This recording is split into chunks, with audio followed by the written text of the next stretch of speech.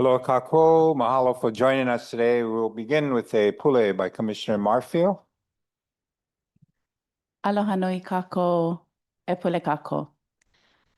E ke akua na au makua na kupuna mamo mako he wahi leo mahalo ke ia no na mea paua puni o kako.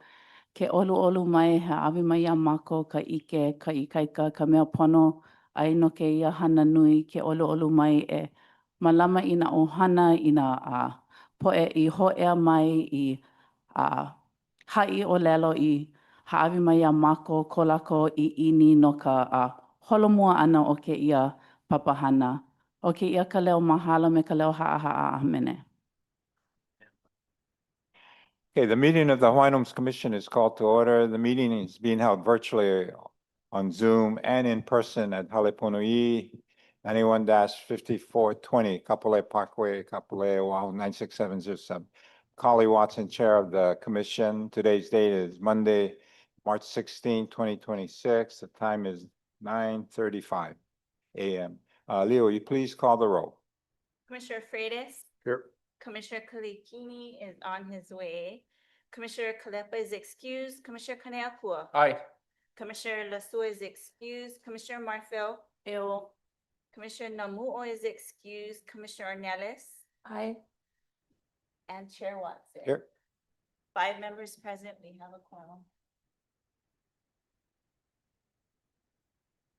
Okay, approval of the agenda. Item G2 will be taken out of order and moved up.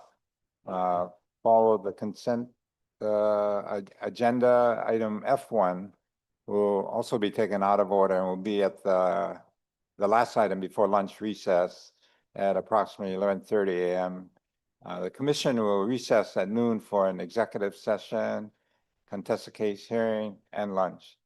Tonight's community meetings at the Blanche Pope Elementary School in Waimanalo starting at 6:30 p.m. Can I get a motion to approve the agenda? So moved. Second. All those in favor say aye. Aye. Those opposed, motion carried. Okay, the agenda item, are there any edits or comments for the February 17 and 18 commission meeting minutes?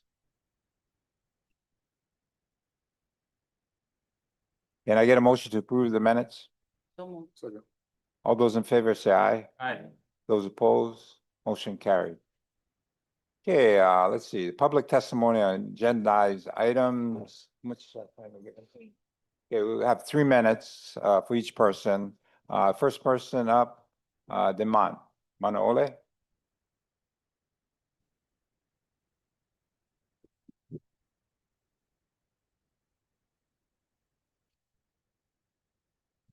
All right.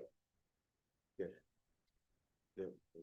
Aloha, everybody. Hello. Iman Kalai Manaole, co-manager of Hope Manapona LLC, a Native Hawaiian Advocacy Corporation operating out of One Coast. I'm here in support of the following agendized items, C1, C2, F2, F3, and E5. I'm gonna be supporting all those. However, I do wanna be fair and tomorrow I was supposed to be here on the agendized item, on the J agenda. And but because of F2 being on the agenda today, I think maybe the commission should have an opportunity to review some documentation that I have here today. So I have a copy for each of you. And it's of a confidential nature, so I would like to be able to have my wife pass out one copy for each of you. And then when we do that, then she can give you also a copy of another document that's on top of that. Yeah, hang on. If it comes to us, it's gonna be public record. So if you don't Yeah. want it as public record, you shouldn't pass it. I think you guys should, it would be something you probably would have to go into executive session for.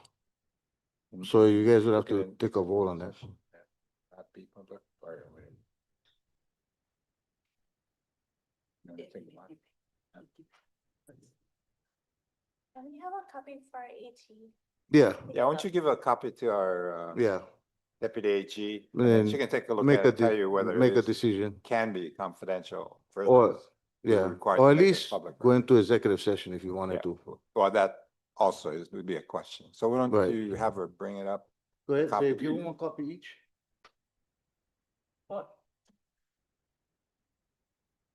Okay, go ahead. Okay, so, I give you guys, you can go take a look at that. You want me to take a seat and, No, you can, Right. did you want, you got quite a few items. Yeah. Get your item or Yeah, you wanna- so, you're gonna cover all in um, 3 minutes? I don't yeah, think. so I wanted to talk about, C1. Jesus Christ. Okay. So C1, we talk about the geothermal. Now, not a lot of people know like about geothermal, but I think that's something that we should explore. And so I'm all for the geothermal exploration.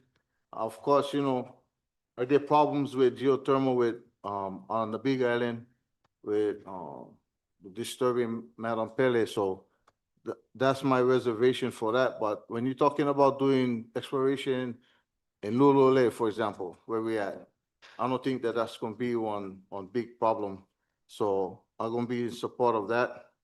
E2, the white poly, thank you very much. We here now. Now we're gonna have 26 of our people be able to, on the wait list, they're gonna be able to get into white poly. I know it was a tough project. It was highly,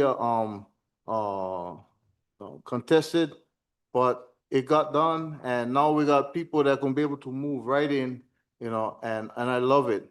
You don't have to wait 10 years to get into white poly. It's almost available, now, you know, so I really appreciate the effort that went into all of that. F2, of course, which is what the AG is reviewing right now on whether to do that. And then, and the reason why I bring that to your attention now, because I'm not like wait until tomorrow where I was gonna do them. I should be able to talk about that today. Might change your mind. I don't know. F3, EC Trucking, for Nanakuli. You know, I love EC Trucking. I've been there for EC Trucking from the beginning. These guys are incredible. They do great work for our people, and they're gonna be doing great work in Nanakuli for our people, up there in the valley. So I highly support them guys. They're very reputable. And then also, E5, regarding the, updates for homestead lease awards and all that, that we support the land development's move on that. But anyway, that's my, my testimony for today. Aloha. Thank you very much. Okay, the next person to testify, Puni Kekau Oha on G2.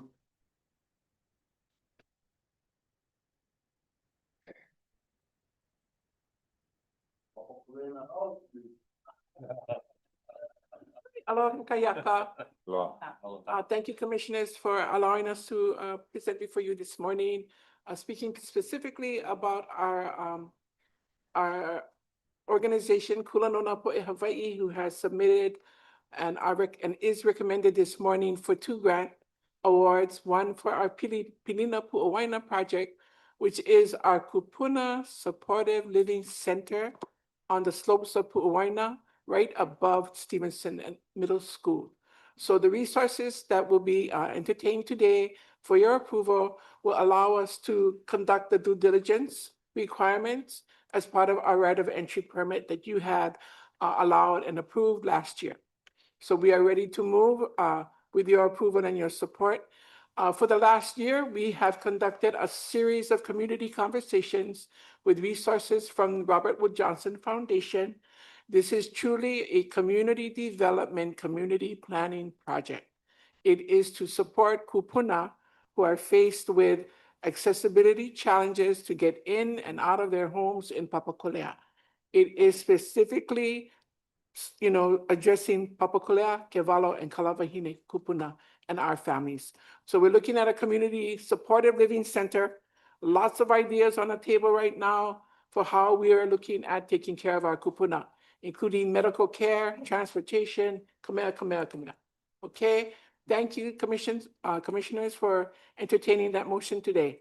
Second is our Hawaiian Homestead Health Survey. Since 2014, KULA has conducted a series of homestead health surveys throughout our homesteads on every island. We conducted, and I have for you copies of our PowerPoint presentation report that was made to community in September. And we've gone to Paukukalo, we have been on Kailapa on the Big Island. We have been on almost every island. And here on Oahu, we've been able to conduct the Hawaiian Homestead Health Survey in Waimanalo, Kapolei, and Waianae Valley, along with Maui. We've been in Paukukalo. And so we are, with the resources and with your support this morning, we're looking at another 3 Hawaiian Homestead Health Surveys on the Pai'aina. So commissioners, if any of you have any homestead association or community that is interested in getting their data and getting their needs assessments done to further their projects, please let us know. That's what this grant is all about. Okay, so thank you for your time. Appreciate it. Mahalo nui. Know you guys got a lot to do today. Mahalo. We have a Papa Kole and Kula. Yeah. Mahalo. Puni, thank you for all your service. You've been around for a long time, I gotta say. And speaking of somebody that's been around a long time, and also provided excellent service to the community, Ravina Kashkayo.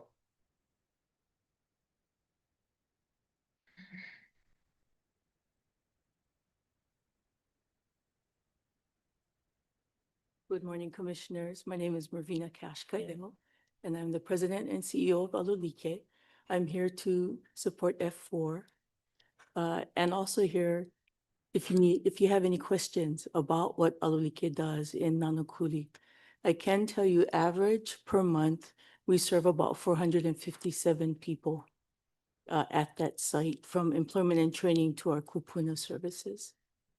So if you have any questions, I'm here. How's your funding looking from your various sources? We've been very lucky that our funding is still in place. So as you know, at the federal level, Right. there are so many changes. So there's one day I came to work and all of our grants were canceled, right? And I wrote a letter and all of our grants were put back in place. Great.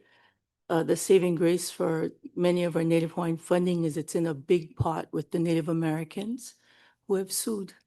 Yeah. And so we benefit from their legal action. Tides are turning, so it looks like Native Hawaiian funding is being recognized as legitimate. So I'm glad about that. All right. Yes. Well, continue your great effort and work. Thank you. Thank you so much. Okay, the next person on the agenda, Patty Taruya for F3 and F4.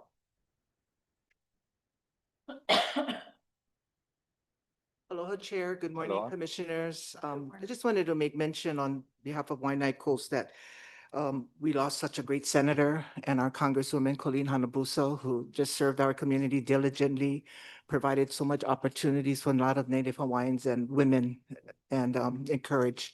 I'm here to support F2, which is the Alulike project in Nanakuli on Hawaiian Homestead.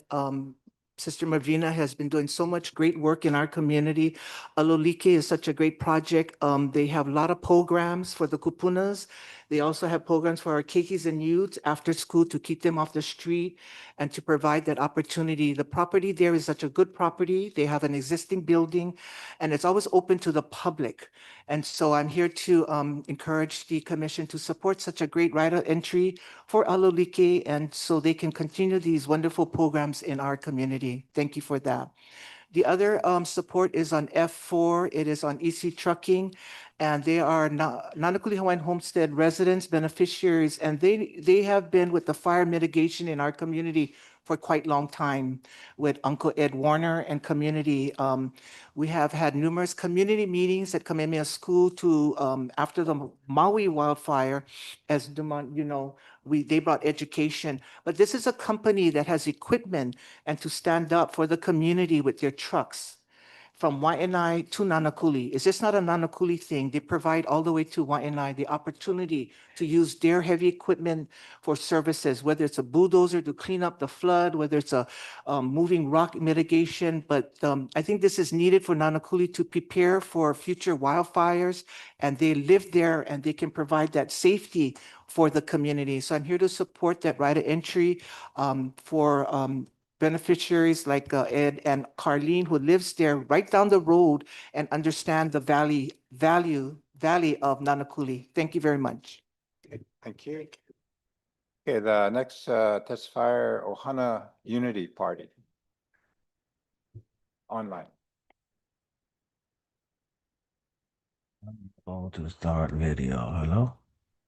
Aloha, Kaliwatsin Commissioners. Pikachu Shelby, a billionaire here. So I want to speed through the agenda. I know you give me 3 minutes. Thank you very much. So I want to approve all these things so we can move forward on the agenda items. I know you guys got a long list together, but with the recent storms and things going down, a lot of stuff got flooded in Pa'akea and some of the earlier developments, and we're going to need more help. So I'm not sure what the department can do. I'm here to ask for the help because the community in Nanakuli came out to me. Electricity was down, communications were down, the water and sewage levels going 4 to 6 feet, all in Pa'akea, Pastor Chemo's church, on Hakimo Road. So we're going to need support and help because they were stuck in that doo-doo water for 2 days. And I think trunks just came out yesterday from the city and county. So this not only is affecting us on the west side, but also in Maui. You're seeing houses go into the river. You're seeing Kona, Big Island. So DHHL, I'm asking for you guys to send support and help, utilizing your brains, Kali and Chair, to tap into the city, county, state, and FEMA resources to help our Native Hawaiian population.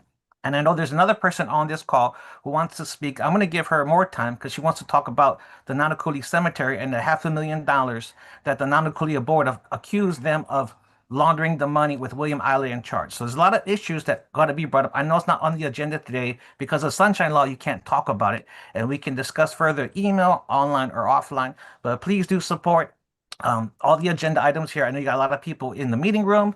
There are some good projects, but we also need some real practical reality because with all the mildew in these projects, it's going to be rotting. Insurance may not be able to pay, but since you're a developer, I know you understand where I'm coming from. As a property manager, you understand. And some of these houses, for example, at Uluvehi, the roof collapsed and they can't get direct help, meaning the landlord, if they're renting, the landlord knows the roof busted, but at Uluvehi, when it collapsed, the homeowners association is supposed to be responsible. The owners are responsible for the roofs. So it gets very complicated and the roof is still caved in. So when it's raining, it's still getting soaked and we still have issues. So I want you to be aware of what's going down. And that's just a small sample of what's going on the west side. I'm sure when you hear complaints from Maui, Kauai, Maui, it's going to be worse, but please do get support and whatever funding you need from federal, state, and city, county to support the local Native Hawaiian population. Thank you very much. Aloha. Thank you very much. The next testifier, Yvette Masaoka.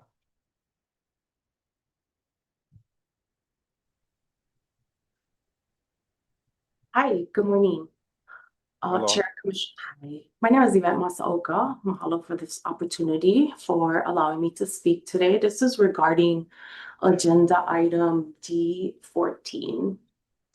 For context, I was originally awarded my homestead in 2003. And unfortunately, due to many years of harassment from a neighboring leasee, which the department is very aware of, my family experienced significant hardships and suffered, of course, needless financial burdens in an effort to protect my family and the home. As a result, I was placed on the relocation list in 2014.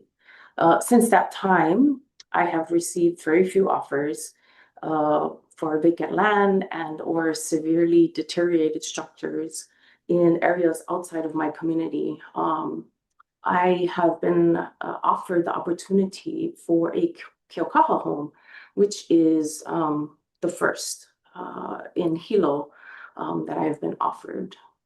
And for the record, the appraisal for my Curtistown home property has been determined to be about $330,000. The remaining mortgage balance is approximately $55,000. I am in good standing with my mortgage, my lease, and real property taxes. Because the appraisal value exceeds the remaining mortgage, my understanding is that the department will be paying me the net proceeds associated with the surrender of the Curtistown home. I would like clarification on whether the department will satisfy the remaining mortgage directly, or will I be responsible for paying the balance? Only because this is unclear in the recommended motion. I believe it's number 2. The timing, of course, of this is very important for my family. I've already been approved for the loan for the Kilkaha home. This was the second time actually that I had to go through that process due to the length of time that it's been taking to get this through. Due to the hazardous landscape in the back of the property, there's a steep decline back there. I am going to need to construct a retaining wall, backfill, and also fence the property because I have 2 grandchildren that live with me. They're 2 years old and 1 year old. And we also have some pets that we would like to keep safe within our boundaries. I would also like to respectfully note that the Kilkaha property associated with this transition is not being addressed during today's meeting, and I had previously requested that. I want to express my concern about the prolonging of this process, as my family is definitely ready to move forward. Consistent with the mission of the Hawaiian Homes Commission and the department in general to support beneficiaries in successfully transitioning into homesteads, I humbly request that the proceeds of the appraisal be dispersed at the time of the lease swap, and ask for guidance from the commission on the timeline for awarding the Kilkaha property so that this transition can move forward without further delay. So in a nutshell, my questions, right? Can the commission clarify when the Kilkaha lease award will be scheduled for approval so we can move forward, as I am ready to move forward? And can the commission confirm whether the net proceeds will be dispersed at the time of swap? Mahalo for your time and consideration. Okay, as you know, you are on our agenda item for action. So unless you have any issues with what we're proposing to do, we will move forward today on it. Okay? Thank you.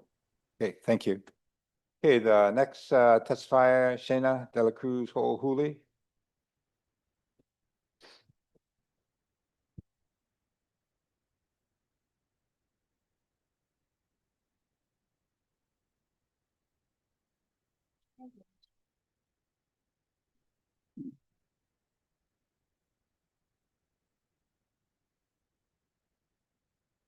Shayna.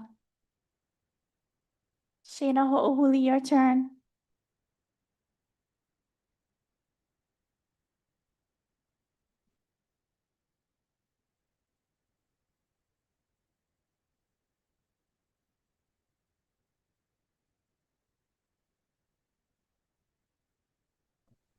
Hi, can you guys hear me?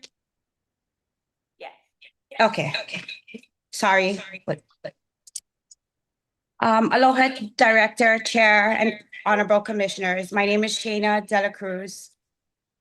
I am a Nanakuli homesteader. Mahalo for allowing me the opportunity to speak today. I come before you with deep respect for the work you do and the responsibility you carry in serving our Hawaiian homestead communities. I stand in faith, unity, and responsibility to our communities and to our Aina. I am part of Build Team 50, a vision built on behalf of strong communities where we're created when people are willing to stand together, support one another, and lead with integrity. My heart has always been rooted in family, faith, and the people around me. As someone from Nanakuli Homestead, and as a mother and a grandmother, I believe we all share the same responsibility of protecting and strengthening the future we are leaving for the next generation. Our communities are built not only on land, but on relationships, culture, and the care we show for one another. For me, this is about service. Is it about encouraging our community to come together with aloha, with respect for the land, and with compassion for our people? When we work together with purpose and faith, we can build stronger homestead communities with honor where we come from and guide where we are going. I also want to respectfully acknowledge that I am not on the agenda today. However, I would sincerely appreciate the opportunity at a later date to discuss the Nanakuli Homestead Cemetery. This is an important matter for many families in our community. And I would like the chance to bring it forward when appropriate. Mahalo for your time and for your continued service to our people and the homestead communities. Aloha. Okay, thank you very much.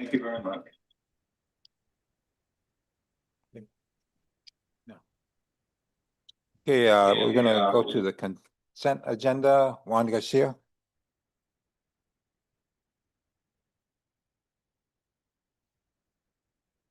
Morning, Chair, Commissioners. Good to see you all this morning.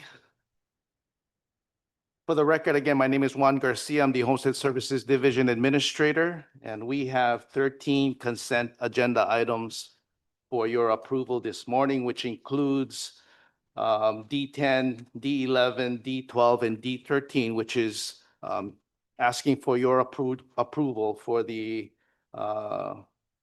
designation of successors for those respective leases. And then D14, of course, is the request for your approval for the lessee's request to surrender her existing lot or lot.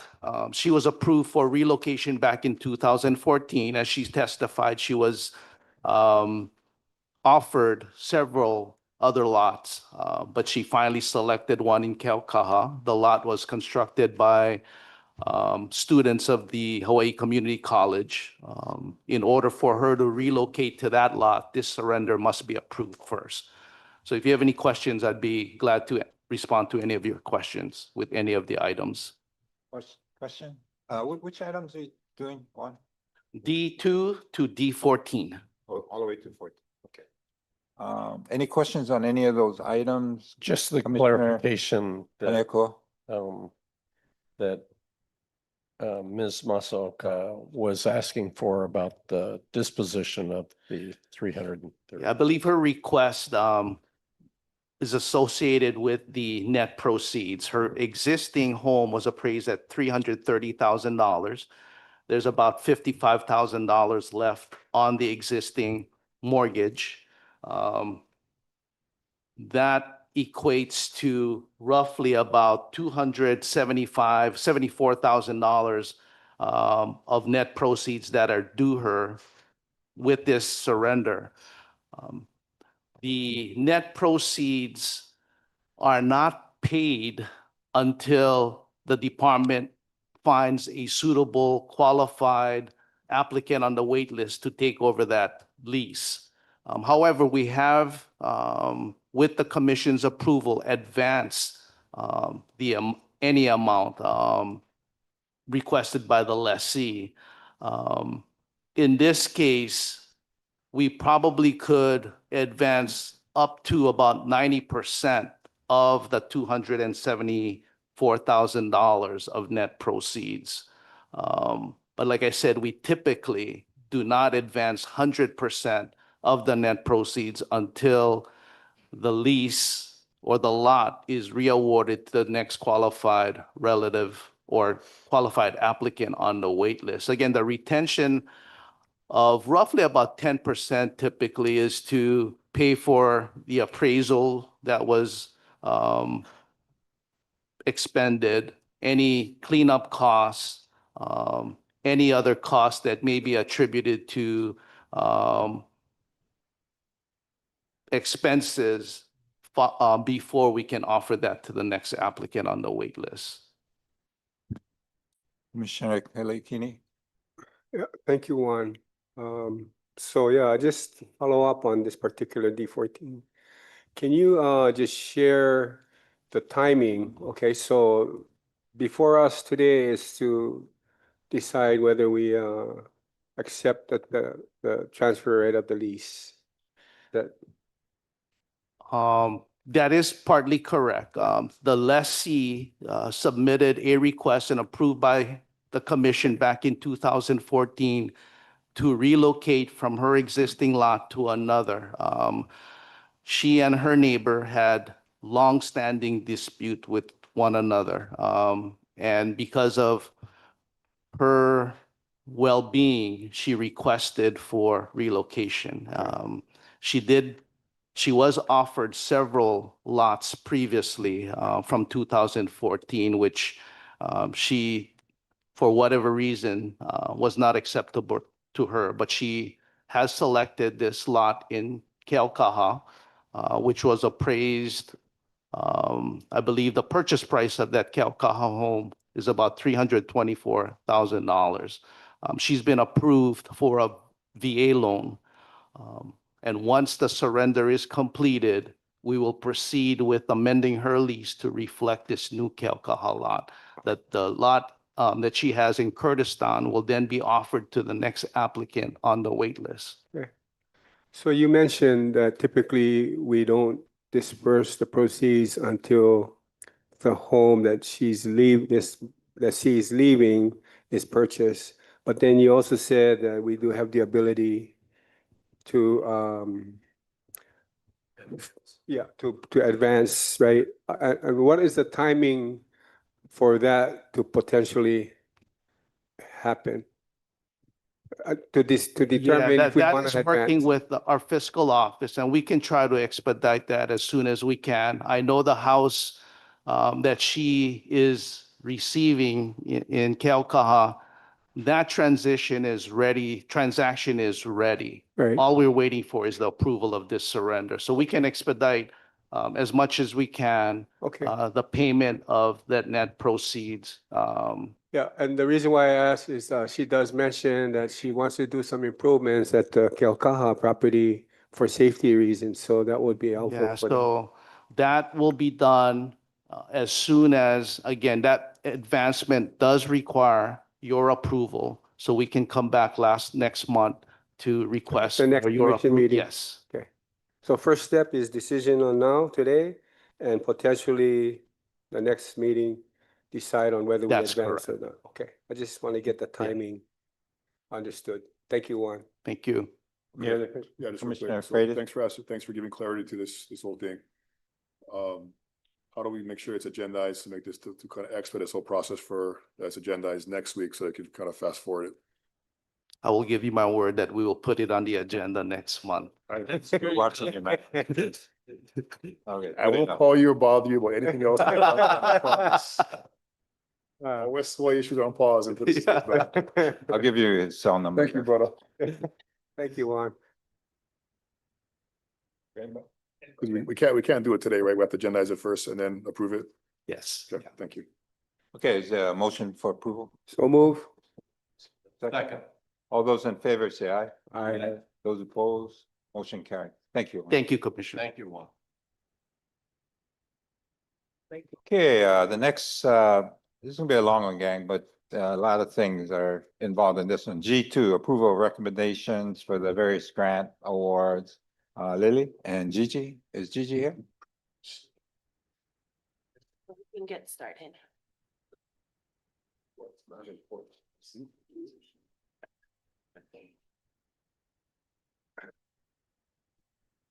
Why don't we have a motion first, then we'll get into the details. Can I get a motion? So moved. Is there a second? Second. Okay, discussion and presentation.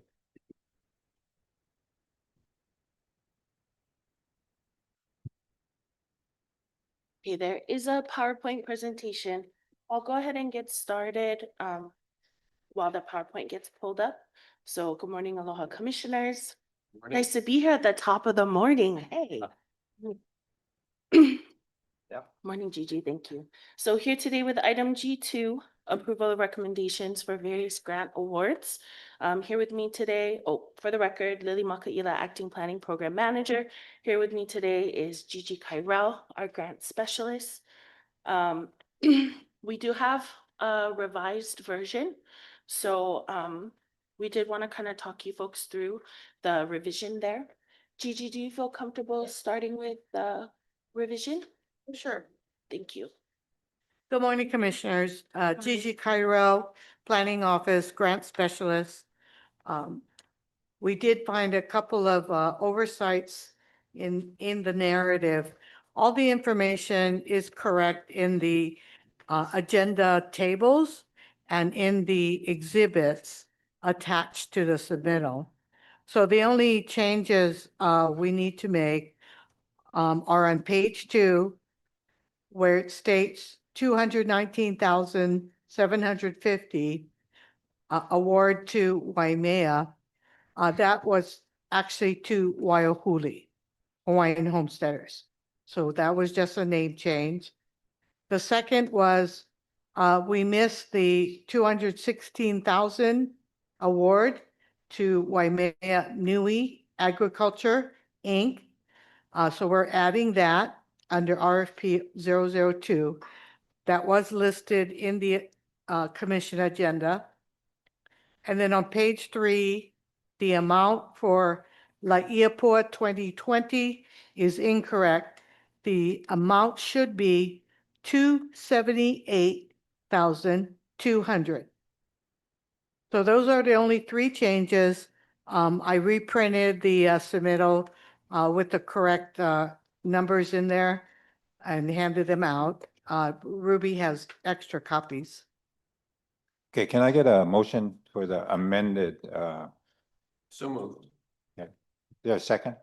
Second. Okay, you can continue. Okay. please. Would you like me to go ahead and read the recommendations? Gigi, if okay, I'm gonna dive into the PowerPoint. PowerPoint? Okay. Okay, so next slide. Thank you so much, Michael.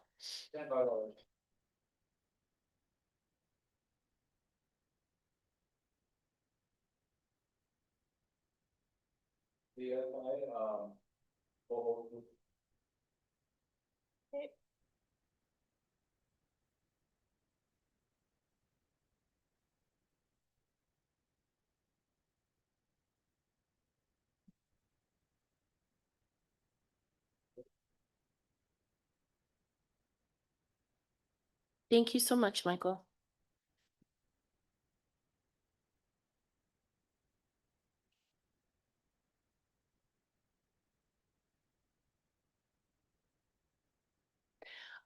Okay, first slide just covers the corrections that Gigi covered. Next slide. Wanted to call out the timeline. There was just a few minor things. We had originally targeted February, but since we had so many applications, it took us a little longer, and that's why we're here in March. For folks who are not as familiar with the grant process, we put out a grant solicitation that became open or available last year in October, on October 29th, 2025. That's when the request for proposals or the RFP solicitation was released. The deadline for proposals was January 12th, 2026 at 2 p.m. Hawaii Standard Time. And we're here today in March requesting approval from this commission. We hope to have our grant agreements start as of July 1st of this year. Next slide.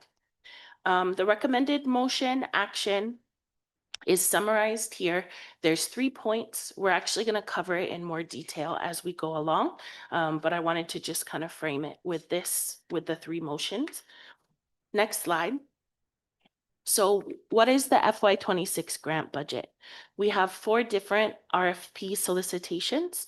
The first one, RFP 26HHL002, is for improvements to facilities located in existing homesteads. Maximum grant award of $1 million, budgeted amount of approximately $5 million.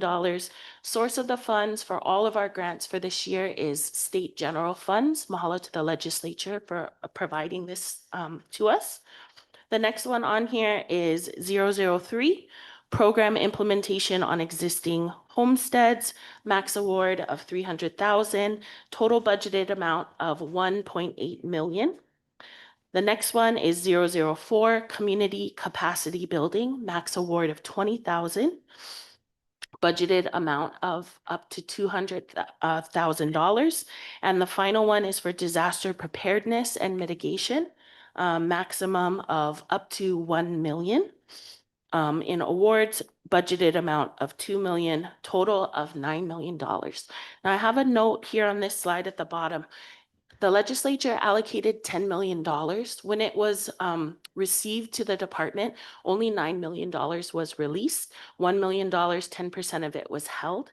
I'm going to be bringing that up a little bit later. Next slide. For grant data, just overall information, wanted to share the total amount requested and the amount available. You can see there, we've included the amount requested for each of the 4 grant solicitations. The total is over 20 million. Over $21 million was requested. Unfortunately, we only have the $9 million to give out today. And so, you know, this is my first time participating in the grant awards. It's a very challenging process to go through all of the applications. And so, you know, there's a lot of kind of respect and compassion that goes into doing this type of grant solicitation. Also wanted to share, you know, the demonstrated need is important. The legislature gave us this allocation. This demonstrates what the actual need is. If we had had $21 million, then we could have fulfilled all of our grant applications this year. And I anticipate that number to continue to grow as time goes on. Lastly, at the bottom, I wanted to point out 7 grant applications through this process were disqualified for a variety of reasons, including submittal issues, incompleteness, unreadable, etc. Those requests, those funds are included in the above titles, or the above tables. 3 grant applications were received past the deadline, and those are not reviewed. We don't open those, they are not reviewed, they are not included in the tables above. So likely that number would have been much higher. Next slide. For the grants recommendations, I've summarized it in the tables. It's the same tables that you folks have that was included in the agenda and included in the submittal. So this is for the 002 for improvements to facilities in existing homesteads. It covers all of the applicants, what funds they requested, and the recommended amount. The total recommended amount for this grant award is $5,379,750. You'll notice that it's higher than the originally allocated $5 million, and that's because we are moving some funds around from other grant categories. Next slide. The next is 003. This is to support programmatic. You can see all the applicants listed here, the requested amount and the recommended amount. The recommended amount for funding here is $1,875,250. Next slide. The next one is for 004. This is the capacity building, max of $20,000. You can see the listed applicants here, the total requested. And for this one, it did come in below. We had originally allocated $200,000. We're recommending fully funding all the applicants, which is $125,000. Next slide. And the last of the 4 grant solicitations is 005. This is for disaster mitigation. You can see the applicants here, the total requested amount, and our recommendation, which is $1,620,000. Next slide. I wanted to briefly cover the FY26 grant budget. Now, you folks have seen this slide before. This is what was originally budgeted, with the total being $9 million. Now, I want to take a little bit of time to talk about that $1 million currently restricted. It's my understanding that when those funds are restricted, we have to request for a release of funds. That can be a somewhat arduous and tricky process to get those funds released. In the past, sometimes it's run right up to the end of the fiscal year and made it impossible to actually get those funds and get them, encumbered, put into a contract before the funds actually lapse. We're doing something a little different this year. I hope that you folks will indulge us. I know that it is challenging, but we'd like to try to get this $1 million. It may be hard, but we're able to try. No guarantees. What we're asking for, though, is that you folks give preliminary approval so that we can try to expedite the timeframe. Next slide. So what we're thinking is the process that we'll have to go through. We're working closely with ASO. Our ASO is going to be supporting us to actually request those funds and get them released. We're targeting fourth quarter of this fiscal year. We'll do our very best to pull down that paperwork. We may not be successful, but we would really like the opportunity to try. If we are able to, we're recommending, so one of the challenges, right, that they say is if you pull down those funds, you have to go to commission for approval. Well, you have to make recommendations, go to commission for approval, create the contract, go through all the contracting process to get the funds encumbered. We're suggesting that because we are only partially funding two of the two projects that you see on here, one to Waiahuli, Hawaiian Homesteaders Association. This is for 002 for support for facilities in existing homesteads. They requested 1 million. We're only giving them just over 200,000 of their request. And the second one is Waimanui Community Development Corporation.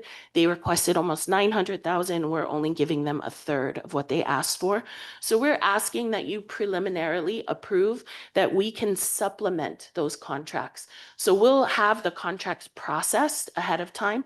We'll just have to go through and do a contract supplement in order to add an additional 500,000 to each of those contracts for the grant. Again, not something that we've really done before, but something that we'd like to try. And again, full transparency, no guarantees. We'll just have to do our best to make it through the paperwork gauntlet of it. Next slide. So I wanted to show the amended FY26 grant budget and where you would see that 500,000 in 002, as well as 500,000 in 005 for disaster preparedness, bringing the total requested approval we're asking from you folks today for $10 million, the full legislature allocation of funds for the grants. And next slide. I think that takes us to the end. There is an amended motion, but yeah, just wanted to open it up for questions or discussion. Yeah. I'm looking at the amended motion that we did. It doesn't include that million. So let's do another amendment that includes a contingent million included. It is in the It's not in three the- recommendations Right. in the submittal. So the first recommendation is approval for the 9 million. Right. So we can move forward with the contracts. The second recommendation is to approve the 1 million extra contingent upon BNF Right. No, I understand. release. I understand. It's just yeah, that it is the it is action in we're there. taking doesn't include that contingency. So I want to have that. You guys are asking for that preliminary approval, contingent awards. Oh, So that's it's not in in- there as It's recommendation not in 2. the, Yes, it is. Recommendation 2. Number 2. spreadsheet. It's on page 1. Oh. They're looking at the table on page. Oh, yeah, it's on page 1 of the submittal, recommendation number 2, that the commission approve $1 million contingent on compliance. Just don't have the table. Yeah, not in the table. Okay. Apologies for Okay, that. let's open up for questions. Freitas? Just thank you for the hard work that you guys put into this. I know it's a competitive process. Just a couple of things, you know, with the 10, this was 7 disqualified, 3 didn't make it in time. I know you guys have a ton of things on your guys' plate. Those people who were disqualified, have they reached out to you as far as what can they possibly fix? Or maybe how possibly ask for help to move forward? Secondly, I'm in total support of chasing that $1 million that's left on the, I don't say left on the table, but it's floating out there for a few reasons. I know that, like, I have a bird's eye view of how it got here. And this is the first year we're receiving this $10 million, right? I don't want to say it's historic. It's definitely old to our beneficiaries. To leave any amount of money on the table, I think is detrimental to them, especially, you know, we look at healthcare, education, et cetera, and the overall capacity building. So Yeah. I would just strongly recommend and appreciate you folks go after it. and whatever we can do from our side to help that process. Yeah, Yeah. definitely have our support. Appreciate that, Commissioner. Gigi had the very challenging duty of reaching out to folks who were disqualified or did not make the deadline. A very heavy and difficult task. I can say that we've looked at, what were the different sources of the challenge? Why was it disqualified? And how can we provide that support? Unfortunately, we cannot retroactively go back and change it because we want to honor the framework and honor all of the applications that did adhere to the bounds of the grant solicitation. That being said, I think that there are things that we can do to strengthen for next time, including offering capacity building to our various homesteads so that we can help get them more prepared and more confident in being able to participate in this process. This is an annual grant solicitation.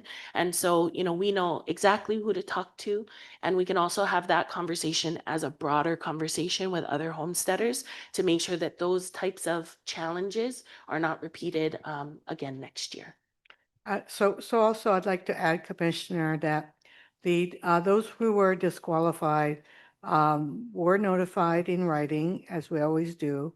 Also, technical assistance was made available to them, to review their proposal and assist them with future submittals.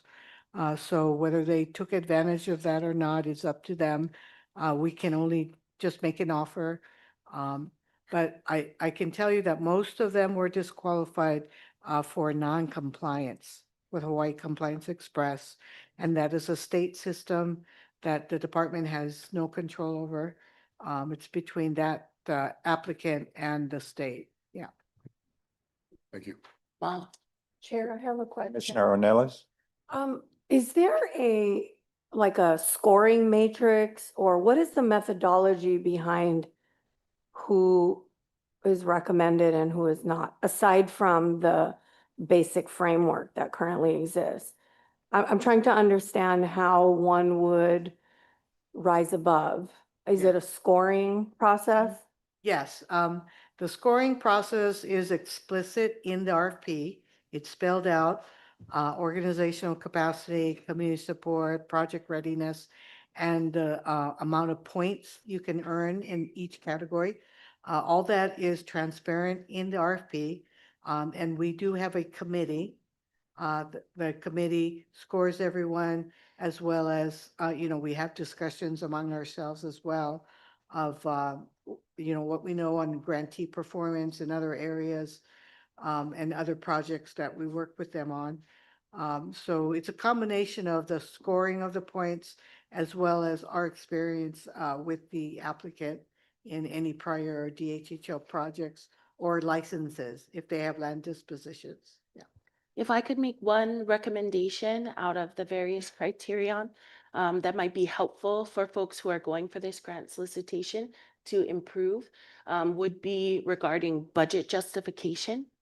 I think that that's really tough, but it is hard if we're being asked to provide trust or to provide funds, state funds to support a project if the projected budget is unrealistic or is missing components like compliance or permitting, other really important benchmarks.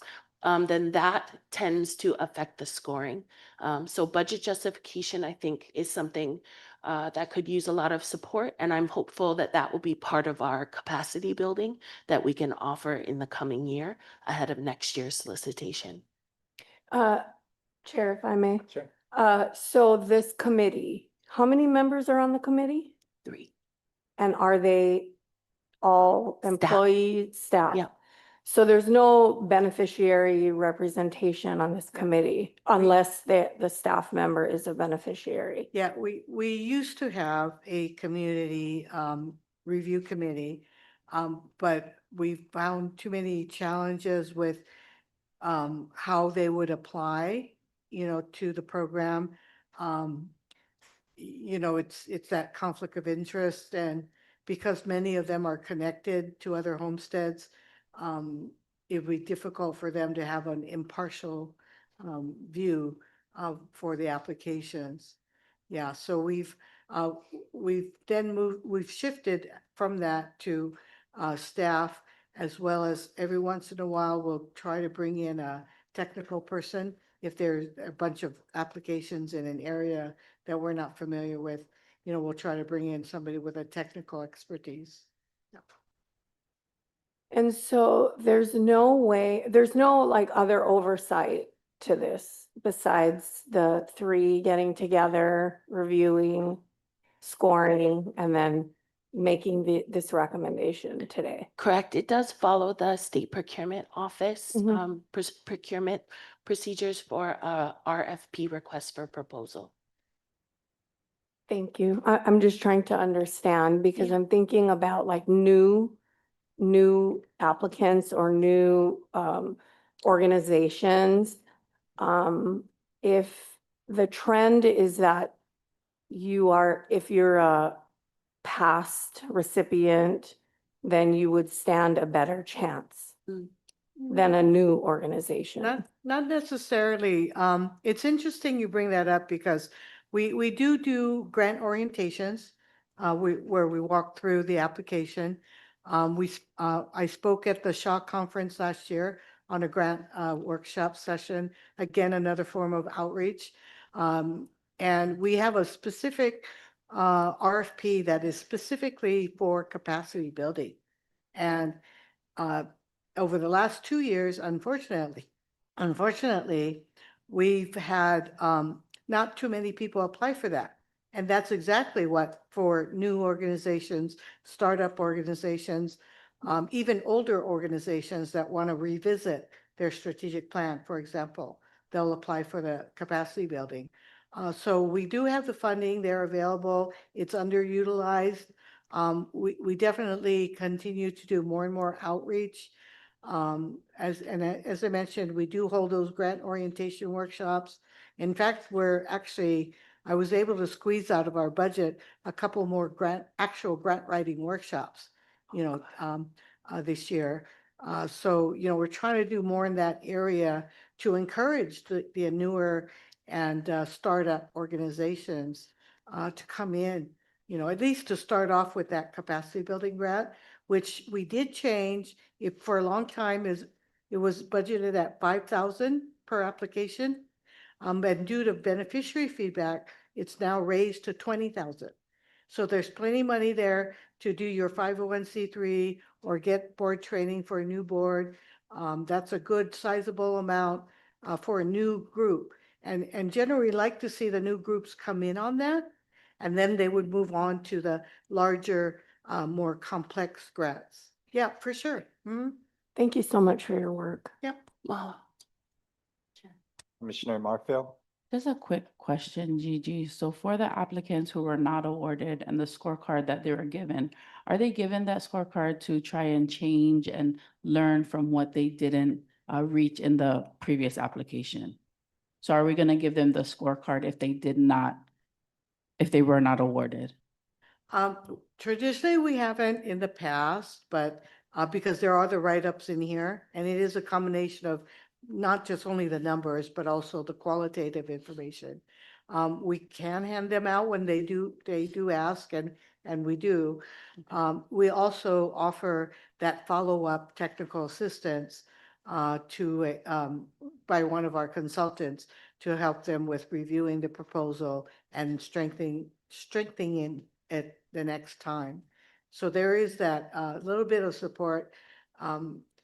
I'm using old money to do that. So once that goes, then I have no more budget to do that service, I mean, it's great and wonderful. We have the 10 million in cash to give out as grants, but it is important to do the service part of it for that kind of review and support.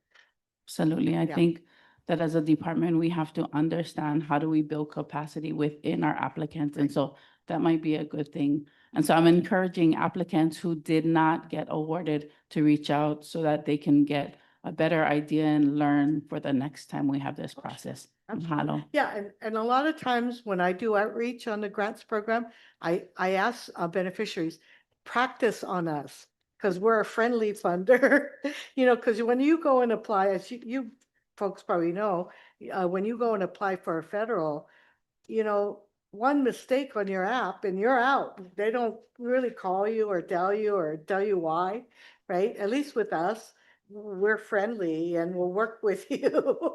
You know, so practice on us, yeah. Mahalo, Commissioner. Commissioner Kalekini? Yeah, first off, Gigi and Lily, thank you guys so much for all of these efforts here. I did wanted to pass on a word of mahalo from Pane'eva. I said to tell you guys thank you for the hard work, and they were awarded a grant from Miley Luai. I did have a similar question with Commissioner Freitas. You guys answered with regards to the disqualified and the ones that were late. So I recall receiving the announcement for the workshops in Hilo. Do you guys go statewide on the workshops? We can when we have the resources. So this year, we're able to do 3 here in Kapolei, 1 in Hilo, and 1 on Molokai because of the demand we've gotten. Yeah, and interesting enough, when we did 1 in Kapolei last year, half the class came from neighbor islands. Yeah, so clearly there's demand. And was there online access also? We did do a virtual, but it's really meant for a 2-day class. Okay. So trying to squish it down into a few hours virtual was a little challenging, but we did it, and it's been posted on our website. Right. Yeah. So how would you to consider participation and attendance? So was it good, I had to average? turn people away for the couple. Oh, really? We had 50 who signed up. We could only take 30, you know. So lots of interest then. Yeah, they were very interested. Yeah, so we had to turn away some folks, and that's why we're trying to do another offering this year. I think- Maybe the chair can increase the budget for more workshops. I did want to also mention, we're noticing a trend, which is a great thing to see, that our homesteaders, you know, we have a lot of longtime leaders in the homesteads, but when they attend these types of trainings, they're trying to bring the succession. So they bring the younger folks, Makua and Opio, not only as kako'o for them, but also to learn, so that there's some continuity. So we highly encourage that as well. So just one last quick comment or note. Of the 4 different areas, 0004, there was 200K available and 185K was awarded.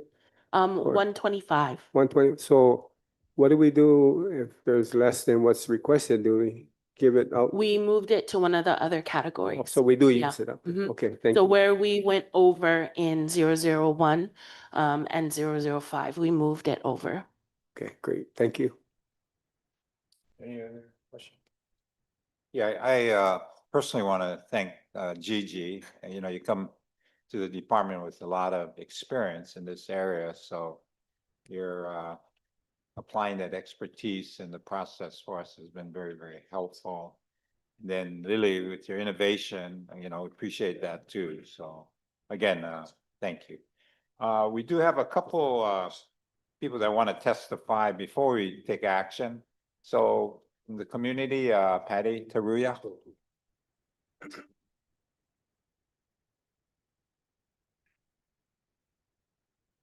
Sorry.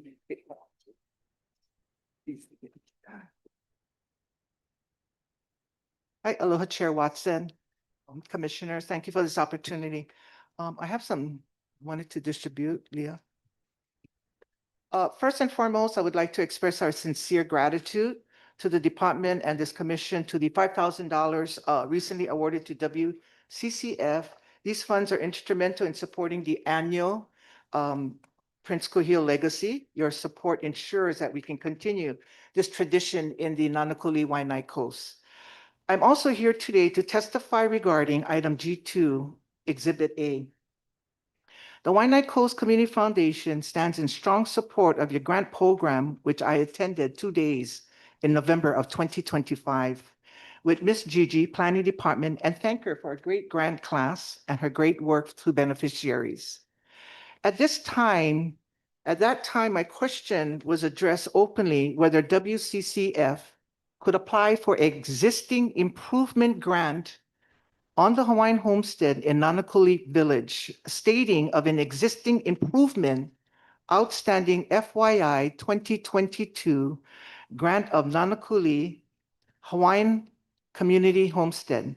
Further, it was stated that WCC would submit this grant for equipment, construction for the existing Unit 2 to the shop with no hidden agendas. Openly, we were pleased that we could submit a WCC grant. It was even questioned if I knew the Nanakuli Hawaiian Homestead officers and if they could turn in their report. I did not have any affiliation at that time, understanding that Kamaki Kanahele had resigned as the president of Nanakuli Hawaiian Homestead. I'm here formally questioning the recommendation for the denial of $75,000 grant from Waianae Coast under the item G2 after the renewal, the submittal, that there are three crucial points of the factual inconsistency that I must address for the record. If you look at your item 1, and I highlighted what was denied. It was denied of the submittal request that these funds were for profit. But in 2022, 980,000 grant was initiated and approved by this body to support the Nanakuli Hawaiian Homestead for a retail, commercial shopping center consisted of 3 units. In 2022, myself, my nephew Chris Cueva, Patty Tankayo Barbie, wrote this grant in August of 2022 of 980,000, and it was awarded. The current 75,000 request is strictly for an existing improvements to finish the very same project unit. This is not a new for-profit startup. Can I finish real quick, Mr. Chair? Okay. Thank you so much. It is a completion of a project that is the commission has already vented and supported. It was also denied, states that the proposed fails address of a compliance permit that was directed pathway for permits to DHHL has not been approved by the commission. If you take a look at page, trying to get this real quick for you, sorry. If you trying to look at page 4, I made a copy, I'm sorry, page 6, I made a copy and it was just kind of blur. But this is a permit that Department of Hawaiian Homes issued to the vendor to start work from August 2025 to August 2026. So I don't, it kind of, it doesn't make sense. Our team didn't understand why with a permit that was issued to the vendor, then in your submittal, it was questioned and denied. The budget justification, the budget provided in our application was fully justified and tied to finishing the project allowed by the permit.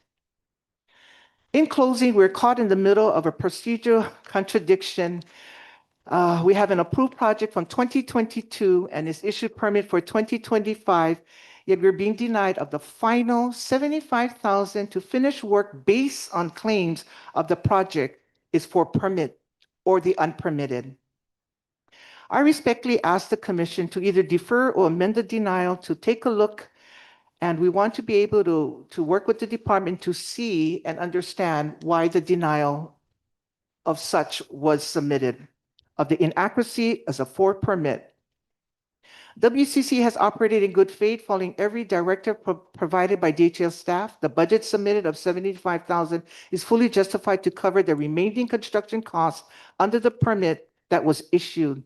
The denial at this stage based on procedural confusion within the department serves only to delay the project of the Nanakuli Homestead and been waiting since 2022. Currently, there are 2 units are empty and there are no business movements in that units. The 980,000 funds have been distributed to the Nanakuli Hawaiian Homestead in 2023. The owner of Mr. Iwohi is a beneficiary, a Nanakuli graduate, high school, and also of only Native Hawaiian business right now at the Nanakuli Village. The RFP was properly invested in this project. The mercantile provision in the act allow for leasing available lands for mercantile purpose to intend to establish native-owned businesses to serve centers with homestead communities, provide employment opportunities, or for Native Hawaiians on homeland. We request the department staff to amend the submittal to reflect 2022 project approval and the August building permit issuance. We ask for your recommendation. We appreciate the department's ongoing commitment to the Waianae Coast and the betterment to the Lahui. We thank you for the opportunity to provide this testimony. Thank you, Mr. Chair and Commissioners. Thank you. Next testifier, Keoki Ainohi.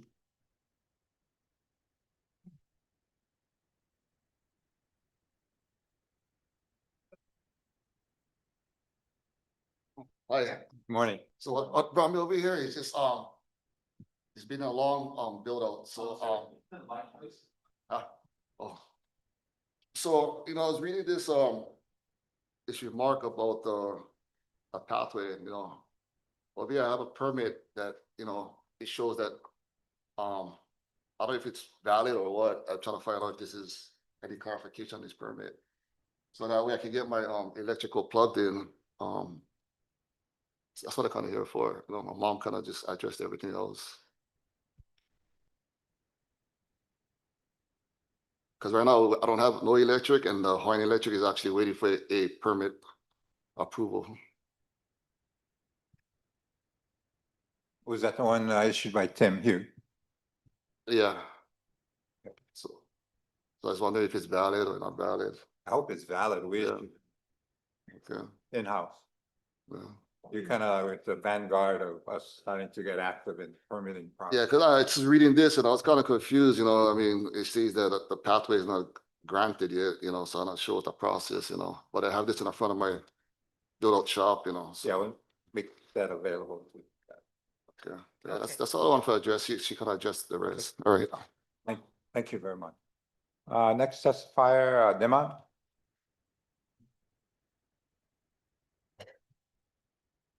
Aloha.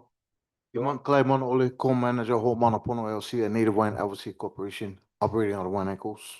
And of course, you know, I'm supportive of the department and the staff and all the hard work that they do.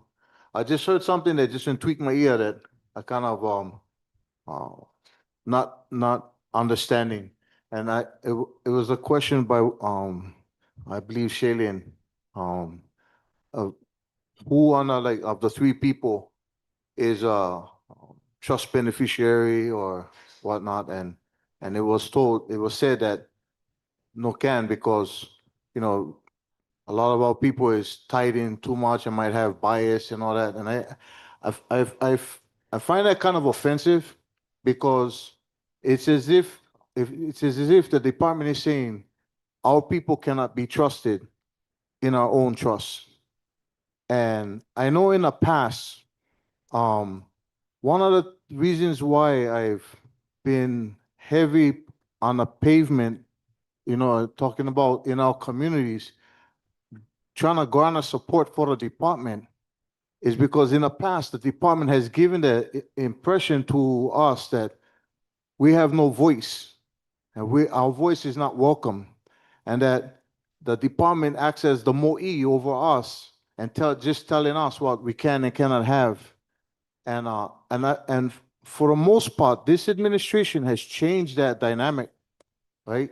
This administration has changed that dynamic, that now our people starting to come back and starting to have some kind of trust in the department, because the department has been responsive to our people.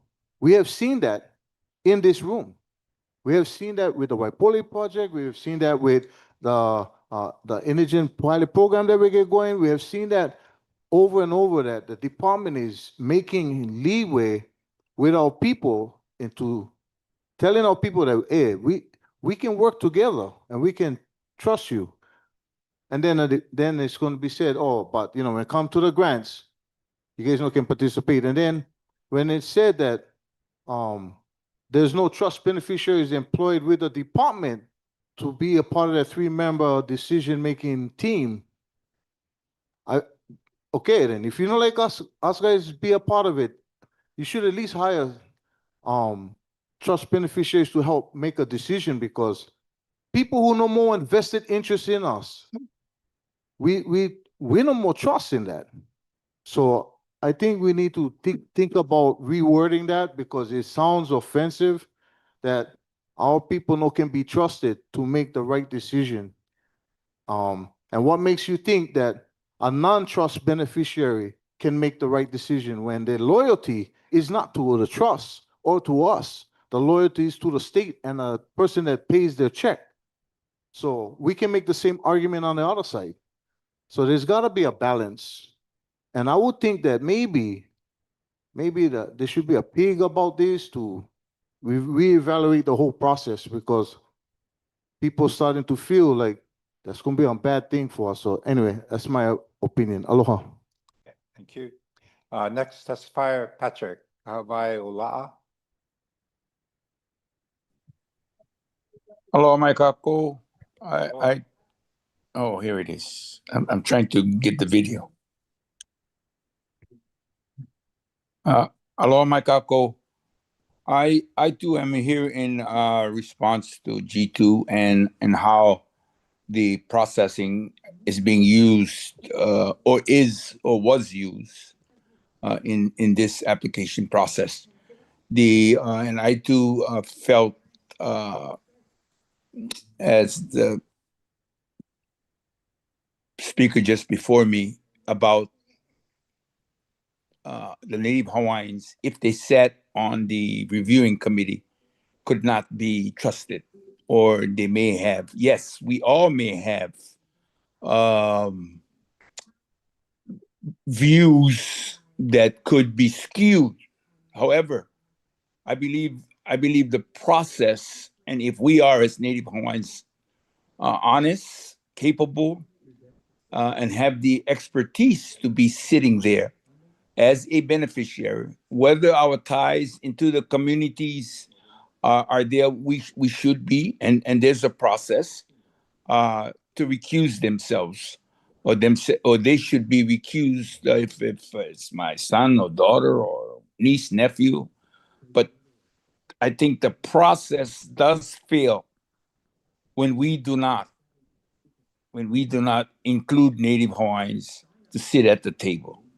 And the Native Hawaiians I speak about, you all know, is that who you represent, chair and members of the commission, are the Native Hawaiians as defined under the Hawaiian Home Commission Act. They should have the opportunity to sit and give feedback, and they can be vetted. It goes through a process. They can be vetted to do what is correct. So I believe making sure that our people can, the Native Hawaiians, which is clearly mentioned in the Act 207C1B, on what I heard Ms. Kahanamoku speak about, under the 207C1B, you do have to have for profit. Everybody makes a profit. 207C1B includes the church. The church makes a profit. So the denial for the fact that it was a for-profit organization is quite offensive, or not an oxymoron. So with that being said, Chair, Commissioners, I would want you to clearly to revisit this and make sure that we can reach agreement as Native Hawaiians together. Thanking you for your time. Aloha. Okay, thank you very much. Next person, online participant, Nani.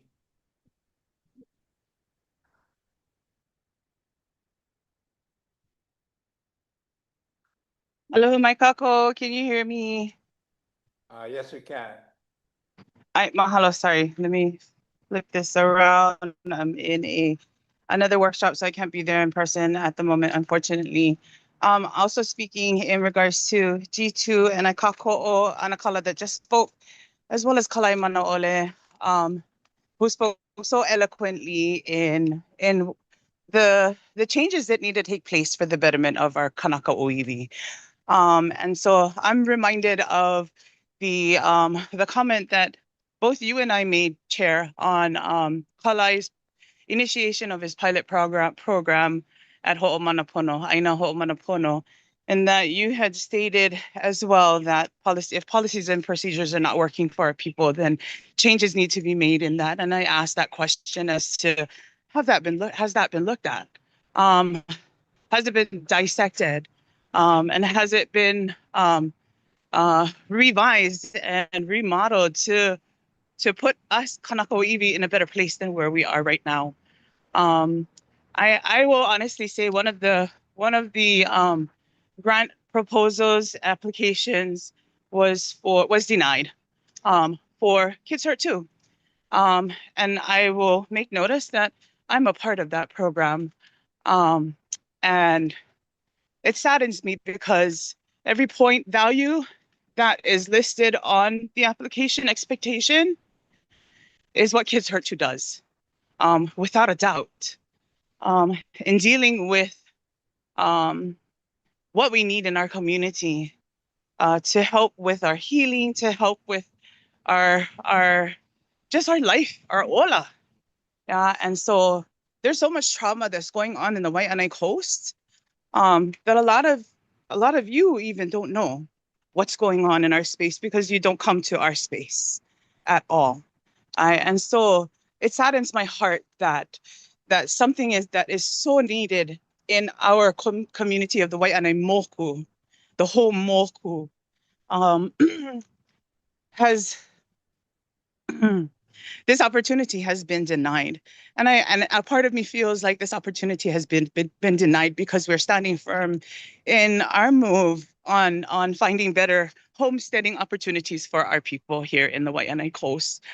I don't want to think of that, but actions that we've been involved in, just it shows. And so I'm not here to argue with the commission. I'm here to one, say that these policies and procedures, like you said, Chair, gotta be looked at. And so I'm asking you to look at those, to make those changes yesterday. And that to relook at these one, to add in more Kanaka Oiwi into the decision making, no doubt about that. But like there are needs in this community, and I don't disregard any other community and their needs as well. But if this is a retaliation or a type of oppression or suppression that is being put upon the platform for us to not move forward as Kanako Iwi, I cannot stand in that. That's not pono. And so we need to find pono and how we all can obtain the needs for our ola, the financial needs for our ola. That's part of your responsibility to kokua us as commission. And so I think that's pretty much what I wanted to say. We're gonna continue to look for other grants in this move. If this is not the way that you folks want to go, and that's unfortunate, talk to us and come find out what we need in our community a little deeper than on the surface level. Mikela, mahalo nui loa. Oh, we got one more. Okay, who's the last one?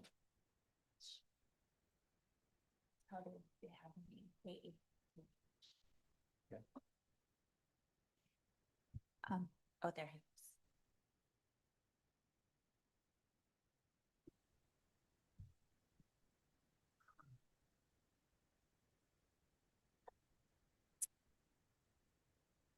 Ready?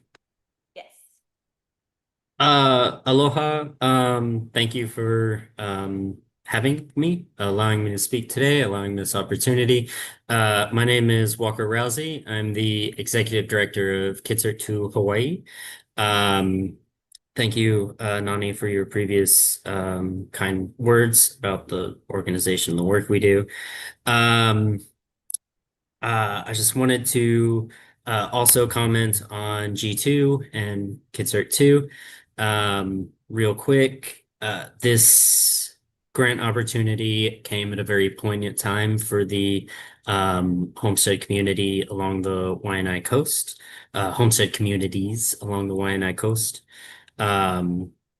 There has been a great deal of tragedy in Waianae recently, particularly among the youth.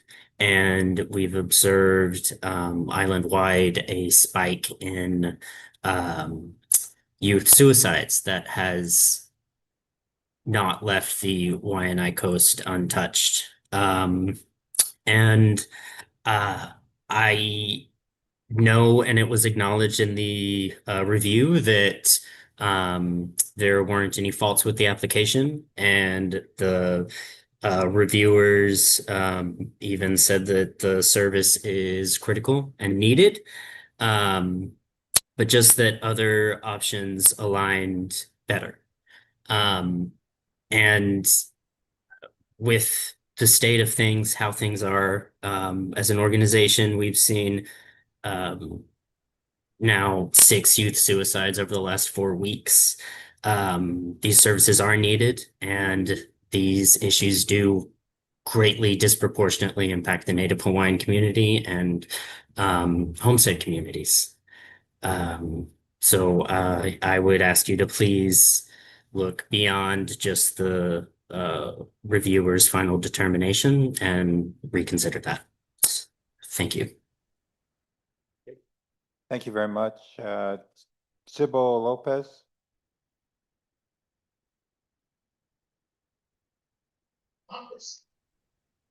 Aloha, aloha, my kako. I don't know if you could hear me. Hello. I'm actually in Oahu at a conference, but was able to speak on G2, I believe, that you guys have right now in front of you. And I just wanted to make mention that I support what Uncle Pat said and the other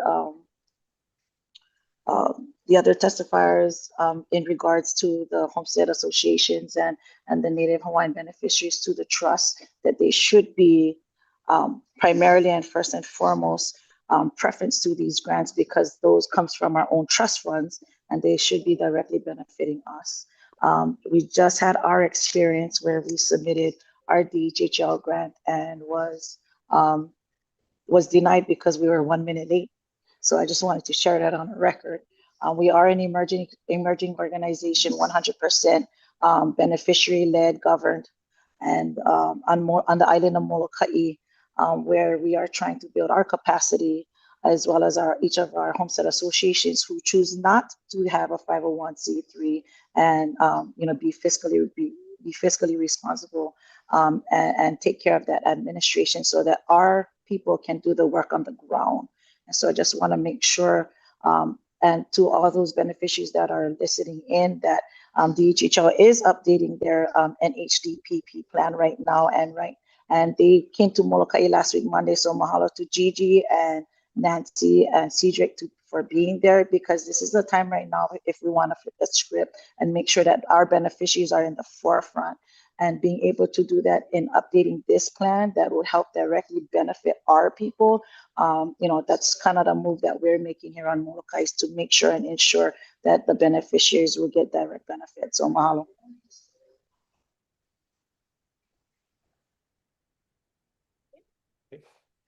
Thank you very much. Any comments or questions, commissioners? Commissioner Marfield? I kind of just wanted to go back to the comment that was made from our beneficiary about the rationale for Waianae Coast Community Foundation.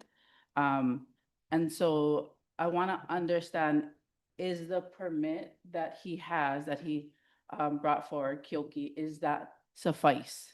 Because in this explanation of why they were denied, it says potential pathway for securing permits from DHHL directly, which is not a pathway that has been approved.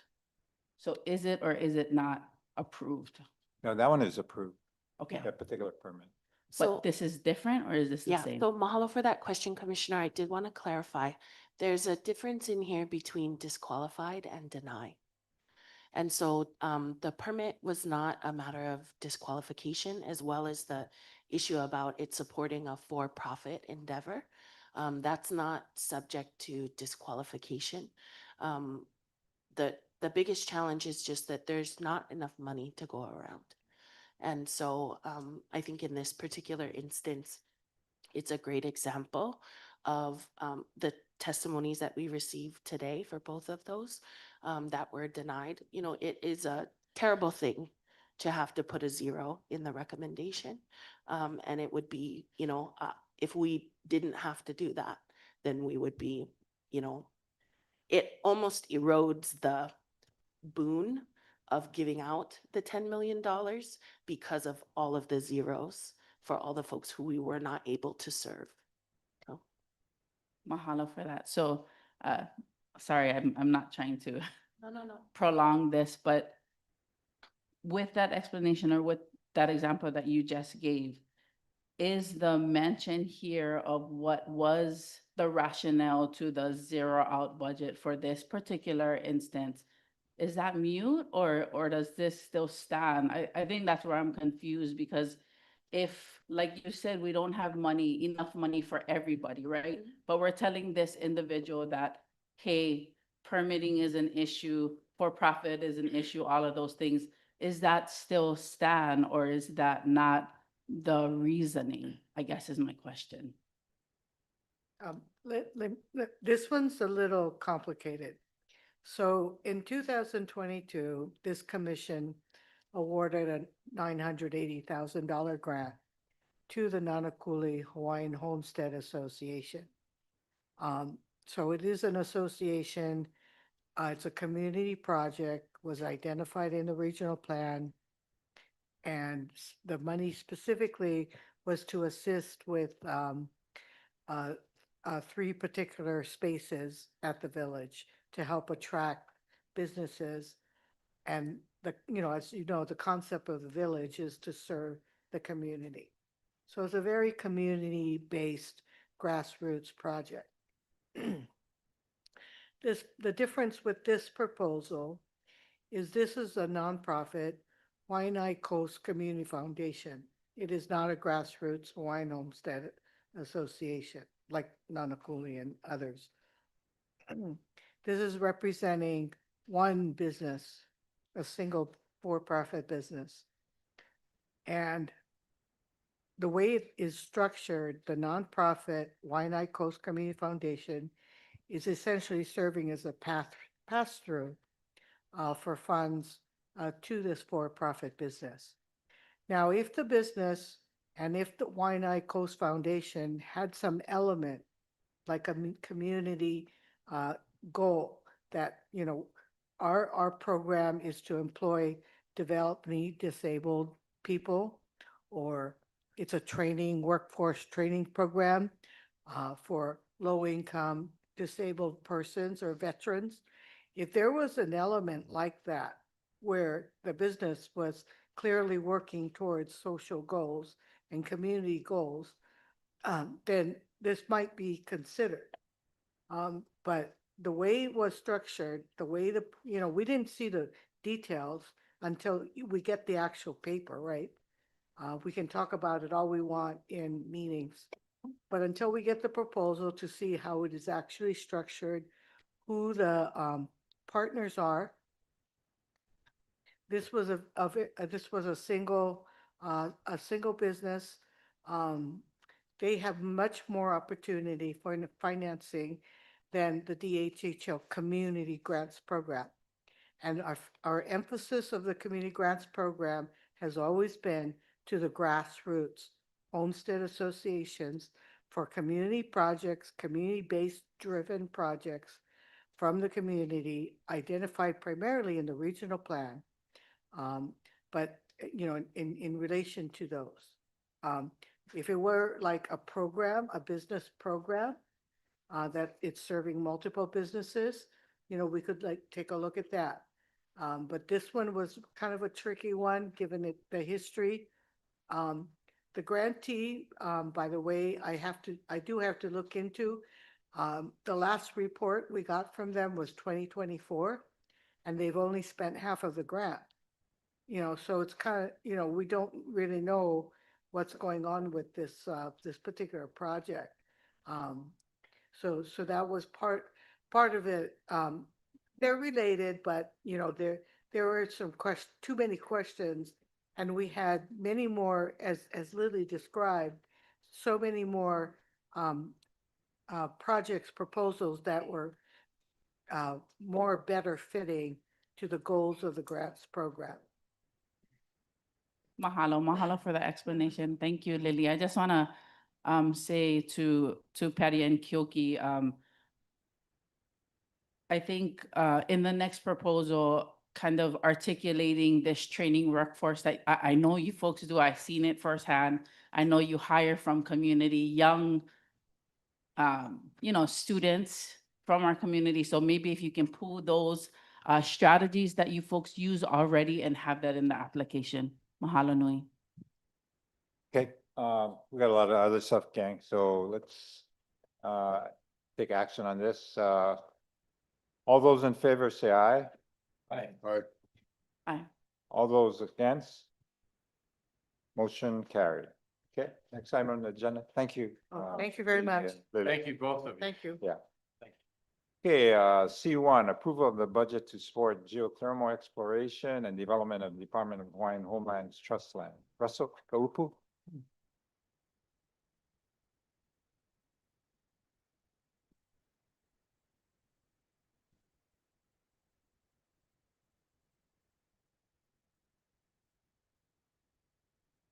Aloha, good morning, Commissioners. Item C2, I'm Russell Kaupu with the Office of the Chair. I have a budget request that's in the submittal, but I wanted to kind of set the table for the request by doing a presentation that I recently did for a geothermal working group that the state has put together, and they asked us to present, and I did that. So I'm going to do the same presentation to bring you folks up to speed and then go through the request itself. So with apologies to this side of the room, I'm going to turn this direction so I can see the screen. And this presentation was provided in your packets also. So this is the cover sheet. I was providing my information to the working group. This is a picture that I took up on the volcano a couple months ago. Was fortunate enough to be there when it was erupting. That's my cell phone, so that's a pretty nice deal that you can do with your cell phone nowadays. But on the bottom right, you see in quotes, ongoing efforts, next steps, priorities, and challenges. That was the call for this presentation to the working group, and it happened on March 4th, 2026. Next slide, please. And mahalo, Mike, for helping with the presentation this morning. So in this group, I started with a brief discussion about the department, about the act, the Hawaiian Homes Commission Act, and then our founder, Prince Jonah Kuhio. So I don't have to go through that with you folks. You guys are all full aware of what we do and the role we serve. So next slide. I have a spreadsheet that lists the history of geothermal efforts within the department. And this presentation will march through that presentation. I know it's small print, but hopefully if you have it in front of you in your packet, you can help me, you can track as I go through. So going back to January of 2009, the process starts with the commission adopting the Ho'omalu'o energy policy. And next slide. This is the handout or the brochure that was created for beneficiaries to explain our energy policy. This is on our website, so if you want to go pull it, and I know it's super small print, but if you were to look under Objective 2, which is the objective is to facilitate the use of diverse renewable energy resources. There's two objectives that are stated. One is to pursue leasing land suitable for renewable energy with priority given to entities that would provide firm renewable energy power such as geothermal. And then number two objective was to seek partnerships for the development of renewable energy resources. Now in practice, this policy was more put to use with respect to solar photovoltaic, and wind energy. And we have a number of sites where we've done that with developers who have come to us to use our parcels for their developments. Even though geothermal was given a priority, we were not yet ready to move forward with geothermal effort. So next slide. Moving forward in our timeline, in March of 2014, the Hawaii Attorney General issued an opinion, and this opinion came out after the current DHHL administration. At the time, it was chair was Joby Masagatani, and this opinion is crucial and is very important to our efforts to promote and to explore and to develop geothermal going forward. This Attorney General's opinion made two major conclusions. One is that DHHL is entitled to 100% of royalties derived from geothermal resource development on our lands. In general, the state asserts ownership of that mineral resource, geothermal resource. So anybody else coming to develop anybody else's land has to pay a royalty to the state of Hawaii. And there's a whole formula that the state follows that's instituted by the Constitution that says how those royalties are split amongst state agencies. We get a small piece at the bottom of that distribution. But what this opinion set forward and this conclusion, this first part about royalties, subsequently was codified in state law. So it's clear that on Hawaiian homelands, we go from that relatively small percentage of royalty to 100% of the royalty. That is our resource to control and to use.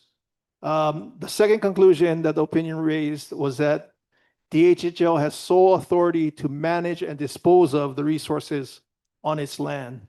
So in the same manner that, in general, the state of Hawaii, land matters are under the kuleana of the Department of Land and Natural Resources. Now, there's other agencies that control some of their own land dispositions, but in general, DLNR controls that for state agencies. But DHHL, because we have the trust kuleana, we manage our own lands and we set our own policies and we set our own use and we set our own permitting for that use. And what this opinion was saying is that applies equally to geothermal resource. So moving forward, next slide. In December of 2016, we had a report from Professor Don Thomas at the Hawaii Institute of Geophysics and Planetology, UH Center for the Study of Active Volcanoes. Professor Don Thomas is a pretty high-profile person within the state with respect to geothermal and volcanoes, and the studies that have been taken and done at UH. There's a number of people who come from his tree, if you will, and have kind of continued the work, but Professor Thomas is still around and he's still active. He was reporting on work. He came to the department and asked for access to property up on Mana Road, up on the east flank of Mauna Kea. And they had 70 stations up on the mountain to gather data and to look at the prospects of geothermal resource in that area. And this was the report that came back from that work. And of the conclusions raised, there's two that I list in this spreadsheet. One, thermal activity occurs at shallow depths. And the two, there's potential for high elevation groundwater resources, because he was not only looking for geothermal, he also was looking for groundwater as part of his work.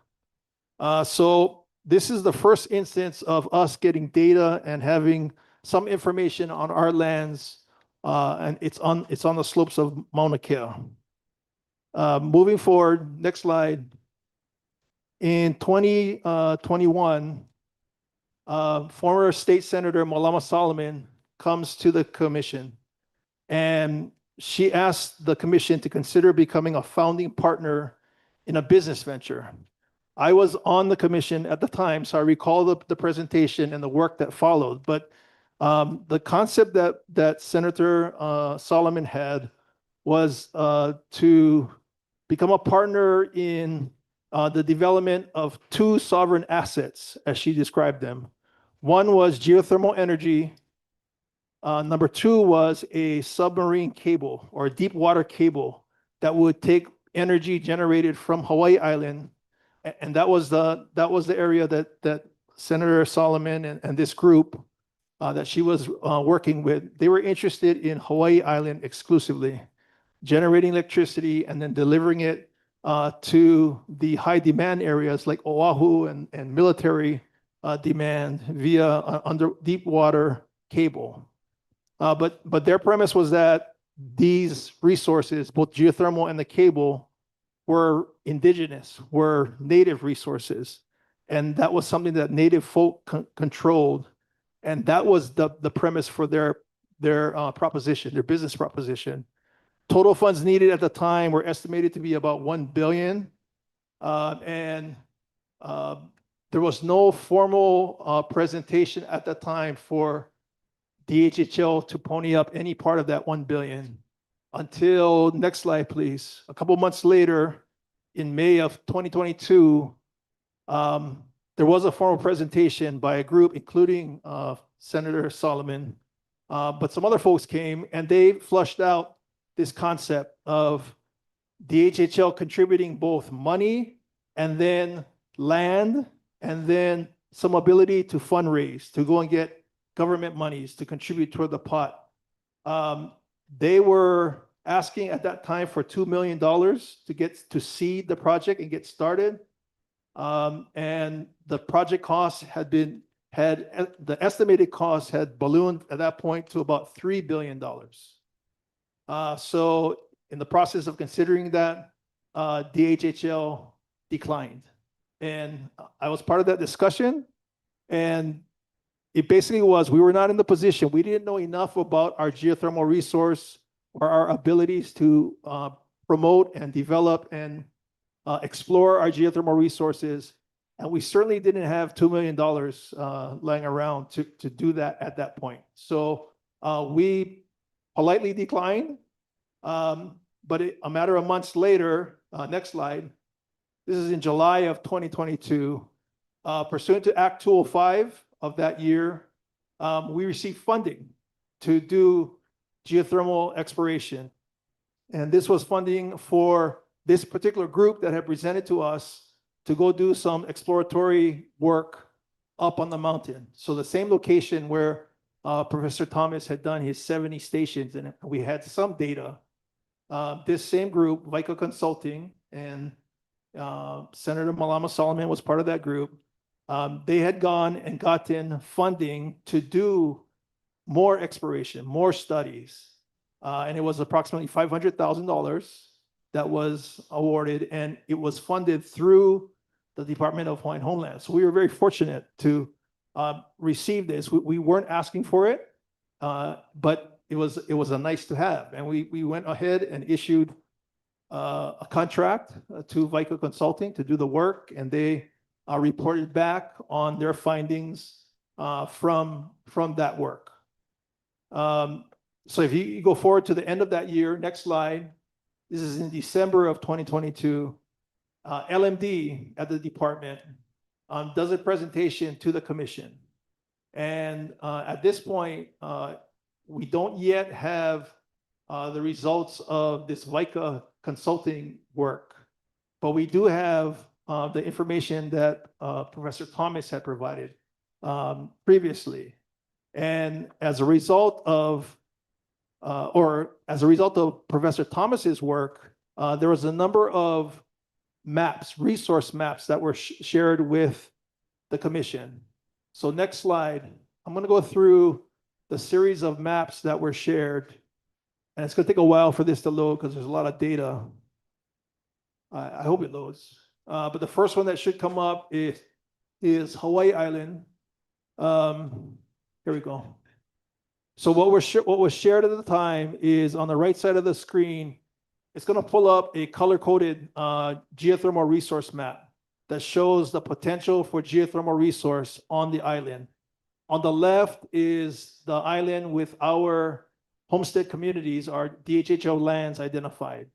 So if you overlay these maps, you can see where Professor Thomas and his work had identified high probability of resource on Hawaiian homelands. I have that map, but I'm not sharing it today because it's very busy. It becomes hard to identify. But you can kind of see that on Hawaii Island, the geothermal resource, the probabilities are high from the mountain. So Mauna Kea, Mauna Loa, Kohala Mountain up in the north, and then the rift zones that come off of the volcanoes. So as you come down to Ka'u, South Point, you see the east rift zone of Mauna Loa, and you see I'm sorry, not the east. What is that? The southern rift zone of Mauna Loa, and that touches all the way at South Point. We have property in South Point. So let's try and scroll to the next map because it might take a while to load. But this is Maui County. So you see on the right, you see our homestead or DHHL lands identified. On the left is the probability map. For Maui, it's centered around Haleakala. You see Molokai on the upper left toward the western side of the island, not all the way on the far west, but in Ho'olehua, Na'iva, there's some resource there, and then along the top of the island near Kalaupapa, near the peninsula. Next slide is Oahu. Now this is where the big demand is for energy, and what's identified here is on the two sides of the island. On the windward side, you see Mokapu, so Kaneohe Bay, Kaneohe, the Marine Corps Air Station out there at the very tip. But for our purposes, you might be able to identify Waimanalo toward the bottom of that area. We have some property in Haiku Valley that has some potential, and then also in Waiahole. Next slide, please. So wrapping up the maps, this is Kauai, and you'll see Wailua and Kapa'a. We have some Mauka lands that could touch high probability geothermal resource. So we now have these maps, and we now have the information before the commission of this potential. So next slide. In 2023, then interim chairman Ikaika Anderson establishes a permitted interaction group, and it's formally to study, evaluate, and recommend strategies related to geothermal exploration. And I get appointed at the time as the chair of that PIG, and Commissioners Kalekini was on that PIG. I'm trying to remember who else that initial work that we did. Dennis Nevis, that's correct. I think so. But through the work of the PIG, we meet 4 times. We have a number of presentations. I list some of them. Don Thomas comes and reminds us of his work. He brings Nicole Lautzi, who is the professor that came up under Don Thomas and is now the director of the Hawaii Groundwater and Geothermal Resources Center. She's the most active currently from the University of Hawaii in this area. We have presentations from Senator Solomon and Robbie Cabral and Mililani Trask, all part of this group that had done study on our land. And then we had some information from academic folks from New Zealand, because New Zealand was identified as one of the leading areas in the world that are promoting and moving forward with geothermal development. So we come out of that. Those presentations, and next slide, we now have more data. This is a slide from Professor Thomas's presentation. So all of this data in the next 2 slides are all attributed to Professor Thomas, Professor Lautzi, and their center. So Mike, go forward one, please, on the slide. No, go. back to the, yeah. So this was the cover for his presentation at the time. And the reason I put this up is because the upper right hand is kind of the current status in Hawaii, at least among government folks. What do we know about geothermal? Not a lot. What we don't know, a lot more. So most places in the world, and we've gone to New Zealand, we've gone to the continent, we've met with people from different areas, Malaysia, Philippines, etc., where they're developing, Iceland, where they're developing geothermal. The government typically is leading the charge in those efforts, and they're spending the monies to do exploration work. Unfortunately, in Hawaii, we haven't had the same commitment of government funding to do that exploration work. So we don't know a lot about the resource within our lands. There's a second slide from Professor Thomas that identified some of the background for his study. You got one more, Mike, or is it cranking?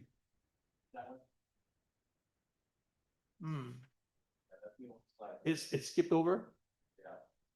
Okay, so there was another slide where Professor Thomas had identified, and it's in your packets, I believe, but he was looking at some of the, what do we know in Hawaii?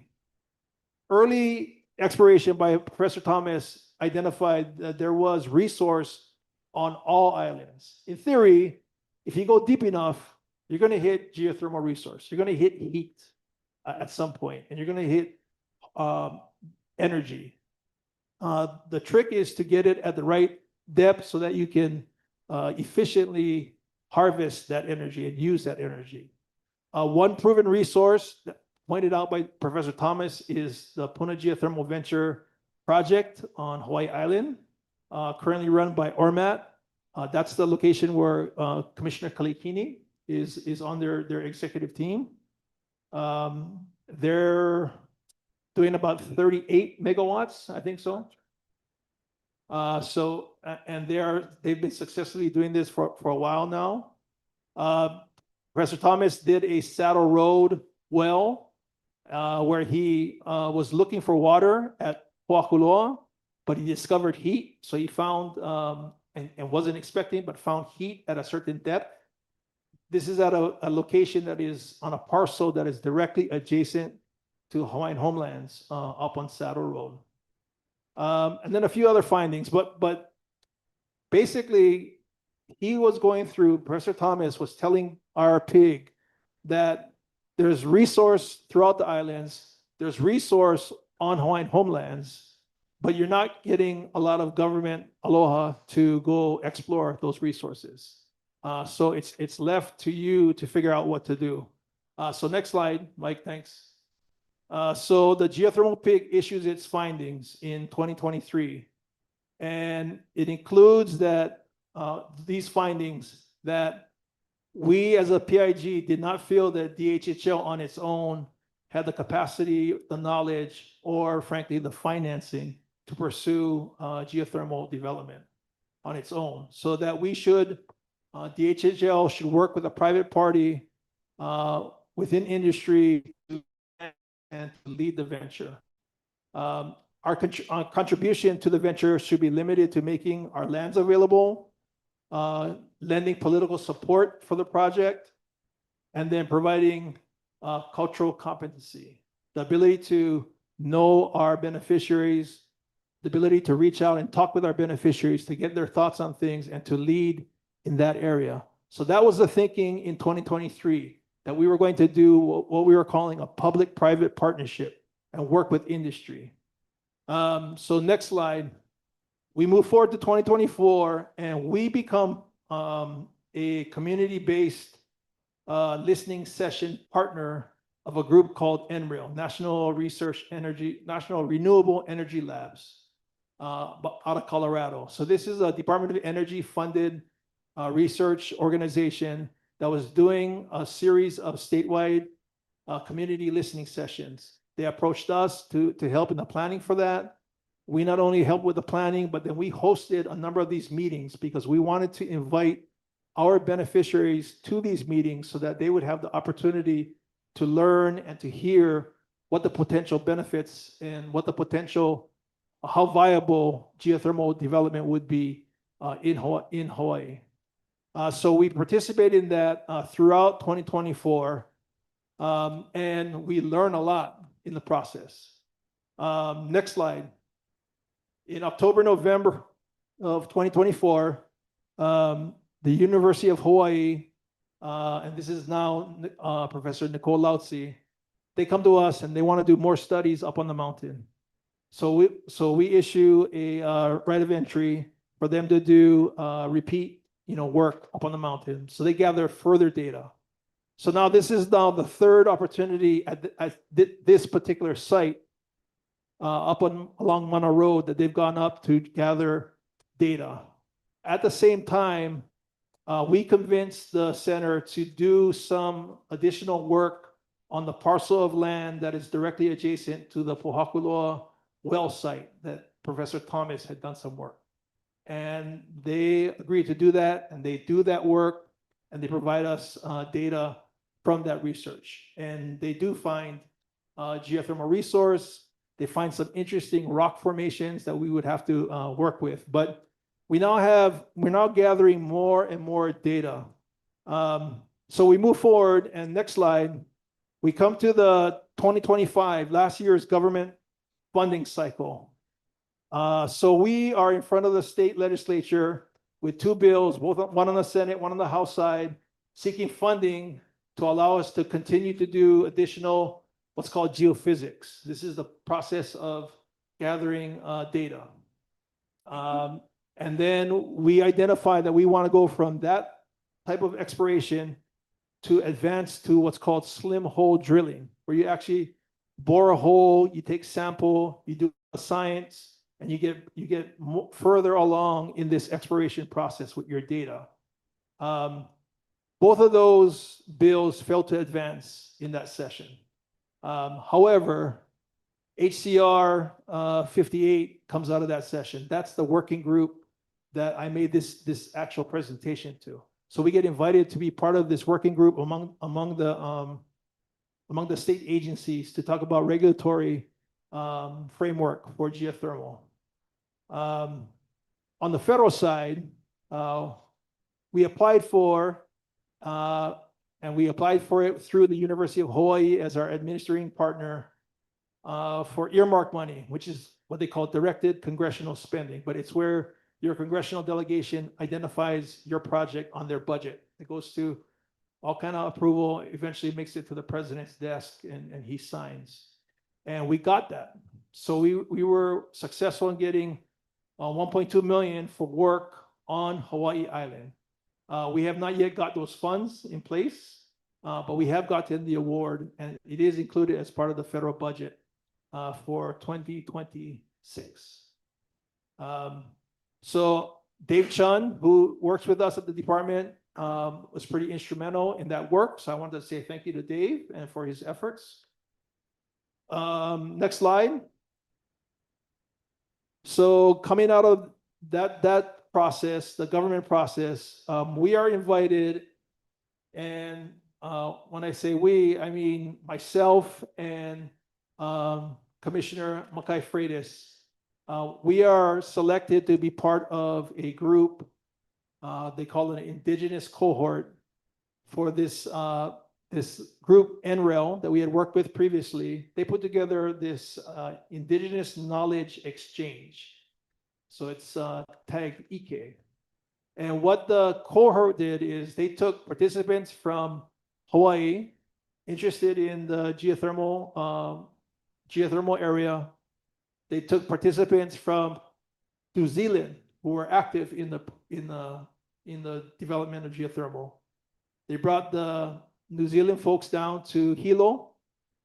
We spent a week there, and we went through all the things that they've done in their backyard with their people, how they went about addressing cultural issues, how they went about addressing just straight business issues with the Crown, which is what they call their government, and how they progressed. And then we talk about the potential on Hawaii Island and in the state of Hawaii to do geothermal resource. We were fortunate, the episode, I forget what number was happening at the time, so we were able to go up to the mountain. I took that picture that was on the front of the presentation at that visit. But we wrap up a week in Hilo, and then we soon thereafter, within a matter of weeks, we spend 2 weeks in Aotearoa, and we are hosted by Maori, and we are at the marae, and they are sharing with us foremost their cultural acceptance and process for geothermal. And we hear the history of what has gone on that side of the Pacific. And we hear the stories that we kind of know about, but affirm that their geothermal history, their geothermal cultural history is tied strongly to ours. That we are the same source, we are the same peoples who are looking to provide the same support for this resource for the people. They trace their cultural stories and mo'olelo back to cultural resource coming. One of their canoes that came and settled in Aotearoa, one of their leaders was looking for a place to establish his settlement. And he ends up on a mountain in Aotearoa, and he gets caught in a significant winter storm. And he is freezing and he is struggling, and he calls out to his ohana in Hawaii to send warmth.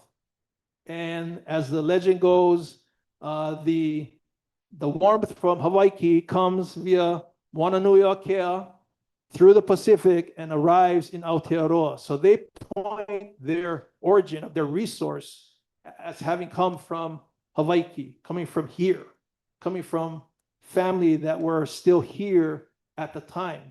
So we learn these stories, we learn the importance of the resource and the importance of caring for the resource. We learn about what their government did to support exploration in the early days and how they made they had a lot of problems. I'm sorry, Pat. Okay. Do you want to just stop? Okay. We can continue. Okay, so I'm gonna wrap up. So me too. Let's finish the story. Okay, so remember we're on no, that's okay. We're on number 13. And we'll come back, Mike, after executive session. Is that what? Yeah, you Okay. come back, but finish your story. Well, so let me, okay. So, well, I'll leave you with this cliffhanger. So we're in Aotearoa. We're learning from their kupuna. We're learning from their tribal leaders, what they went through with the government, how the government, in a lot of cases, did not make smart moves, did not do good things for the resource, and how it was important for them to step in and take control of that process. So I'm going to leave it at that. I can come back and finish the story when we come back. Thanks.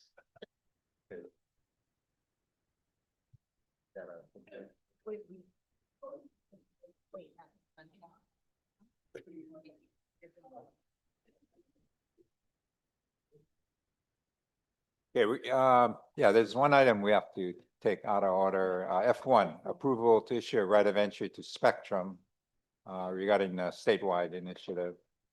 Frank, Paul, and Andrew Sante.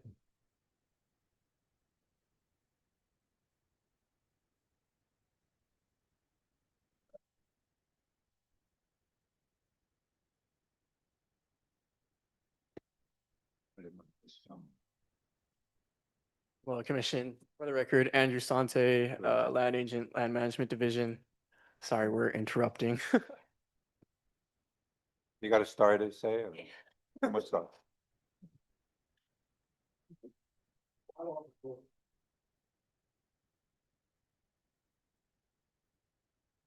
Good morning, folks. For the record, my name is Frank Hall. I'm the administrator for your land management division. We have 4 items coming before you today for consideration. The first of which, Just for now, just F1. Yeah. the first of which, SF1. Right. Sure.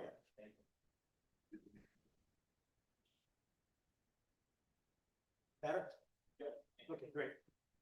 First of which is F1. We are requesting approval to issue a right of entry to Spectrum Oceanic LLC for various portions of TMKs statewide on the islands of Kauai, Oahu, Molokai, Maui, and Hawaii.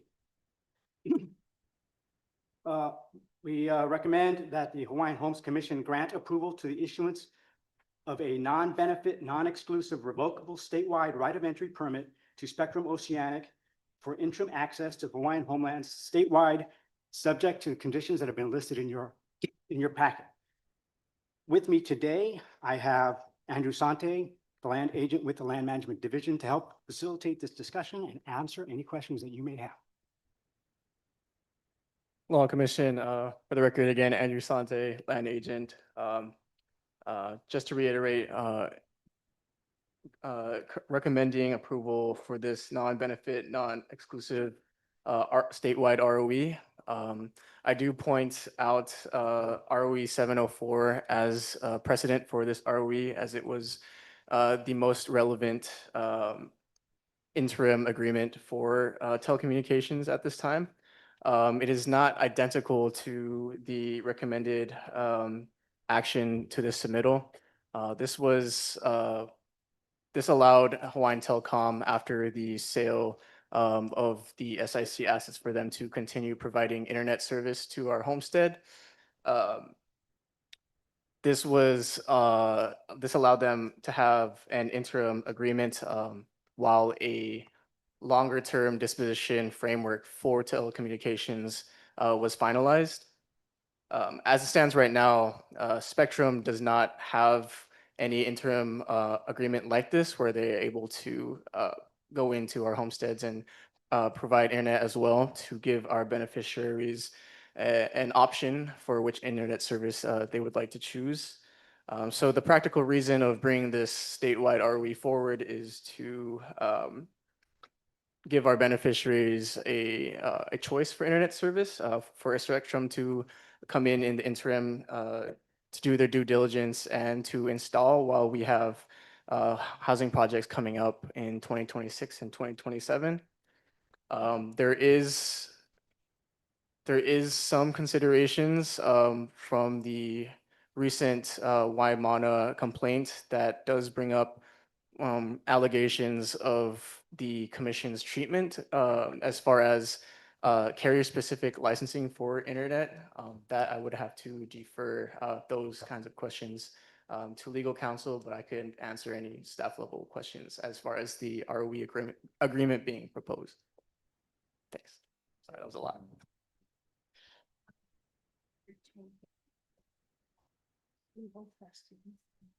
Yeah. Okay, commissioners, are there any non-legal questions? I have just one question. Commissioner Ornelas? Do you, have you created like a map that we could like visually see where this would cover? Because it says various sites. Yeah. But I would like to see where those are. by Yeah, island. so currently we don't have, the way it is set up is Spectrum would identify by exhibit after this permit is approved, the areas that in which they would like to install to give that opportunity to beneficiaries. I wasn't able to get a list in time for me to add to the submittal, but I do have a list of 26 areas, current and potential, that Spectrum did provide me this morning, of areas that they would like to install. I'm sorry, I only have one copy though. We can make you copies and then circulate. I think that's important. Like if we're deciding on something, we should know what, the impacts are to whatever sites they've identified. Right, and the permit would call for these sites to be identified by exhibit, and it would still have to run through chair for approval to make sure that their ask per exhibit is prudent. Thank you. Any other questions? Sure. Mr. Kalekini? Yeah, thank you, guys.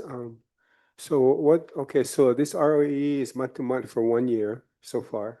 Yes. So what's the time frame for Spectrum to come back to us after they've done whatever due diligence? So we can have a time frame of when beneficiaries would be able to access the option to use Spectrum. We could, I think we would still need to sit down and come up with that timeline. We do allow this 1 year ROE for them to move forward with their due diligence install.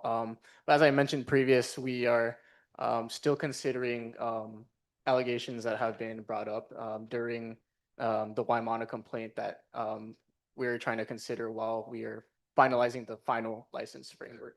Okay, so I don't know what the allegations entail, but I think we, as a department, should put down firm timeframes as to when they need to come back to us. You know, rather than just letting this go on for 12 months.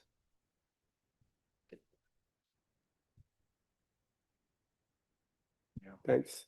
No, I agree. Yeah, any other questions? Yeah, I'm kind of wondering on this, I'm looking at the language.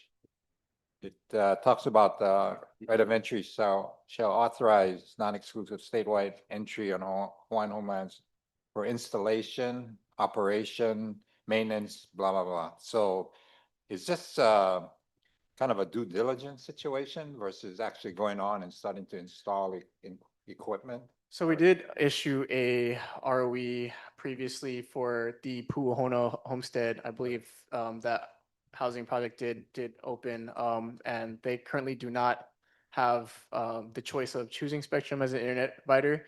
Spectrum under that previous ROE did complete their due diligence and are kind of waiting for our say on when they can start installing their facilities. So I'm just kind of wondering, you know, granted it's a non-exclusive, but if they're gonna be installing their equipment, and I'm assuming, especially with the broadband and stuff we're doing, is that gonna be interrelated on our broadband work? I believe Jaren can answer that technical question. Afternoon, Commissioners, Chair. I'm Jaren. I'm the broadband coordinator for the Department of Hawaiian Homelands. Chair, to answer your question, Spectrum is actually in a lot of our homesteads, so it would be granting them the we're cleaning up the admin record for them. Broadband is related to this. It is what Spectrum provides is a subsection of the definition of broadband. So they do have their own equipment that's in the ground. This ROE would help expand their network and be on par with Hawaiian Telcom. So this helps our side, the broadband? Yes, Chair. So under the Telecommunication Act of 1996, all telecommunication is basically a competitive industry. So in order for us to drive down prices, we need competition in our land. So by authorizing another provider to come in to provide service, we are effectively creating competition in accordance to the Telecommunication Act to help drive down prices on Hawaiian homelands. No, but by taking this action, we just kind of making a decision, you guys can come in all throughout the state versus prior to them actually doing the installation, giving maybe Hawaiian Telcom or some other service providers an opportunity to put up a proposal. Does this action, I realize that it's not exclusive, but by giving them the first shot to go in and do all this work, would it basically preclude the other guys from coming in more likely than not? Not necessarily. It really depends on what Charter wants to do with their network. Charter is a private company. We can ask them to provide service, but that doesn't necessarily mean they will. Hawaiian Telcom, on the other hand, is I believe the CLEC. They're required to provide service to Hawaiian homelands. So it depends on what Spectrum wants to do, but we are giving them the option to come into our homelands to do their due diligence, to make that business decision on their end. Okay. Yeah, my concern is, and this is where the beneficiaries come in. You know, are we giving them options where maybe a service provider will provide lower costs more affordable for our beneficiaries. Then again, realistically, the infrastructure is going to cost money. And if one is willing and other is not, but it's my understanding that Hawaiian Telecom has been pretty active in providing service all over the place. So That is I correct. want to know the interplay between the two, as well as what is the impact on our beneficiaries? Are we truly, protecting them and giving them option? Good question, Chair. So basically, Spectrum is a cable company and Hawaiian Telecom is a telephone company. Okay. So there's two different sets of regulations that they both fall under. However, they do provide broadband service or data service, which is the internet.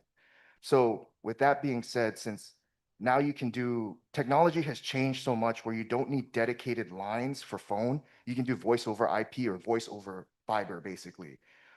Both providers offer fiber data pushes, basically, in their network. So by having another competitor come in, you're encouraging the other one not to charge astronomically. So, for example, if we had, Anahola is a great example. Anahola technically only has one provider right now, so they can technically charge what they want. However, if you had competition in there, they would have to compete with each other for customers, because normally how it works with the telecommunication industry is that the telcos will provide the infrastructure up to the customer and then expect a recoup from the customers. So, but with that being said, to address your question, providing competition on Hawaiian homelands is the best thing we can do for our beneficiaries, because the Hawaiian Homes Commission or the department does not have the legal authority to regulate rates for telecommunication. It has to be through competition and through the Public Utilities Commission. So in your example, Anahola, are both Hawaiian Telecom and Spectrum going in, or what's the situation on that? Currently, our maps show that there is a split between Hawaiian Telecom and Charter and another wireless provider. We're trying to make it so it's easier, and that's why this ROE is in play, for the other carrier, Spectrum, to come in and kind of service the areas. Having two providers in an area is really important as well, because as we saw this past weekend with this severe weather, if you only have one provider, that's the only provider for data. But if you have another one, they normally work together to kind of restore their services. So we have a faster recovery time during an emergency as well. Okay. Any other questions, Commissioner?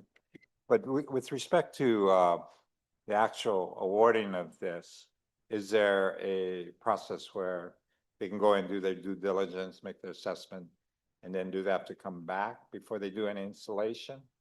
Or this gives them the right to just go in and start installing? Yeah, so kind of pursuant to 6 and 7 of the motion, they would have to kind of follow all of the standard procedures that they're already doing for their due diligence, and we would review on our end prior to us accepting. Okay, so you guys that will bid. monitor and make sure that, as well as assess the overall situation as it impacts our beneficiaries. Okay. Okay, any other questions? No, I think we have one witness. Oh, we got two. Homelani?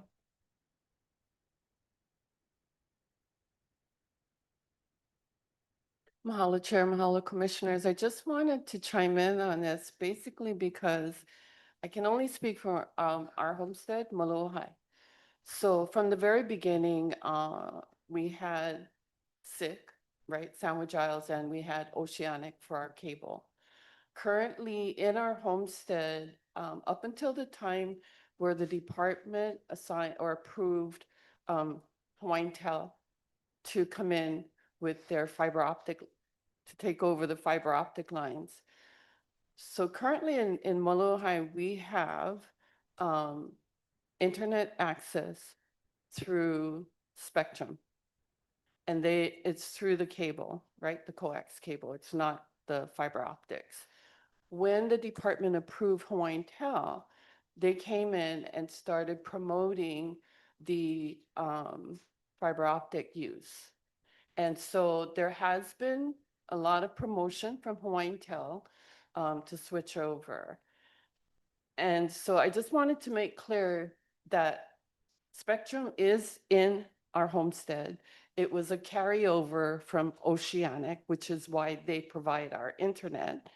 But I also want to say that, and it's not my decision to make, but in terms of competition, I can agree with that. But like for all day today, that's why I wasn't sure if this was gonna happen, today's meeting.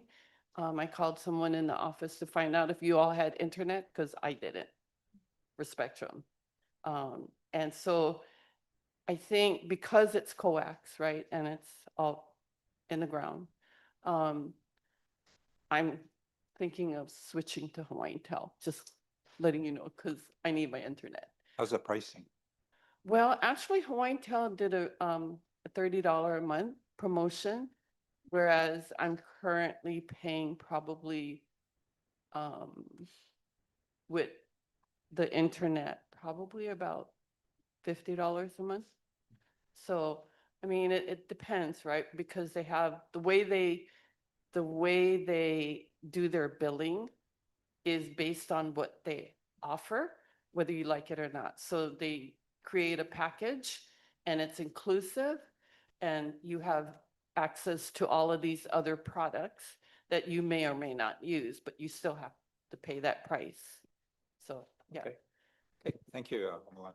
Okay, we have one other testifier, Patrick Hawaiiola'a. Aloha mai kako. Aloha. I am hearing this testimony being offered.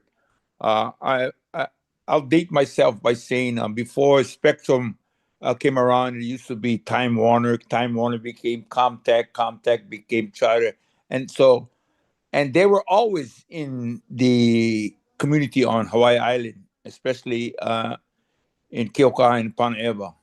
I hear the term, Chair, you're using as this is a non-exclusive. While we were, as beneficiaries, were strapped with an exclusive communications procedure back in the middle 90s with San Jaya. But that's another thing that's now gone. So for the for the individual to say that Spectrum can do this, well, right now Spectrum has always been in where I live now in the farm lots of Paneva, but they would never come down the street I was on because they talked about too much money.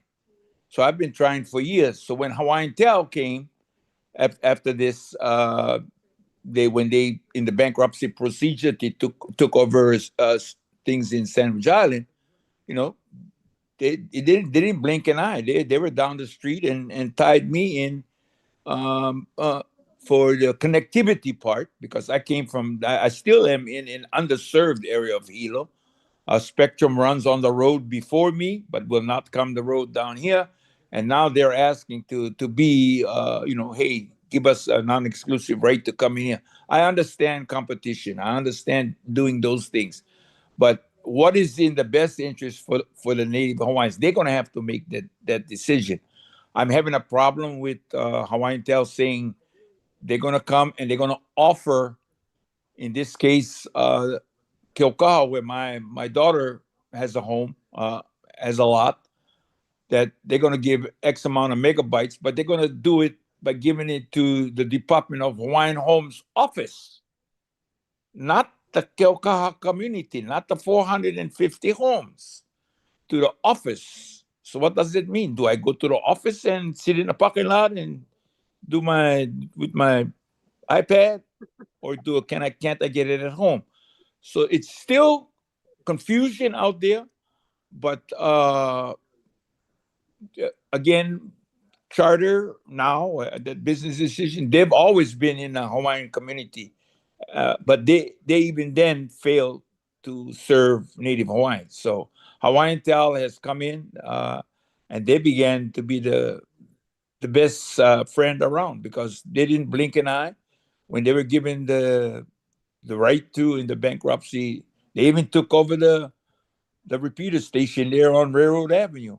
So the only thing is they get junk movies, but they provide a telephone service and all of that also. So I would, unless Charter can come up with a better idea as to why these non-exclusive rights need to be done, and as you said, Chair, will it offer the benefit to enable to lower their costs? And that's all is because I think connectivity is important. And again, thank you for allowing me the opportunity. Okay, thank you, Patrick. Okay, the commission will convene in an executive session pursuant to section 92(5)(a)(4) HRS to consult with its attorneys on questions and issues pertaining to the right of entry to spectrum.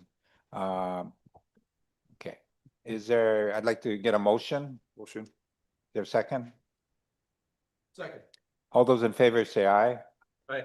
Okay, motion carried. Okay, we're gonna go into executive session. So those in the room, if you can clear the room, I appreciate it. And we'll get back here and open it up again at 1 p.m. Thank you very much.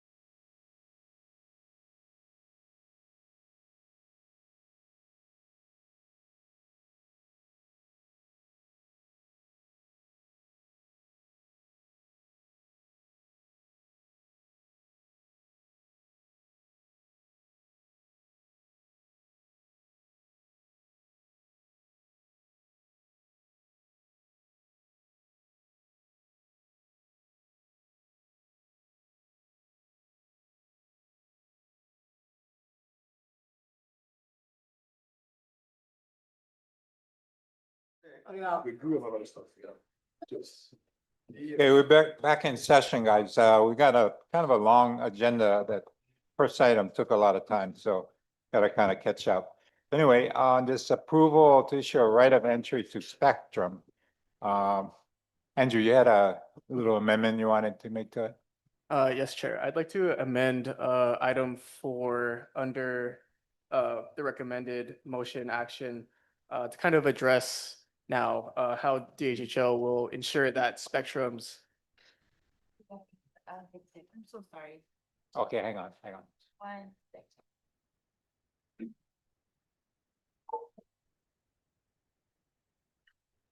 Okay, that's it. Okay, the commission is reconvening from its executive session. The commission reviewed and discussed its powers, duties, privileges, immunities, and liability related to the status. That's enough? The communication of the Hawaiian homelands. Okay. Okay.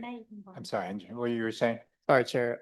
Yeah, I would like to amend item 4 under the recommended action to address how DHHL will ensure that Spectrum's installation and access are implemented so that we ensure that they are providing our beneficiaries with an equitable choice, and then also to kind of preserve the Land Management Division's review of the exhibitions that they identify. So under item 4, I'd like to amend to properties accessed under the ROE shall be identified by exhibit, which may be amended as installation opportunities arise, subject to approval by the Land Management Division. Prior to approval of any exhibit, permittee shall submit a written justification demonstrating that the proposed access or installation will provide beneficiaries with equal opportunity of provider choice. So this will change that item so that we do ink in that LMD will provide review of all of the identified exhibits, and also have Spectrum give a proper justification that they are giving an equitable choice for our beneficiaries. Okay, can Chair get a motion? Okay, is there a second? Second. Okay, any other questions? Otherwise, all those in favor of the motion as amended, say aye. Aye. Those opposed, motion carried. Okay, great. Thank you. Next item. C1. Back to C1. Oh, yeah, we're back to C1. Sorry. Aloha, once again, Frank Hall with your Land Management Wait, Division. we're gonna finish up, Frank, let Russell finish his presentation. Yes. And then, yeah, we're waiting for the story again.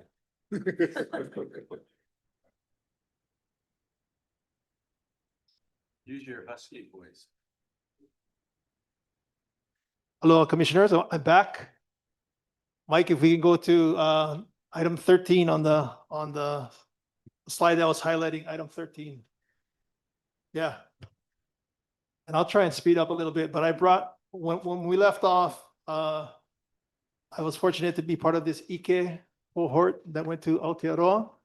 I brought back with me part of our, so we went through protocol. We stayed in the marae. We were accepted into the whanua, whānau. Part of the process is we were presented, or actually this work was commissioned while we were there. And now that it's finished, it's been sent. I have the honor of holding it for now until we figure out where to put it. But this is a talking stick, or what they call a toko toko. And it's a walking stick in design, but it's meant to be given to the person who has speaking authority for the tribe or the group. This particular work depicts the legend that I was sharing with you. Nataroi Rangi is this person's name. He was the high priest and navigator of the Te Arawa canoe that lands in Aotearoa on the North Island. They're searching for settlement. He ends up on Mount Tongariro, where he's caught in a blizzard, and he calls to his sisters in Hawaii to send warmth. And they send 3 baskets of fire, and it crosses Wananuiakiwa, and it comes to, it hits the North Island first at an island off the coast on the north end of the North Island called White Island.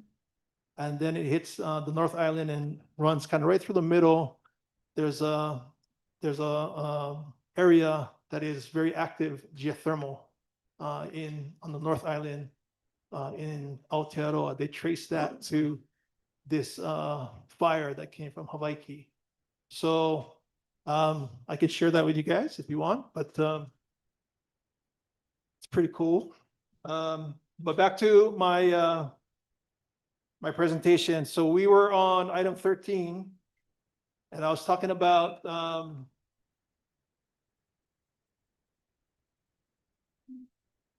I'm sorry, go forward. Yeah, so we're in Aotearoa and we're getting the whole cultural basis and the grounding for geothermal from our Maori cousins. We're also learning from industry, and we hear about the process they follow, and we learn about this process. This is shared by our friends at a company called Upflow. They are a consulting company that is active in Aotearoa and throughout the world, specifically in indigenous development of geothermal. What this graphic is supposed to show you is as you go forward in the exploration process and you are gathering data, you are effectively de-risking a project for future parties to invest in. So along the bottom there, you see the phrase bankability. So at the beginning, when you just have an idea that you have geothermal resource, but you haven't pulled any data, the risk profile is very high. So the prospects of getting investment or industry folks to come and join you in that project is very low. But as you work along that left, the y-axis, and you bring more data to bear, and you de-risk a project, the bankability, the investability of the project increases to the point where you can bring in the needed resources to proceed with development. On the bottom there, you see those boxes. They're showing you the different phases of geothermal development, starting with initial reconnaissance, or what I'm calling early exploration. That clearly is the phase that we, the Department of Hawaiian Homelands, are currently in, that early exploration. You move forward to exploration drilling, what I've described as slim hole drilling. I'll go a little bit into that a little bit more, but from there you move to production drilling, which is actually drilling a well of a size and capability to actually bring resource to the surface and to be used for energy production. And then you're going to a power plant construction, and then ongoing operation and maintenance. You'll see the projection of the time periods it takes to move through these different stages or steps. And then you also see some projections of what the costs are for that.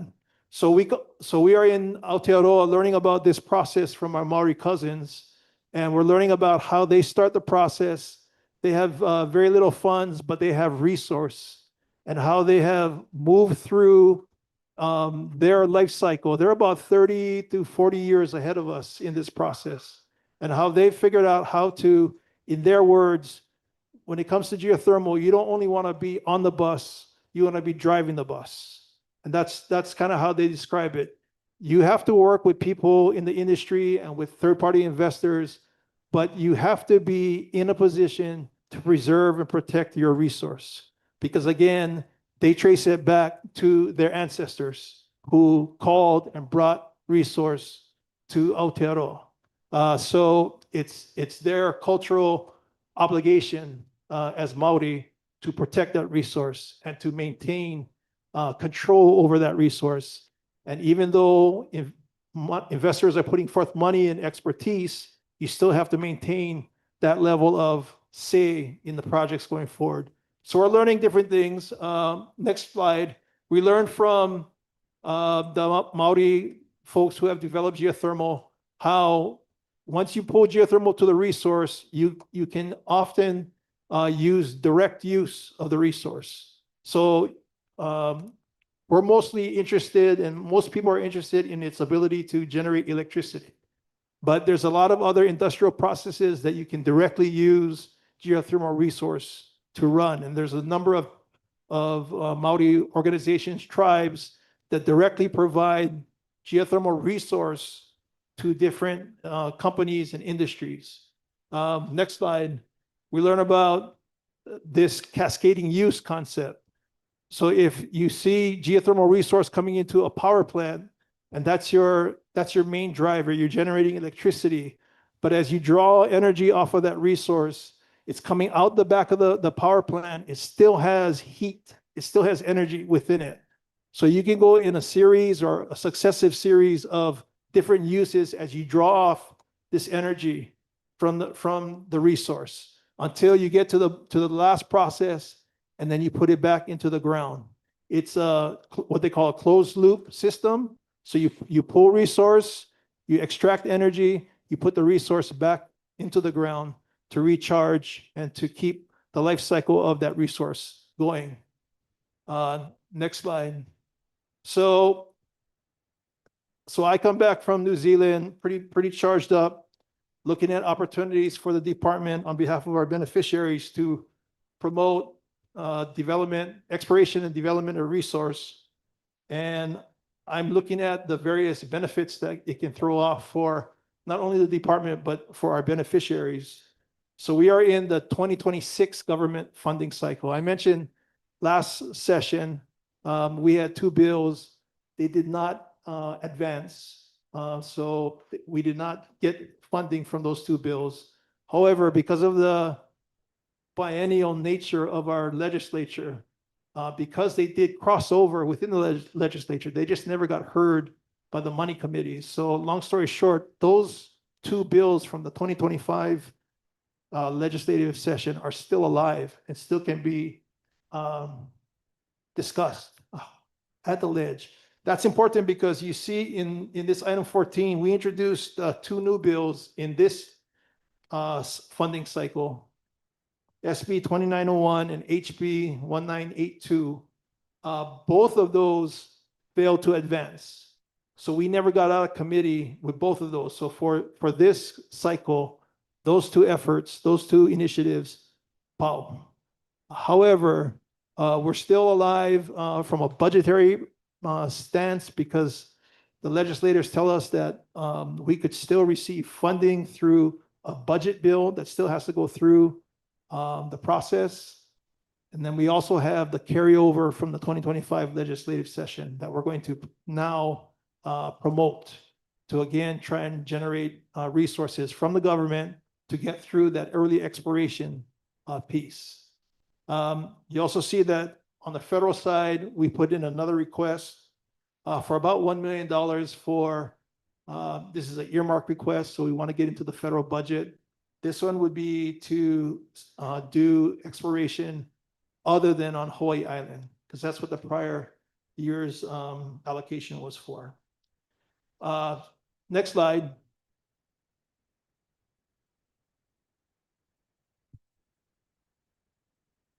So currently, and I want to give some credit to Chair because Chair has picked up the pace on these efforts in this current administration, and Chair has made it clear that he wants to pursue geothermal development and exploration for the benefit of our beneficiaries. So we've gone through and using those maps and the early work from Professor Don Thomas, we've identified the following locations that are of interest to us. And it's on the screen. You see on Hawaii Island, Humu'ula, Upper Pi'ihonua, that's where we actually have a fair amount of data already. Pu'ukapu on the other side of the mountain, Kauai High, which is on Upper Kauai High, which is on the top of Kohala Mountain, or on the slopes of Kohala Mountain, and then down at South Point, Kamaua and Uel. On Maui, Kahiki Nui and Wakiu Hana, shows some overlap between our lands and geothermal resource. Molokai, I mentioned, Ho'olehua, Naiva. On Oahu, we are considering Lualualei and Waianae Valley, Waimanalo, and then Haiku Valley and Waiahole. And then on Kauai, Upper Wailua, Mauka is where we may cross over. So these were identified as the areas that we want to know about. We want to go and see if there's ability or if there's geothermal resource that is can be tapped and can be used for the department and for our beneficiaries. So next slide. So we've identified, and when I say we, it's really the geothermal PIG. But I've thrown this out to them. We've identified 3 stages that we want to work through in exploration and development of geothermal resource on Hawaiian homelands. We are currently in that bottom stage, stage 1. We've identified 12 possible sites, and we are in that early exploration phase. We estimate to get through that early exploration and to gather data that we need at those 12 sites, it's going to cost somewhere from $4 to $5 million if we pursue all 12 sites. We would move from there to the second stage. If we are just projecting that, we move forward on half of those sites, a 50% advancing rate.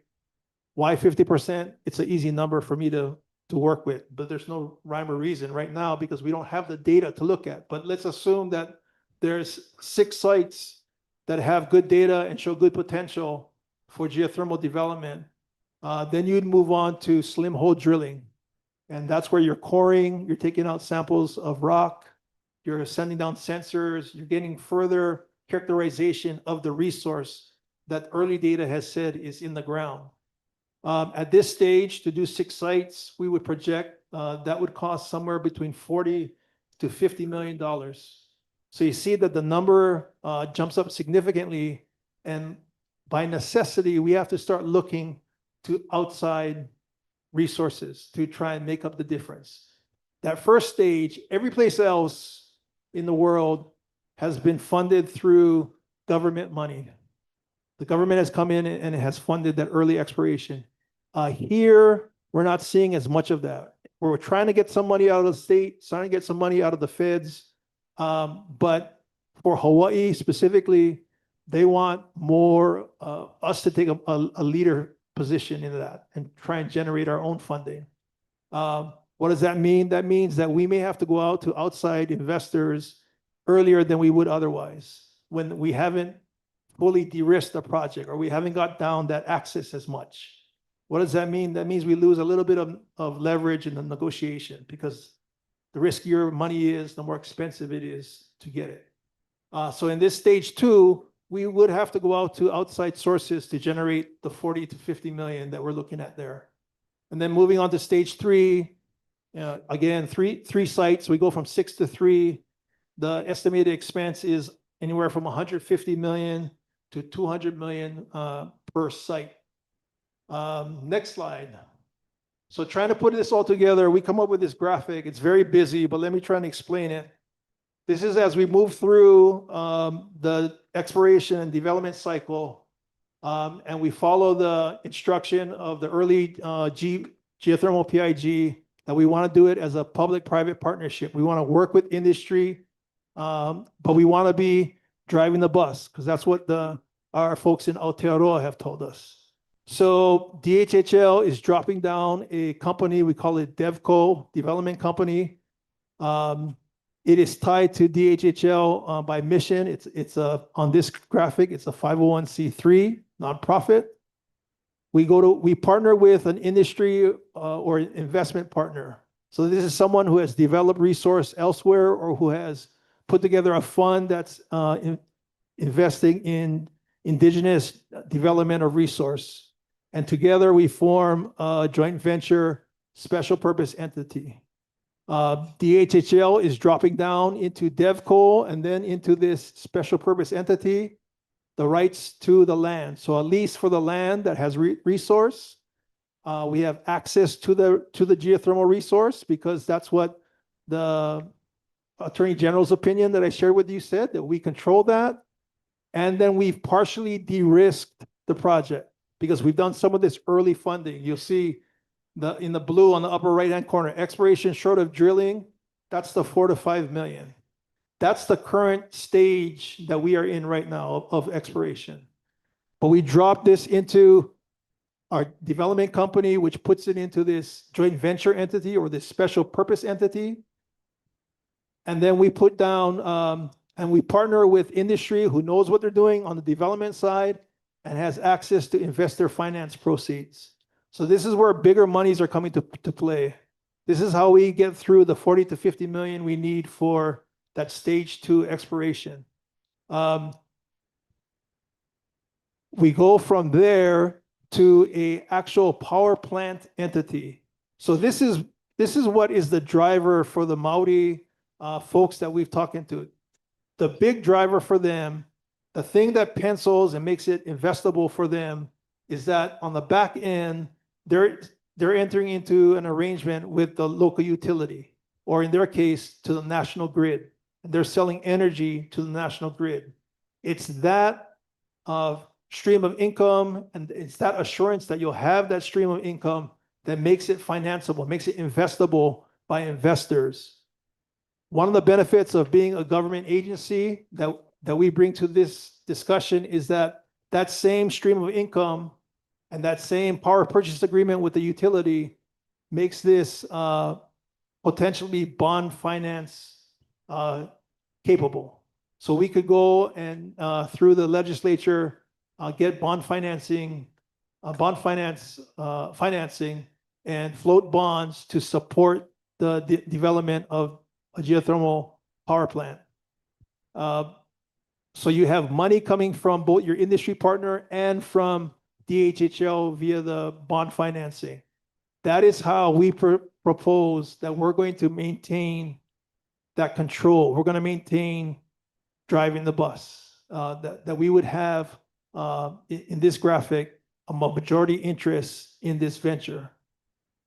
What's also shown on that graphic on the bottom left-hand side is this concept of when you have access to affordable energy, you have a lot of opportunity to create either direct or cascading uses like we learned about in Aotearoa.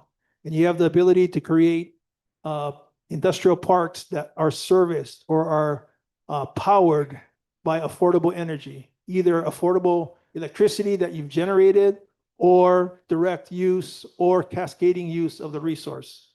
On a worldwide basis, that is the big driver right now for geothermal development, because you have countries, you have companies, you have individuals who are looking for opportunities to develop their operations where they can afford the high energy that needs or demands that their operations have.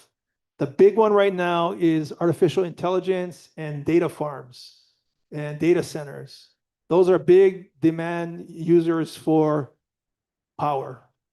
The other big user in the United States is the Department of Defense and their needs for large amounts of energy. But what this graphic is showing you is that there's the possibility of creating a geothermal industrial park entity, which would come under the DevCo. So that would be potentially a DHHL controlled entity. We could make this available to other private-public partnership investment. We could make this available to our beneficiaries and our beneficiary communities and their organizations. If they were able to put together a business plan to participate in this venture, it's a big opportunity, but the beauty of this graphic is that it's really the gravy on top of that power plant that's throwing out electricity, that's trying to solve the problem in our island state with the utility that's trying to catch up with aging facilities and a government mandate to be renewable clean in 2045. Next slide. So that brings us to where we are today. I am currently working with the good people at our planning office, and I've been working with Lily Makaila and getting ready we want to do a series of informational briefings to our beneficiaries. So we're currently selecting sites. It'll be multiple meetings per island, certainly on Hawaii Island, certainly on Maui. We'd like to do one on Molokai because they're very active community with geothermal on Molokai. And then when we come to Oahu, we would likely do one for the leeward side, one for the windward side. These meetings are meant to inform our beneficiaries where we have been, where we are now, and where we're headed with respect to this opportunity. It's meant to share with them the potential benefits of development of this resource for their community and for their homesteads. It's meant to share with them the opposition to geothermal that has historically been voiced, whether it's environmental issues, and to share how the science has advanced and the state regulatory processes have advanced, where we think those are, they're still viable concerns, they're still real concerns, but they're addressed, and they're addressed in a responsible manner. Because again, we have Kuleana for that resource. So we're protecting that resource as much as the state is, or more so than the state in general is. We also, at that point, are sharing with our beneficiaries the cultural background behind use of geothermal. How have our people and our communities historically treated geothermal? What do the Oli say? What do the Mele say? What do our Mo'olelo talk about? What do our Maori cousins tell us about geothermal and how they've addressed these issues? It's an opportunity for us to put everything on the table and talk story, because it is not rising to the level of beneficiary consultation, not yet. Because planning office is reminding me that there's certain things that trigger BC, and we haven't not yet hit that mark. When we decide that we want to proceed with a specific site and do a production well of some sort, then we've gotten to the point where we need to go out and consult with our beneficiaries in the manner that's set forth by statute. Right now, we're just informing and talking story, getting their input into the process. We're trying to do that early so that we can get everybody involved. Next slide. So this last slide, I was just sharing with this working group why it should be DHHL. This is really my thinking. So I wouldn't attribute this to the geothermal PIG or to chair or anybody, but here's a couple of points that I think make sense. Why DHHL? Why not another state agency? Why not a private entity? The first one is because we have Kuleana for an indigenous resource. I mentioned there was this other group that was out there proposing to do development, and their whole business model is premised on the fact that they believe that geothermal is an indigenous resource. It's controlled by the indigenous peoples. We agree with that premise. But beyond that, under our current system and our current set of statutes and our current rules that we operate under as a state agency, we have clear directive that we control geothermal resource on Hawaiian homelands. And we have a trust Kuleana under the Hawaiian Homes Commission Act to look into the exploration and development of those resources to benefit the department as a whole, but mainly to benefit our beneficiaries, push out benefits to them. Second point, head start on a perfect storm. When I say perfect storm, and I know we just came through a tough weekend, but perfect storm is where a number of factors kind of coincide and happen at the same time and make it a really big event, or in our case, a big opportunity. I think the fact that our state government is mandated to get off of fossil fuel by 2045 is a big factor. It's a huge factor. We're getting support from the ledge and from the governor's office. We'd like more, but that's the impetus for the state as a whole. On the federal side, renewable resources with the current administration have fallen off in favor, except for geothermal. Solar, wind, those have all kind of taken shots with the Trump administration. But geothermal still gets supported. It has to do a lot because a lot of the people in geothermal are people who used to be in oil and gas industry. A lot of similar processes, the drilling and the exploration process. So there's a lot of carryover. So we still have funding coming from the federal side. And then we have this factor that we participated, we being the department through me, in this cohort that went to New Zealand and learned how they did it and learned how they are still doing it. They're advancing to the next stage, but they're setting the example of where we should be. They've already lived through a number of mistakes and problems that we can learn from as we walk along our process. So all of these things are converging at the right time, in my estimation. The third point is ability to be both the crown and the government, and then governed, I'm sorry. What I mean is that in Aotearoa, they call their government the crown, and they have a colonial past like we do. Colonization has brought a lot of bad things to them. Colonization has brought a lot of bad things to us. We have a lot of things that we can sit around and talk story about and compare.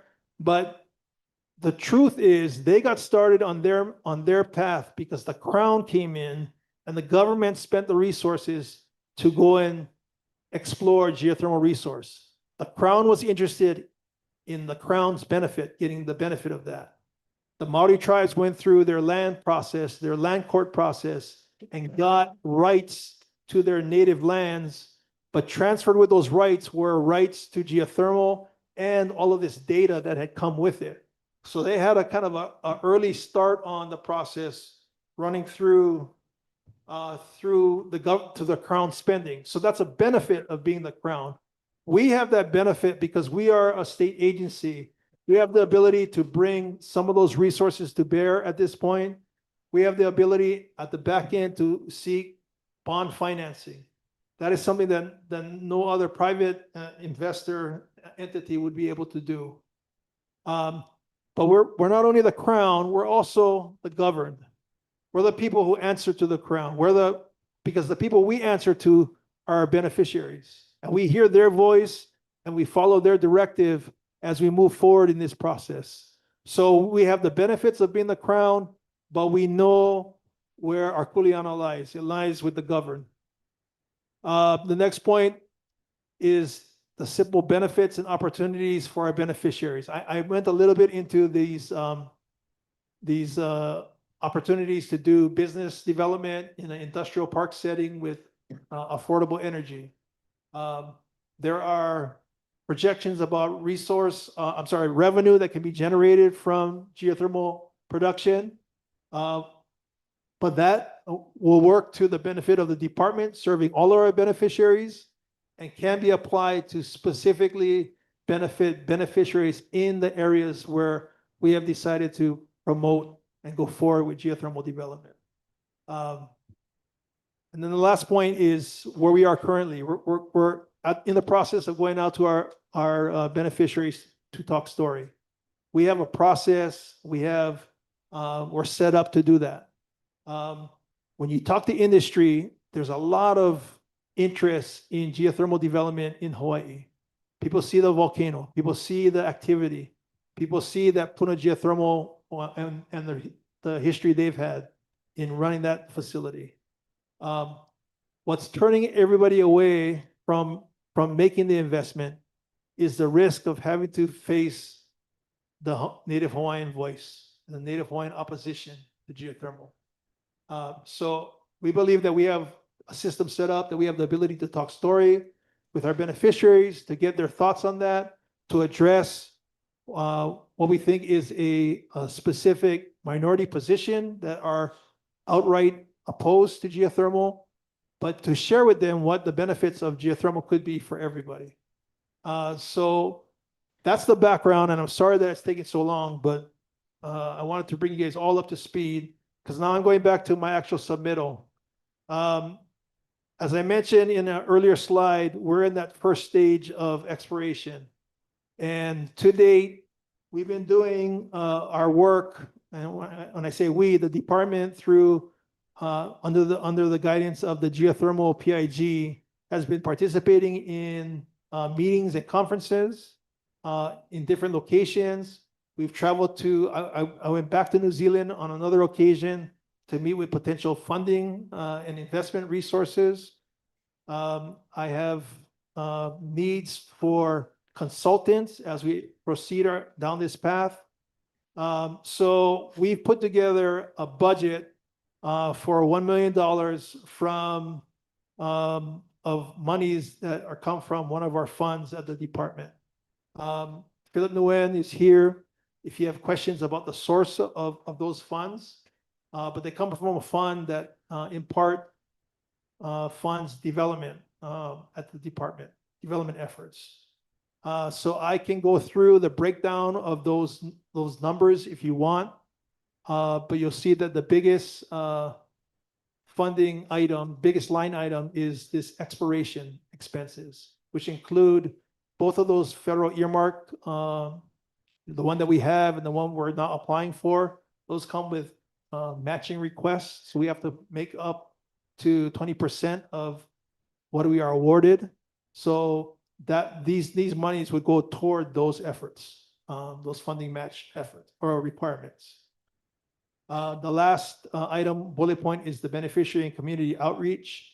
I mentioned that's this talk story that we're going to go through. And then on top of that, when we get to the appropriate point, we're actually doing beneficiary consultation.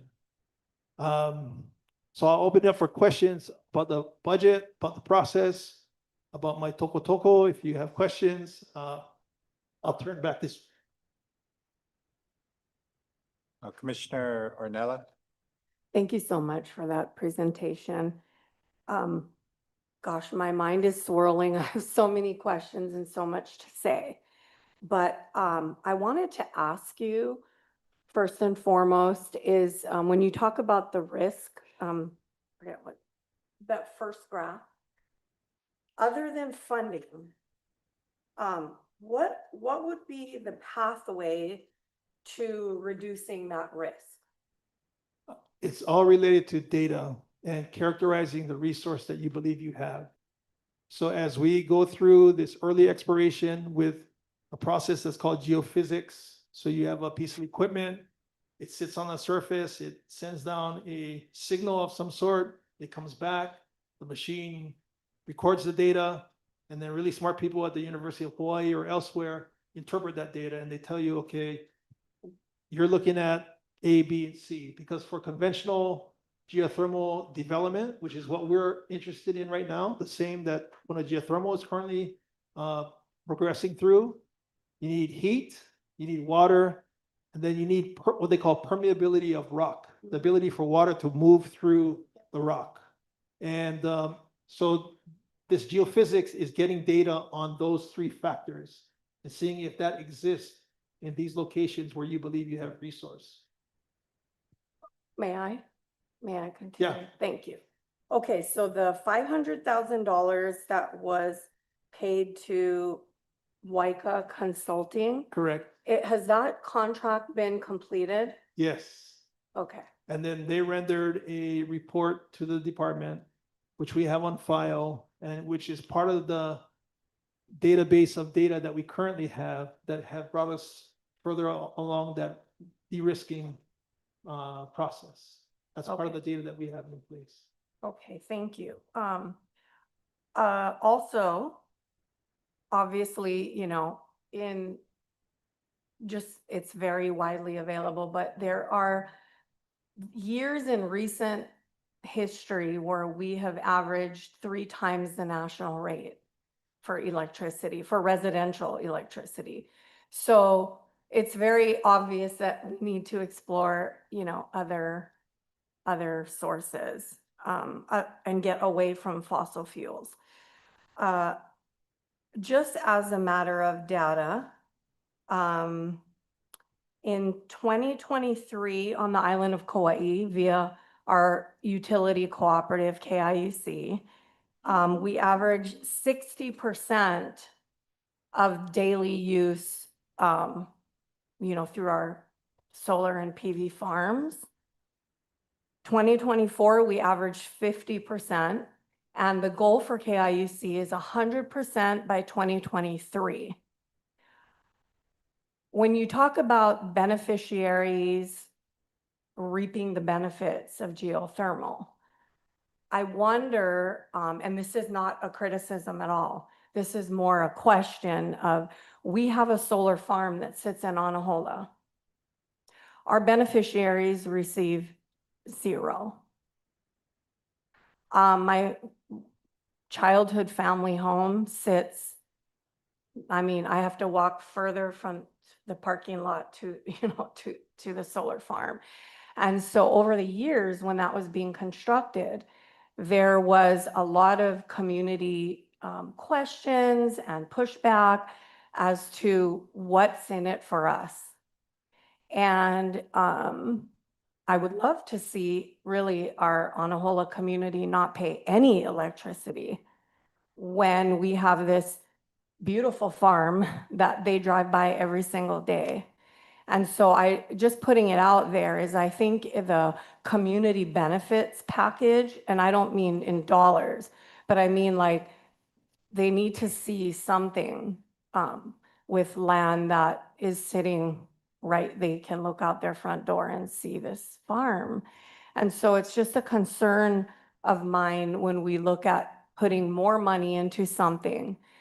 And that I didn't know about that determination or the codification of that related to geothermal being, under the purview of the department. I think I would love to see that for everything really that sits on trust lands. But I think that I applaud all of the work that you've done. I think that a huge barrier is the way in which we view geothermal. When you go to Aotearoa, I've been there, they view geothermal as a gift from the earth, a gift that was placed there, like our food plants, like our flowers, like, all of the flora and fauna. I think that doesn't necessarily exist here, that true appreciation for that. If you look at the country of the Netherlands, where they sit below sea level, right? And they only exist because of the waterways that were built to drain the land. And you walk through the windmills that I grew up thinking were for decoration, and you watch them mill wood. You watch them, grind up the grains that they grow there to make flour.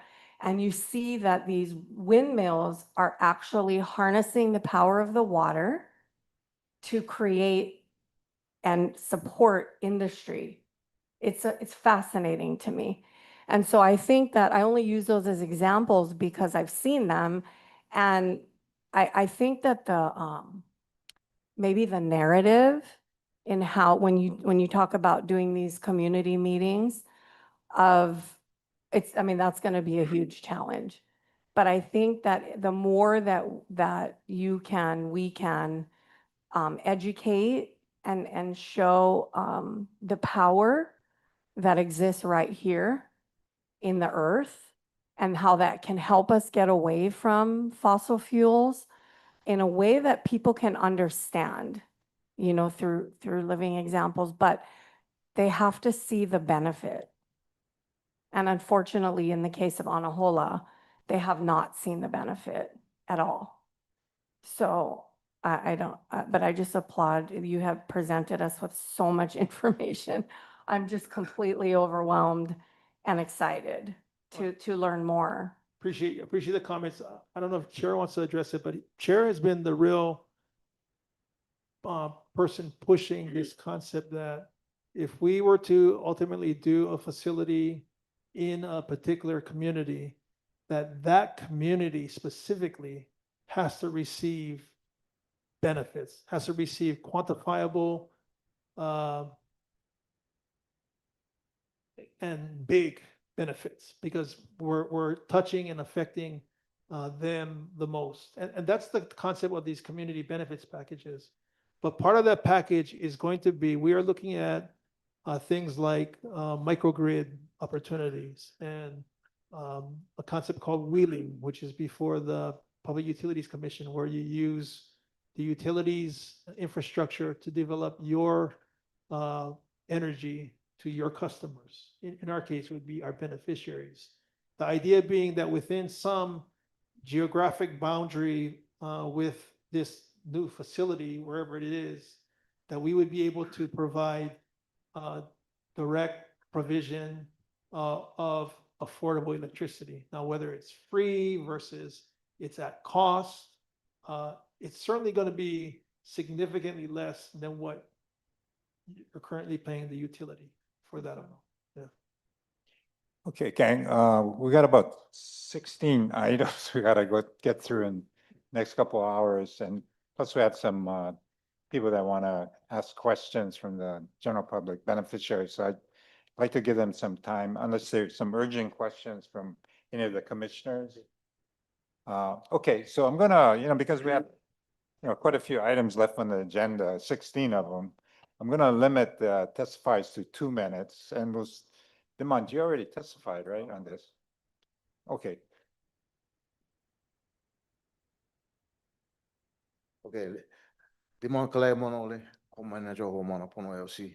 All right, so I just want to get to it. I love the presentation. So let me just say this. I think that Lulule should be the first place that you guys do this. I can tell you why. Lulule, you get Wainai, Lulule, Maili, Nanakuli. But only in Lulule, we get people that really support this, because I've been there talking to the people on that is there. There's used to be a homestead that is no longer there, but people still live there in Pahehe Ridge, and so one of those guys is on my team, and then we also get Aina Maluhia, the people that's there. We support this because we know that this can be something that is real. To address Shailene's questions, the problem is that when KIUC came into existence, nobody was really talking like what you're talking about. The only thing I take exception to in what your presentation was is at the end you see HICO over there. HICO should never be a part of this. As long as we're not selling power back to them, we can avoid the PUC. You know what I mean? As long as we create our own infrastructure and our own thing for us. If you let HICO get in, they're gonna kill the project because they like control everything.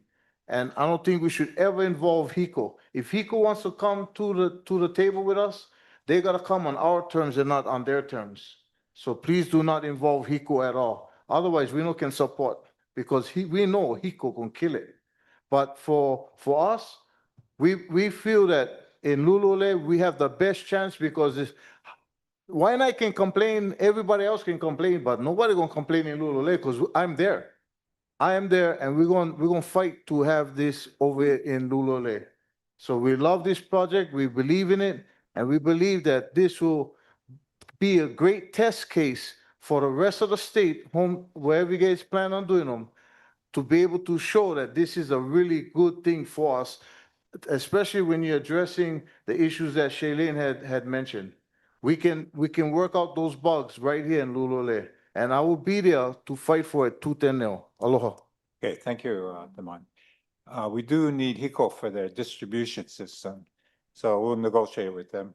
Okay, the next testifier, Terry Napiahi.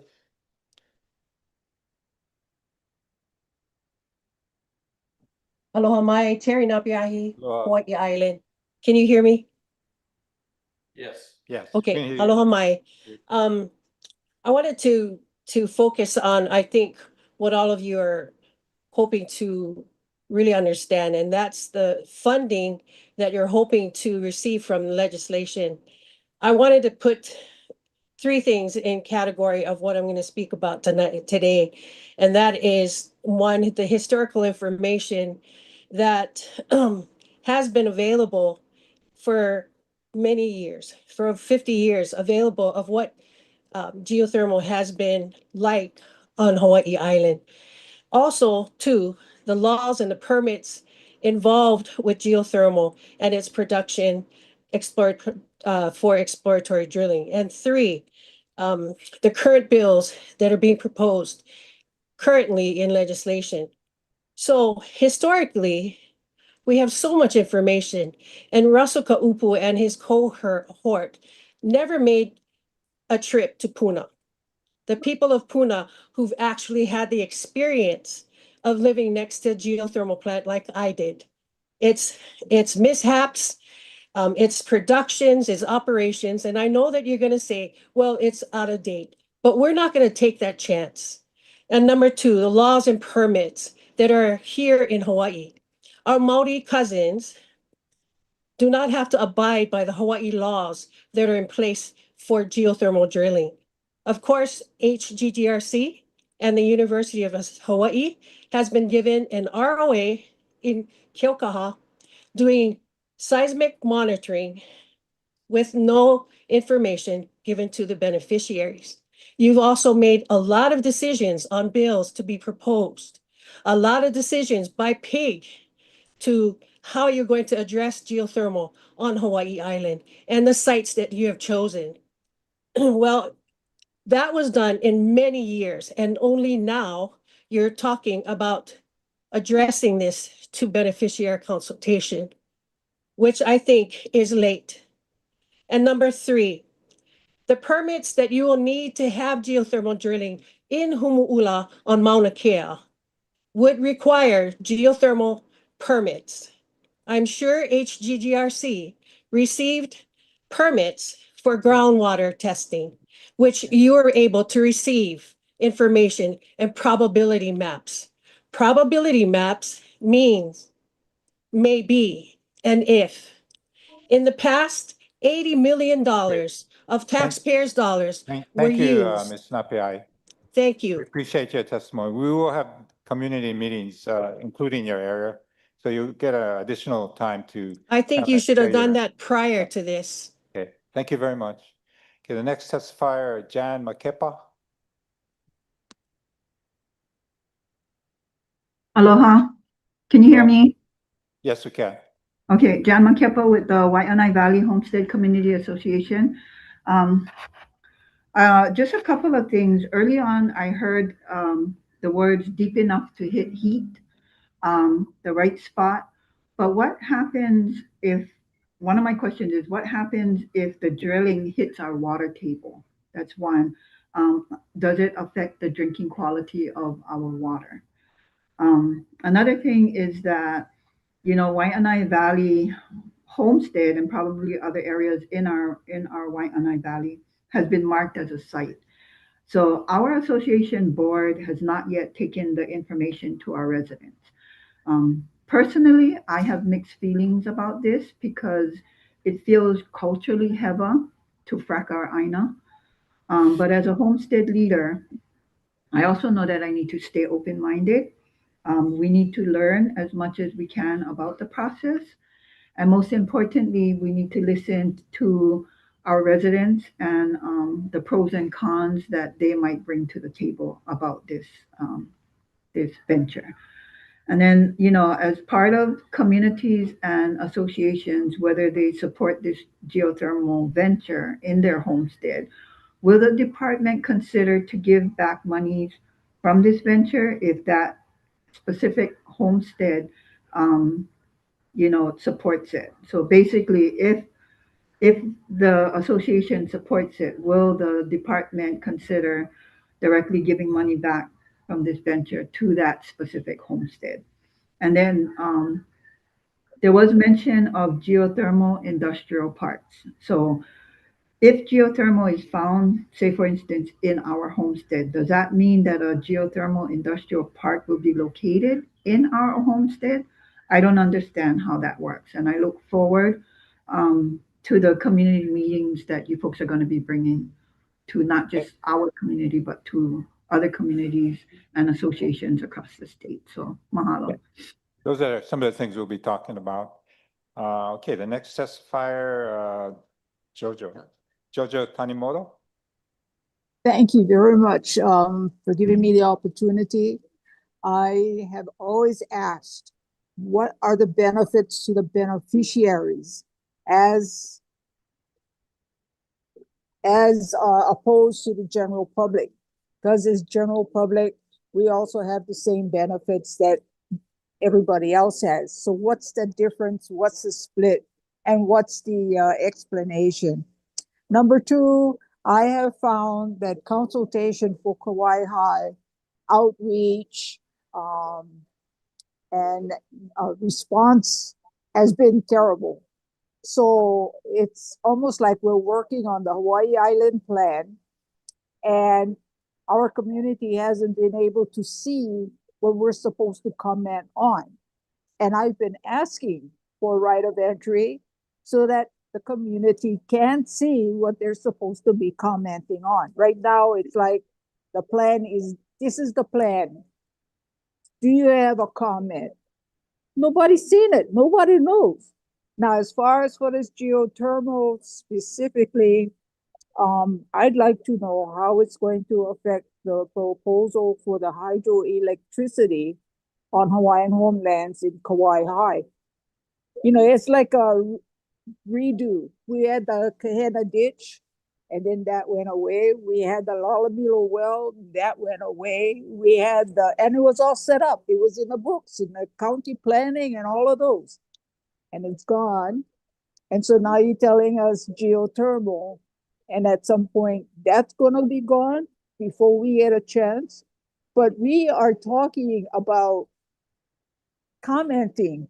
How you comment on something you don't know about, what you haven't seen or nothing, and then all of a sudden the timing is pow. So I hope I'm understood. Any questions? That's just two that I have specifically. Is how is it going to affect the hydroelectric plant and the process that you guys are talking about? It don't work now. How is it going to work in the future for Kauai High? Thank you. Okay, thank you, Jojo. Next, Patrick Kavaiola. Can you hear me?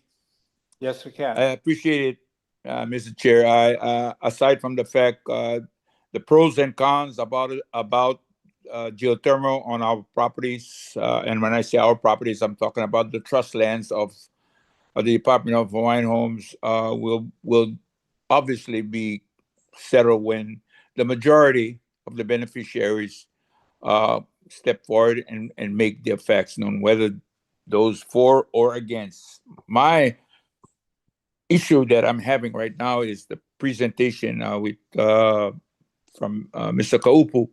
It's just based on some of the language that was used, and one of it, and I think the words that came out of Commissioner O'Nallis's assessment of having to walk by this power plant or the solar array, and her constituency on Kauai at Anahola, they get nothing.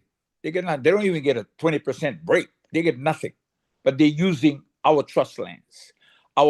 Obviously the monies get to the state, to the department. They get income, and I'm hoping that they're using the income for the beneficiaries as opposed to paying for employees of the Department of Hawaiian Home, with due respect. So I have, those are the questions that continue to play in my mind. And now I'm hearing that the beneficiary consultation will be, but that's the last step. You guys make all the plans, do all of those things, and and then come and say to the Hawaiians, hey, this is what we got. You guys like it or not? Why, again, that is the reason I need beneficiaries at the table while this is going. You guys need to find a way to choose. The community should be able to offer you one individual representing their community by a democratic way. Do it. Why are we so afraid of having a Native Hawaiian sit on to express with you. Because, and I will leave this just because Mr. Gopo mentioned, the power is exclusively within the parameters of the commission, the 9 of you, not the state of Hawaii, not the entity you work for, and not everything else. So the power lies with you, and the organic documents to look at are the Hawaiian Home Commission Act, the Admissions Act, and the state constitution. Okay. Thank you. Thank you, Pat. Okay, the last testifier, Sybil Lopez.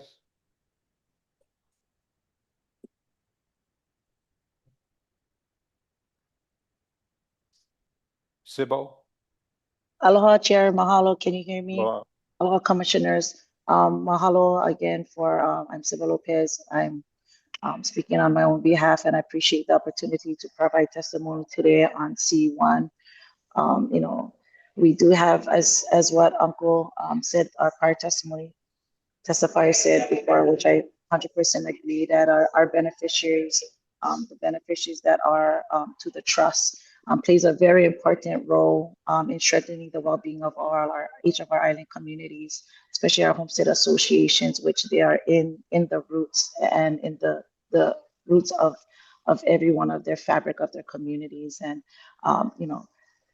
with the HBA's side, but with the assistance from the department and the commission, we could help facilitate the beneficiaries listening sessions, consultation meetings, documenting community input and manao, and really helping translate these technical information, for easily accessible for our families and our kupuna, on really helping, looking at our relationship with the department and seeing something like this move forward with the beneficiaries hand in hand, to support and ensure cultural perspectives, homestead priorities, like what Auntie said, on how the department would meet the beneficiaries' benefits in that area, and remaining as part of that planning process, engaging trusted local beneficiaries associations, strengthening that transparency, again, building trust and maintaining cultural grounding between the Department of Homelands and our Native Hawaiian communities, which we all serve.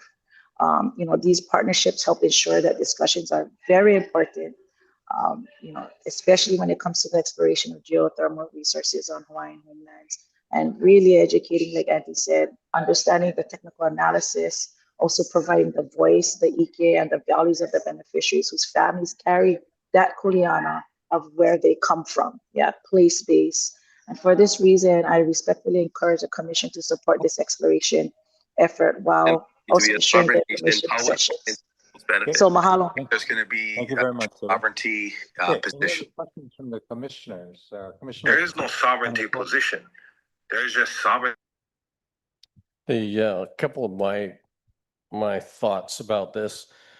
We talk about beneficiary consultation, and this commission consistently demonstrates that beneficiary consultation is one of our initiatives. And so I know people talk about the past, and we've got a lot of lessons learned from past failures and successes. I believe that beneficiary consultation remains a theme for us in much of, if not all of, what we do at the commission. Past efforts have failed us, perhaps. If I wanted to dwell in my past failures would say I shouldn't do anything except live in a cardboard box. And so I believe that the things that we learn from the past creates a better path forward. Russell, when you talk about perfect storm, and I know what you mean, you're talking about perfect opportunity, because perfect storm implies disaster. And I think this might be a perfect opportunity for us to take a very serious look beyond what the exploratory efforts are of our groups and lead and step forward, instead of sitting by watching somebody else do this and then wish that we had done it first. Our communities may want or not want geothermal in their particular homestead areas, and that's how we figure it out as we go out on the road and we talk about it. And if people don't want it in their areas, then let's talk to the people who do want it in their particular neighborhoods. I believe that the benefits that we talk about for our beneficiaries eclipse a lot of our fears. I believe that we have to invest now. We can keep talking about this for another 2 decades and just miss the boat completely when this state does get away from fossil fuels and we become a consumer rather than a producer of energy. And so I believe I support this initiative. I believe that the exploration to determine where we're going and the budget that you've produced is more than just satisfactory. I think the time to move ahead is now. Thank you. Any other comments? Okay, let's see. Do we have a motion? Oh, we do have a motion. Okay. Oh, okay, I need a motion. So moved. There's a second? Second. Okay, all those in favor say aye. Aye. Those opposed, motion carried. Good job, Russell. Thank you for your presentation. Okay, next item. Thank you, Russell. E1, ratification of agreements between DHHL and HHFBC and the Department of Human Services regarding approval of advanced trust funds for use under the 2025 tri-party memorandum regarding water system in Waikuli on Maui. Kalani Franda. Aloha Chair Watson and Commissioners. For the record, my name is Kalani Franda, Acting Administrator with the Land Development Division. Here before you is a request for approval recommending that the Hawaiian Homes Commission, number 1, ratify the Memorandum of Understanding, Disposition and Use of Real Property dated June 21, 2024 between the Department of Hawaiian Homelands and the Hawaii Housing Finance and Development Corporation.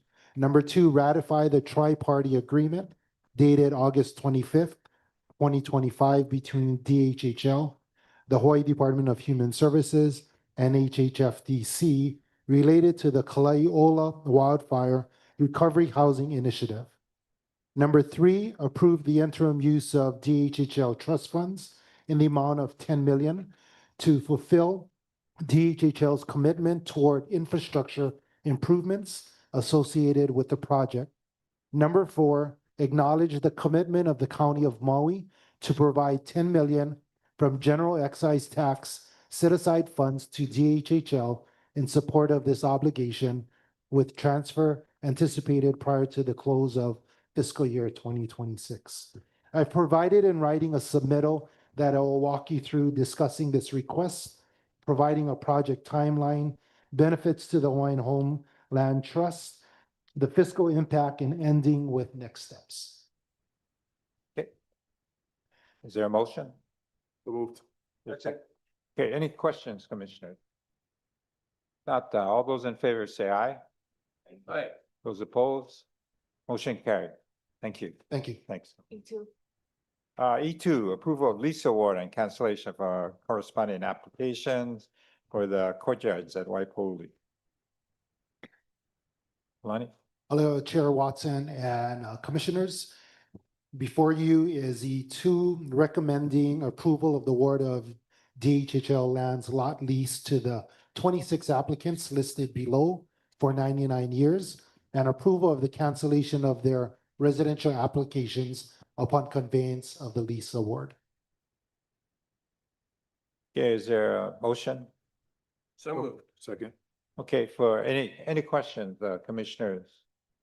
If not, we do have one testifier, Kenna? Kenna?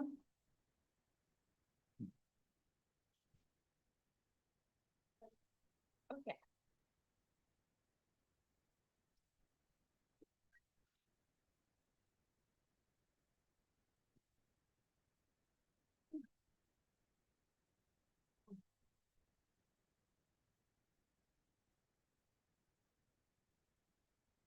I'll draw your attention. I think we've seen many pictures of our fully courtyards at this point. and are aware that it only needs very light renovations. So I wanted to, I guess, many of you are probably aware of the article that came out in the Star Advertiser saying that this was apparently a very unpopular option. 26 people elected this option out of a list of 1,515. Not very many takers. For $25 million of investment, it's about $970,000 per beneficiary benefiting. So this brings up the question of who is benefiting. I know definitely the residents are still very concerned. They have not been shown comparable housing as of yet. There's a fourth lawsuit now occurring from somebody who is born and raised on Kauai. His family are beneficiaries. He is Hawaiian himself and has not been shown a comparable apartment, but was given a 90-day notice. And this is understandably very upsetting because there's no place for him to relocate on the island of Kauai. So it's clear the residents are not benefiting. It's debatable if this is worth $970,000 per beneficiary, but I would like to point out who is very clearly benefiting from this. When we look at the finance for this, we see a construction budget of $4.2 million for what is debatably maybe $1 million worth of work. As you can tell, there's not a whole lot needed on this building. Nan Inc. got a very, very low risk, very high profit construction deal out of this project with, I would say, very little scrutiny. I don't know what process they underwent to obtain this contract. I'm not sure if there was a matrix similar to the one that the beneficiaries requesting grant money went through, but it would be nice to know what was that process. There's also a developer fee of $2.5 million on a building that is already built. In construction, this would be considered very, very low risk.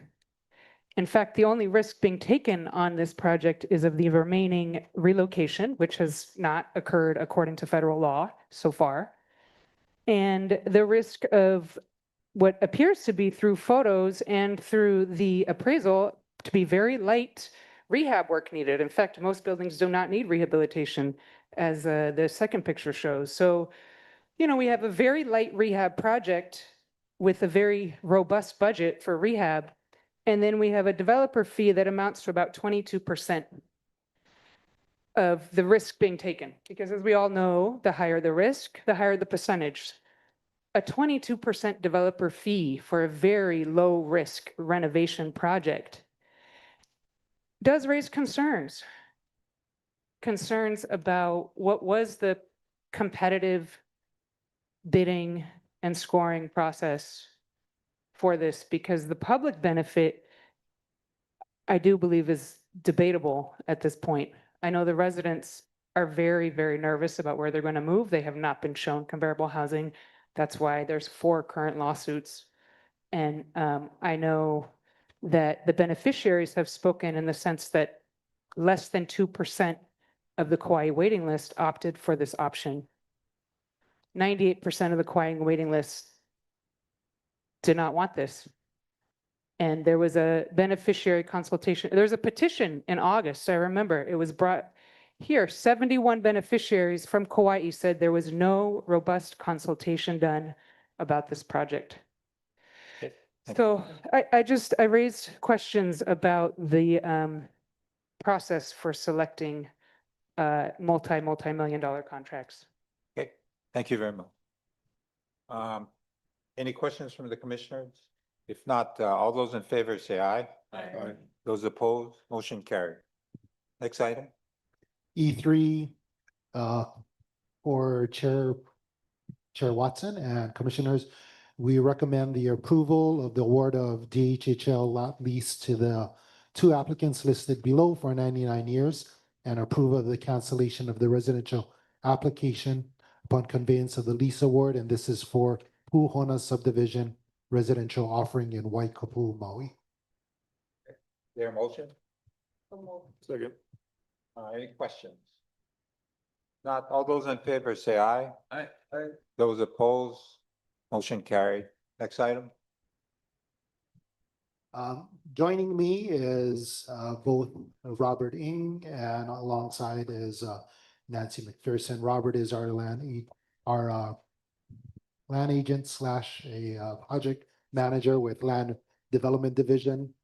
In January, we provided a informational item, and we are here today to recommend action that the commission approve a finding of no significant impact, a FONSI determination based on the final environmental assessment or EA for the Ho'olehua scattered lot subdivision in Ho'olehua, Molokai. Good afternoon, Chair and Commissioners. I'd like to introduce our planning consultant, Carlin Fukuda from Munikyo and Hiraga, who is joining us by Zoom. She will be covering slides 2 to 5. If we can get it on the screen, please. Good afternoon, everyone. Good afternoon, Chair and members of the Hawaiian Homes Commission. Carlin Fukuda with Munikyo Hiraga, and hope everyone is doing well after the wild weekend that the state of Hawaii endured, so weather-wise. But as was mentioned, Carlin Fukuda, Munikyo Hiraga, and our office was tasked with preparing and processing the Chapter 343 environmental assessment for the proposed Ho'olehua scattered lot subdivision project. Sorry, I can't see the slides. For some reason, I only see myself. Actually, could we hold on a presentation right now and just open up to the commissioners to see if they have any questions? And then we, if need be, we can cover it in the slide presentation. Okay, any of the commissioners have questions? It's a pretty small project and pretty straightforward. It's not like it's a 200 unit project. So any questions? No, we don't have any questions. Right. Okay, maybe we just take the motion. We'll entertain a motion to approve this. So Item E4. finding of no significant impact on the final EA. Okay. Is there a motion? So moved. Is there a second? Second. Okay, all those in favor say aye. Aye. Those opposed, motion carried. Thank you very much. Good presentation. Thank you. Mahalo. Nice and short. Wonder if we get a discount on that. Okay, next item, F2. Approval to extend a term of right of entry permit number 750 issued to Demont. Frank Hall and Judy Pachola.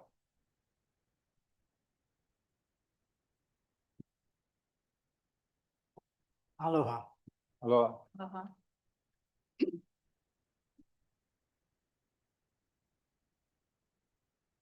Excuse me. The second item we have before you today, item F2, is for the approval to extend right of entry permit rather for number 750 issued to Demont Kalai Manole on Oahu Island. Tax key map 18-6001-052, the portion of which we are referring to today. Your staff currently recommends that the Hawaii Homes Commission grant its approval for a 30-day extension of the term of right entry for the permit 750 from April 1st to April 30th, 2026. This extension time is to allow the permittee time to relocate the unauthorized vehicles currently on the permit premises to another parcel of land. Along with me today, I have Julie Kachola from the Planning Office to help facilitate discussion and to answer any questions you may have. Got a two item. There are two parts. Yes, 2 parts again. Paragraph 2. It's not just a 30-day extension.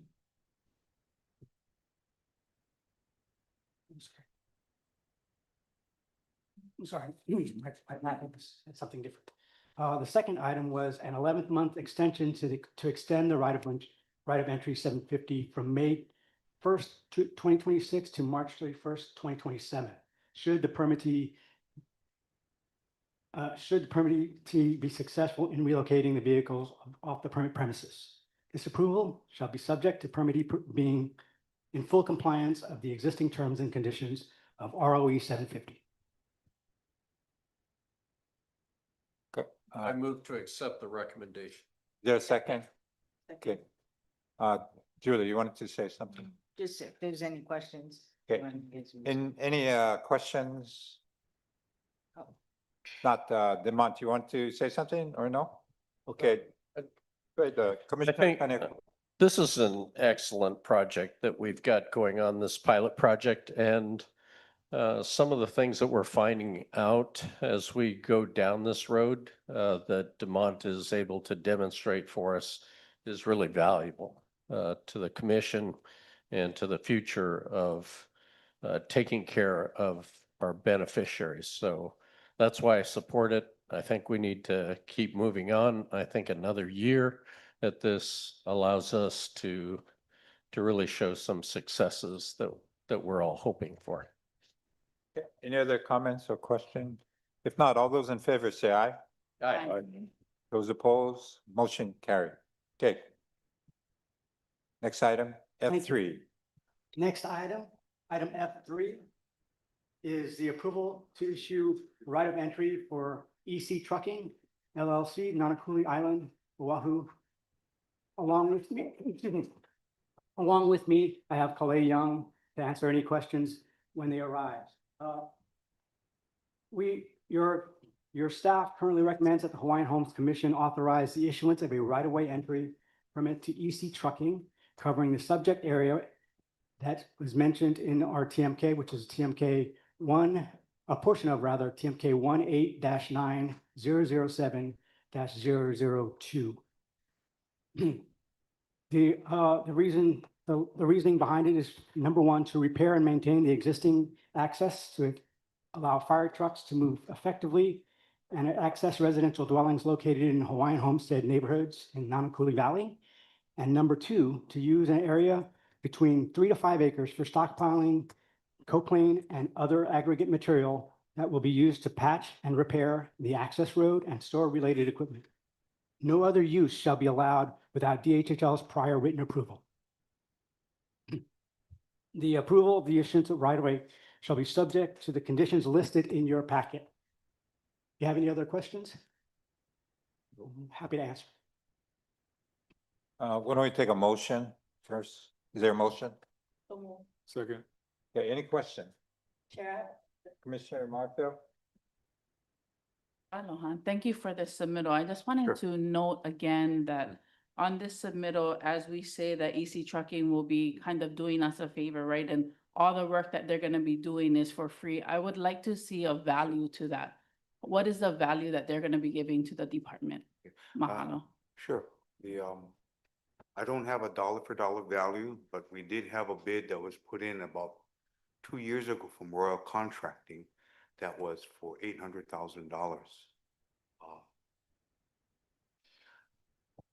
Royal Contracting, they said that it would take them 2 years to do it. So well, I'm just kind of using that as a measuring stick.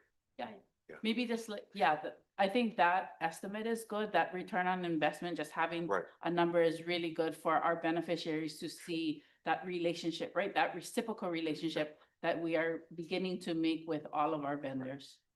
Mahalo. Okay. Any other questions from the commissioner? Commissioner Just a comment. Paniakua?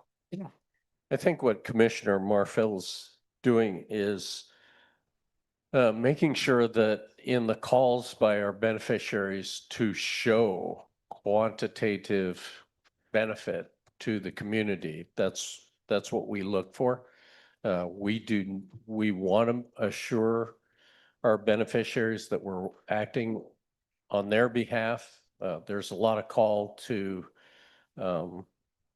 extend leases and agreements to Native Hawaiians, especially if they're beneficiaries on wait lists or beneficiaries on our leases.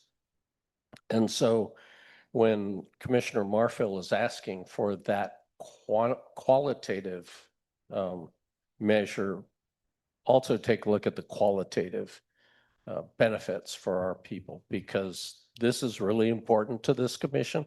And that's what we're asking for. So thanks very much for presentation and for your hard work on our behalf.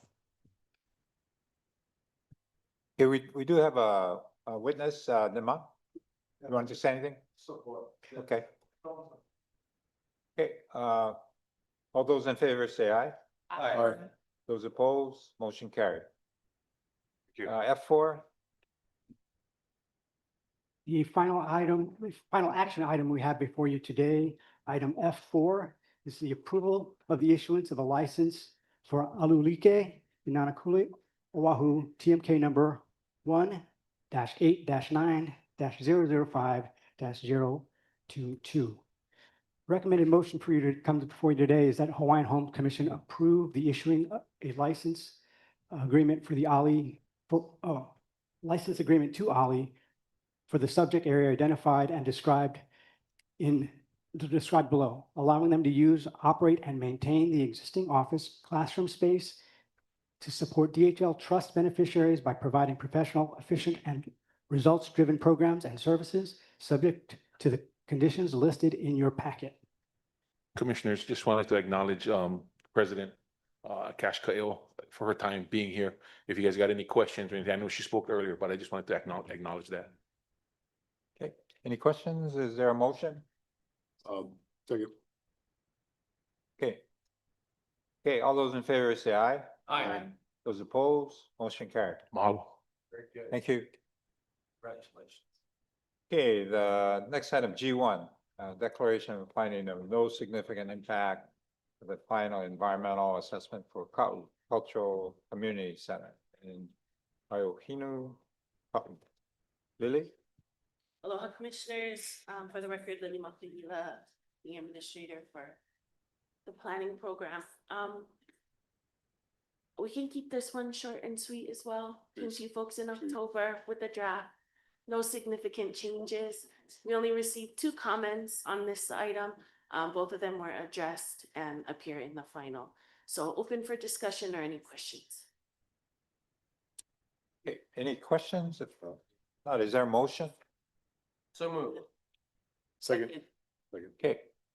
Any questions? No? Okay, all those in favor say aye. Aye. Those opposed, motion carried. Thank you, Lily. Lily, thanks for making sure that you've been working on this. You've kept us appraised of this. And so we had hoped for finding of no significant impact. So thanks for bringing it to us earlier. Thank you. Thank you, Lily. Thank you. Okay, next item, H1, transfer of Hawaiian Home fund balance.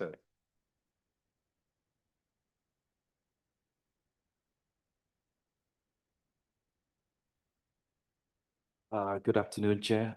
Good and, afternoon. Commissioner. My name is Philip Nguyen. I'm the Administrative Services Officer. Item H1 is the quarterly transfer of Hawaiian Home Receipts Fund money at the end of the third quarter, 2026. The recommended action is to transfer approximately 1.1 million from Hawaiian Home Receipt Funds to the Hawaiian Home General Loans Funds. Okay, is there a motion? So moved. Okay, any questions? Real quick. Commissioner Kaleikini? Thank you, Philip. Are you responsible for financial on the department? Yes, I'm the ASO, yes. Okay, thank you. Okay. All those in favor say aye. Aye. Those opposed, motion carried. Thanks. Thank you. Thank you. Okay, C2 legislative updates for 2026. Ori? All right, so that's what you want. Back. Okay, we'll go to C3 then. Yeah, sorry. Okay, enforcement, David Hope. Yay, enforcement. Good afternoon, Chair. David Hope, Administrator with the Enforcement Unit. Just a quick update since our last commission meeting this month. Covers February 9th through March 9th. During this window, we had 16 requests for enforcement investigations, bringing the total for the calendar year to 27. 24 reports were submitted within this last period. 56 reports have been submitted this calendar year, and we've sent 4 official correspondence within this last period. Over the last month, we have a summary of the work that we did. March 6th, Commissioner Kaniakua came with us to Kona side, and we went up to Waimea to look at, well, we had a homeless operation, and he came to a few problematic lots up in Waimea, just to kind of, again, give perspective. And then we continue our beneficiary engagement. On the 5th, we had NSW Neighborhood Security Watch meeting in Panaeva. And then again on the 9th in Papakolea. We believe, again, that neighborhood security watch programs are going to be critical in bridging the gap where we have those staff limitations. So us helping to support those NSWs has been a big part of the unit moving forward. So yeah, that's it. Oh, we have one public testifier. One testify, Pat Viola.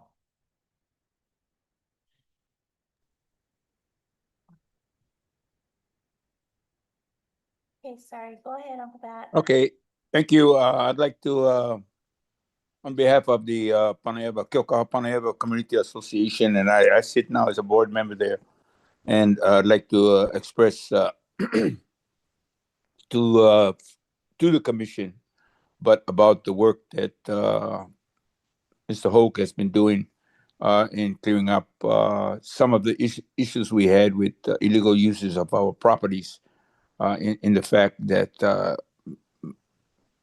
the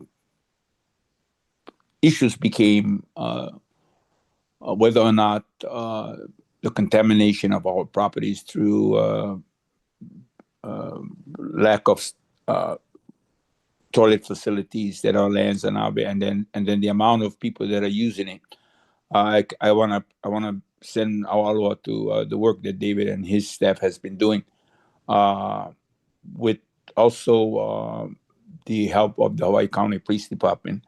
And however, there is and David knows clearly what I'm going to speak about. You know what we are hardly finding an opportunity. Maybe a year or so ago, this commission approved the use of 12 acres of our land for renewable energy project. And the due diligence of that individuals, and I think it's specific by diesel and some other, I don't know the names, I can't remember the names, but they were then, the department did spend monies, David did go in, they did clear. Now we didn't clear this other one a couple weeks ago. Now they're going back to the place where they had cleared again. So we're having issues, and I'd like the department to help Mr. Hook and his staff to find ways to. You either tell the biodiesel go clean the place, do the due diligence now, rather than we just moving people around, and they're just walking from one place to the next. And I think that is not a clear use of beneficiaries' funds. So again, I thank you for allowing me the opportunity to at least express that thanks from the Kyokaha Panaeva Community Farmers Association. Thank you. Okay, thank you, Pat. Let's see. Okay, great, thanks. Ori, legislative update?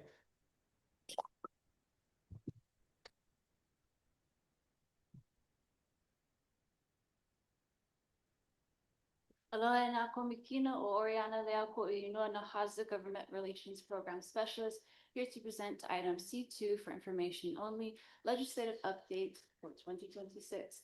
As you all might recall, the Hawaiian Homes Commission approved 13 legislative proposals. 5 legislative proposals were submitted to be included in the governor's package for the 2026 regular session.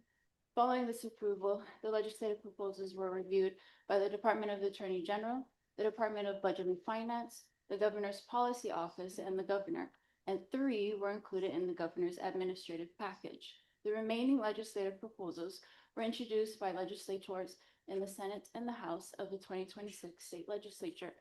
Those 3 legislative proposals that were included in the Governor's package include Helu e Kolu, relating to historic preservation reviews, Helu e Malu, related to the Hawaiian Homes Commission Act of 1920 as amended, specifically the loan guarantee increase proposal. And last but not least, Helu Unukumakahi, relating to the Hawaiian Homes Commission Act as well, specifically nieces and nephews. Out of the 3, the last, next slide please, is still alive as HB 2309 HD1.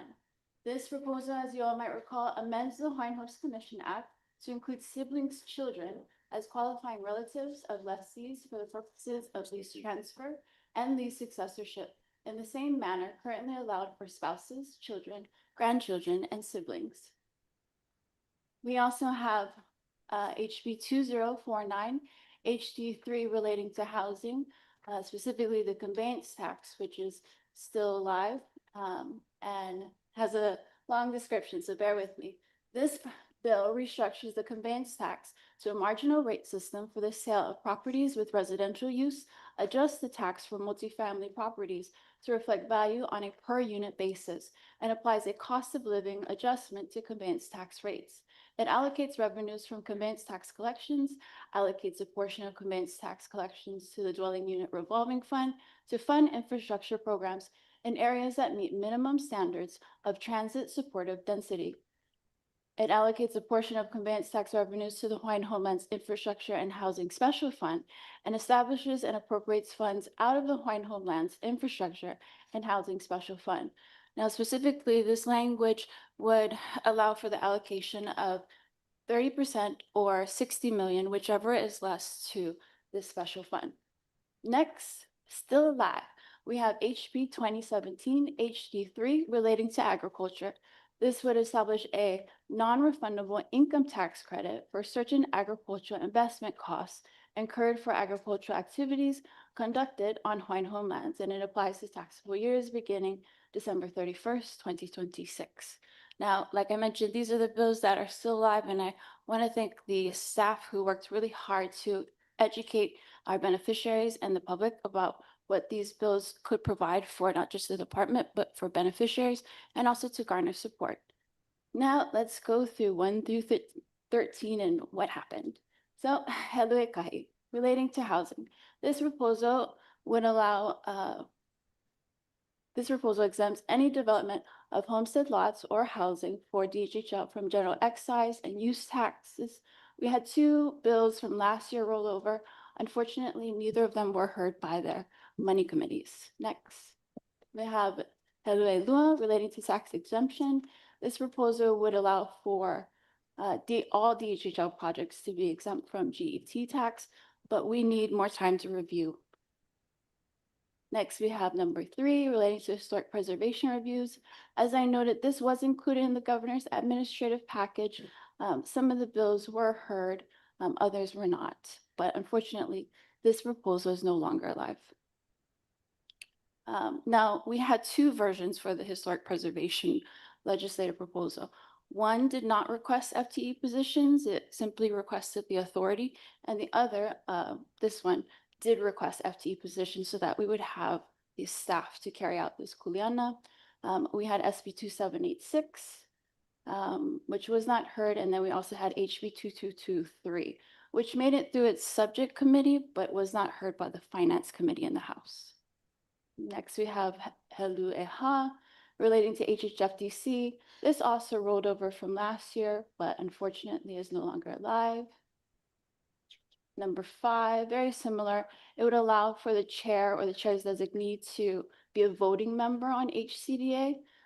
We had SB 1112 and HB 920 rollover from last year. These bills were not heard. Helue Eono relating to the DHHL, but specifically geothermal. This proposal would appropriate funds to DHHL for the investigation, exploration, and identification of geothermal resources on Hawaiian homelands. Russ Soko'upu had previously spoke to this. So we had 2 bills from that rolled over from last year. SB 151 made it through its subject matter committee, but it was not heard by the Senate Ways and Means Committee. We also had HB 1307, which could still be heard, and the department has requested through a memo a hearing for HB 1307. And then this year, we decided to request again through HB 1982. Again, it was heard and passed through the subject committee, but it was not heard by the House Finance Committee. Next, we have Helue Ehiku This proposal was to transfer certain lands under the jurisdiction of certain state agencies to DHHL, but we need more time to make sure that this proposal can be pa'a to take the form of a bill. And then we have Helu Evalu relating to the Hawaiian Homes Commission Act. This proposal would have increased the limit of the state's liability for monies borrowed by DHHL or loans made to lessees that are guaranteed by the department from 100 million to 500 million. Again, some of these bills were heard in their subject matter committee, but were not heard by the finance committee. Heluiva, relating to economic development. This proposal would have appropriated funds to DHHL for projects that meet the criteria of Act 96, Session Laws of Hawaii 2025. So this year it took the form of SB 2785 and HB 2400. Again, it was heard in the subject matter committees, but is no longer alive. I will say though that we did receive some preliminary awards for green fee wildfire mitigation. So that was received separately, not through legislation, obviously. Next, we have Helu Umi relating to the Hawaiian Homes Commission Act. This would have made a lease condition for criminal activity. Again, staff, myself, needs more time to review so that we can form a bill that would allow for this to be pa'a going forward. Next, we have Umikumakahi. Like I mentioned, this is still alive in the form of HB 2309, and it was also included in the governor's administrative package. Next is Helu Umikumalua. Relating to tax revenues, this would have allocated 1% from TAT funds into DHHL, but we need more time to review. And then we have Helu Umikumakolu relating to the rental housing revolving fund. Unfortunately, both our Senate bill version and the House bill version, they were heard, but they were deferred in both housing committees. Now, there's a number of other bills that we remain supportive of, even though they weren't in our package. And this is the list of bills that we submitted testimony for and is still alive. So highlighted there again are the bills that I noted before. And with that being said, I'm available for questions. Okay. Any questions, commissioners? Okay, thank you, Artie. Thank you, Eric. Mahalo. Okay, D1 for information only, HSD reports, Juan Garcia. Good afternoon, commissioners. Again, Juan Garcia, Homestead Services Division Administrator. Item D1 are lease and application, as well as loan monthly reports. Again, for your information, Exhibit C notifies you that we extended a interim construction loan for the construction of a home in Kevalu. But I'd be glad to answer any questions you may have. I do want to, again, let you know that we're continually working with our modernization team here at DHHL, as well as our consultant with respect to migrating from our archaic data system to hopefully one that we will be proud of and make use of. But as you know, when you migrate from an old system to a new system, there's always not issues, but challenges, and it's reflected in some of the reports that you have before you. We're still working on accuracy of the numbers, but hopefully in the next couple of months, we'll be more confident with the numbers that we're providing to you. Okay, any questions, commissioners? I have a question really okay. quick. Go ahead. Relating to, B, the delinquency Mm. report. So I noticed that they're on the decline. Yes, glad you caught that. Yeah, we statewide, I think we went down just about 1.6% statewide. Every single island, there is a downtrend. We have added another staff member in loan services branch. We're hopefully bringing on another or filling another position. We are actively looking more at loan delinquencies, and hopefully we'll be scheduling more contested case hearings. We do have a newly hired loan services manager in Kui Meyer who just started beginning of this month. We are actively looking at, again, this is with the direction of the chairman, is to see what we can do in looking at our delinquency to outsource, because we just don't have enough staffing to do all of the work. So Kui Meyer, again, the loan services manager, is looking at outsourcing some of the work to help our beneficiaries more with respect to budgeting, helping us with directing them to other programs that may be able to assist them financially. I just would like to say that I'm still concerned that the lion's share of delinquencies are more than 180 days. So we're not talking about people who are newly delinquent. And so would you say that what would be the biggest contributing factor to that 34%, over 34% being over 180? Yeah, there are a number of cases that have already gone through contested case hearing, and they are within that 180 days. We are in the midst of reviewing those cases that are currently under a decision and order, and we may be coming back before you to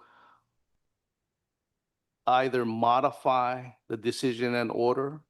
There may be some cases that warrant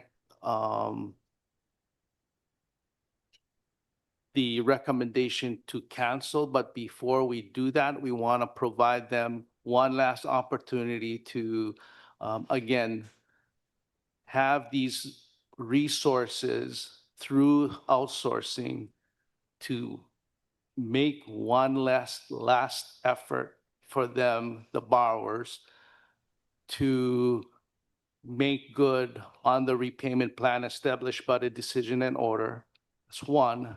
The other thing is, with the addition of personnel coming in as well as outsourcing, we will be ramping up additional contested case hearing before hearings officer. I understand we brought in 2 more hearing officers, which we will be able to spread out additional hearings ultimately, which would come before you for ultimate decision to accept, in most cases, a repayment plan as recommended by the hearings officer, and in some rare instances, more than likely to cancel the lease, which we don't want to see happen, but ultimately it's probably the option that's the only resort that we may have to go through because we've exhausted our efforts with the beneficiary. But could it be attributed to life, like major life changes? That could Or- be, and What's like a theme? I'm trying to understand why so many are so late. there are instances where borrowers or lessees are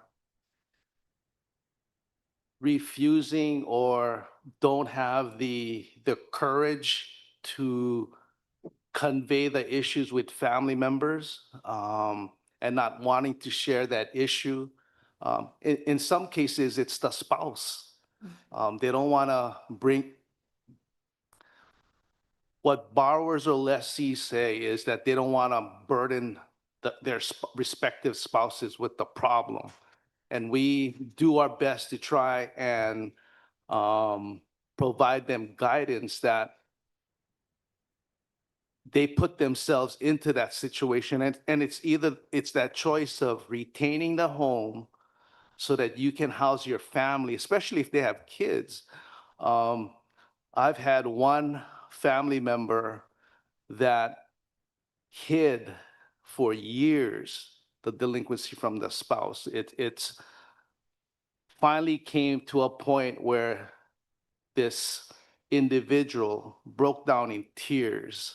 And that kind of was passed on to me, but it's again, it's that challenge of convincing an individual that it's not only you, you're affecting your family, your whole family, your kids, and this kuleana of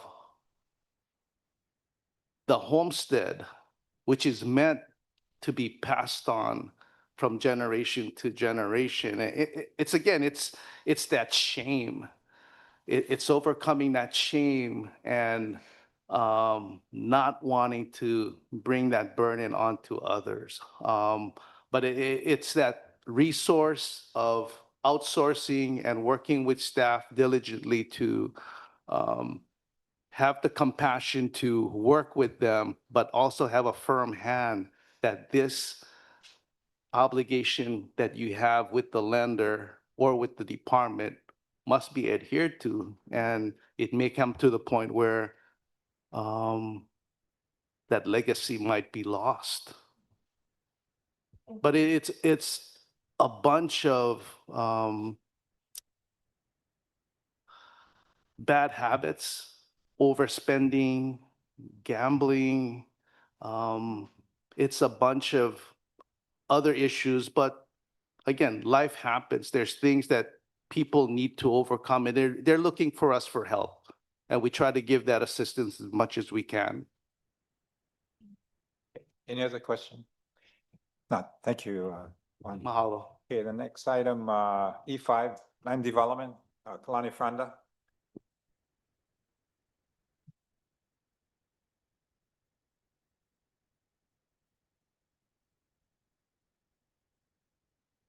Aloha Chair Watson and Commissioners, if I could ask for my presentation.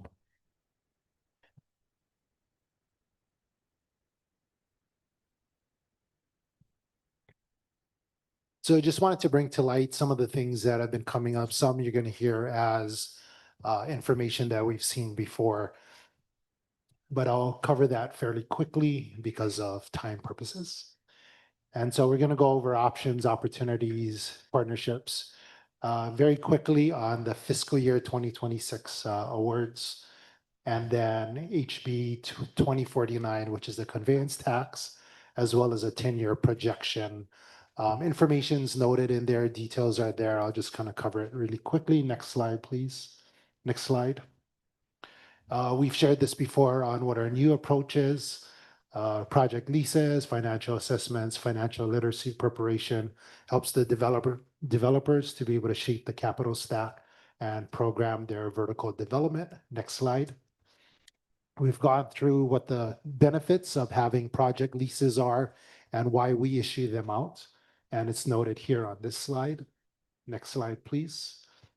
We've shared the different options and housing products that we make available to the beneficiaries based upon their financial capacity. So turnkey, owner, builder, lot, rent with option to purchase, and self-help housing. And part of that is also building relationships. Next slide, please. Next slide.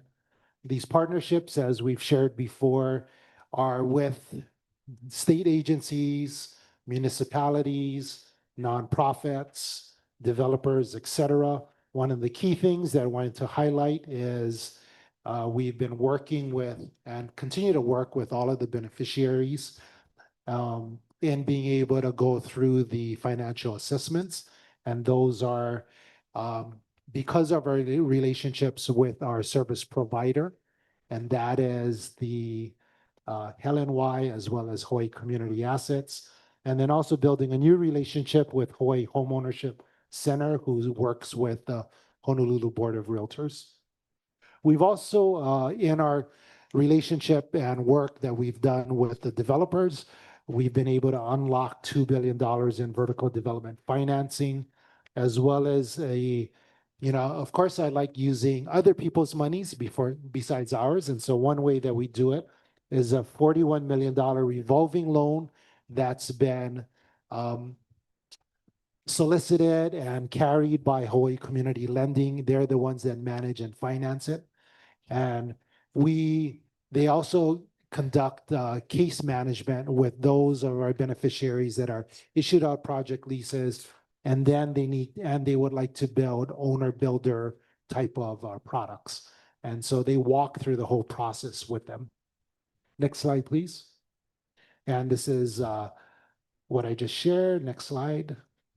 Part of that other building, Pilina, is you've heard a number of different ways that we've connected with Hawaiian Council, the Luna Lilo Trust. We've been having conversations with Kamehameha Schools, also with early conversations with Queen Liliuokalani Trust, Queens Health Systems, and then also having conversations with Office of Hawaiian Affairs.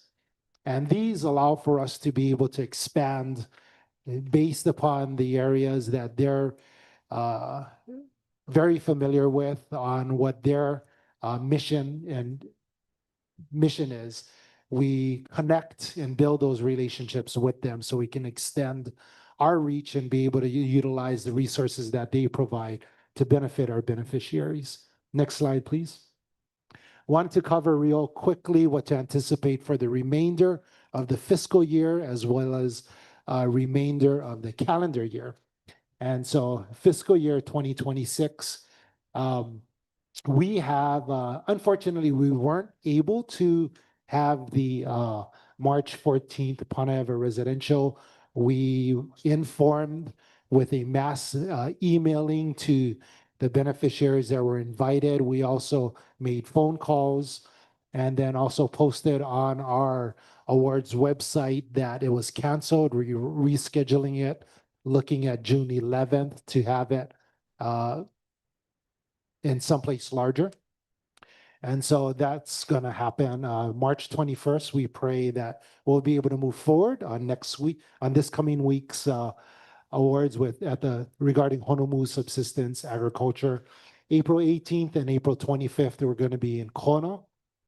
Next slide, please. On May 2nd, we're going to address the Maui Subsistence Ag. We have several projects that we're looking at awarding for.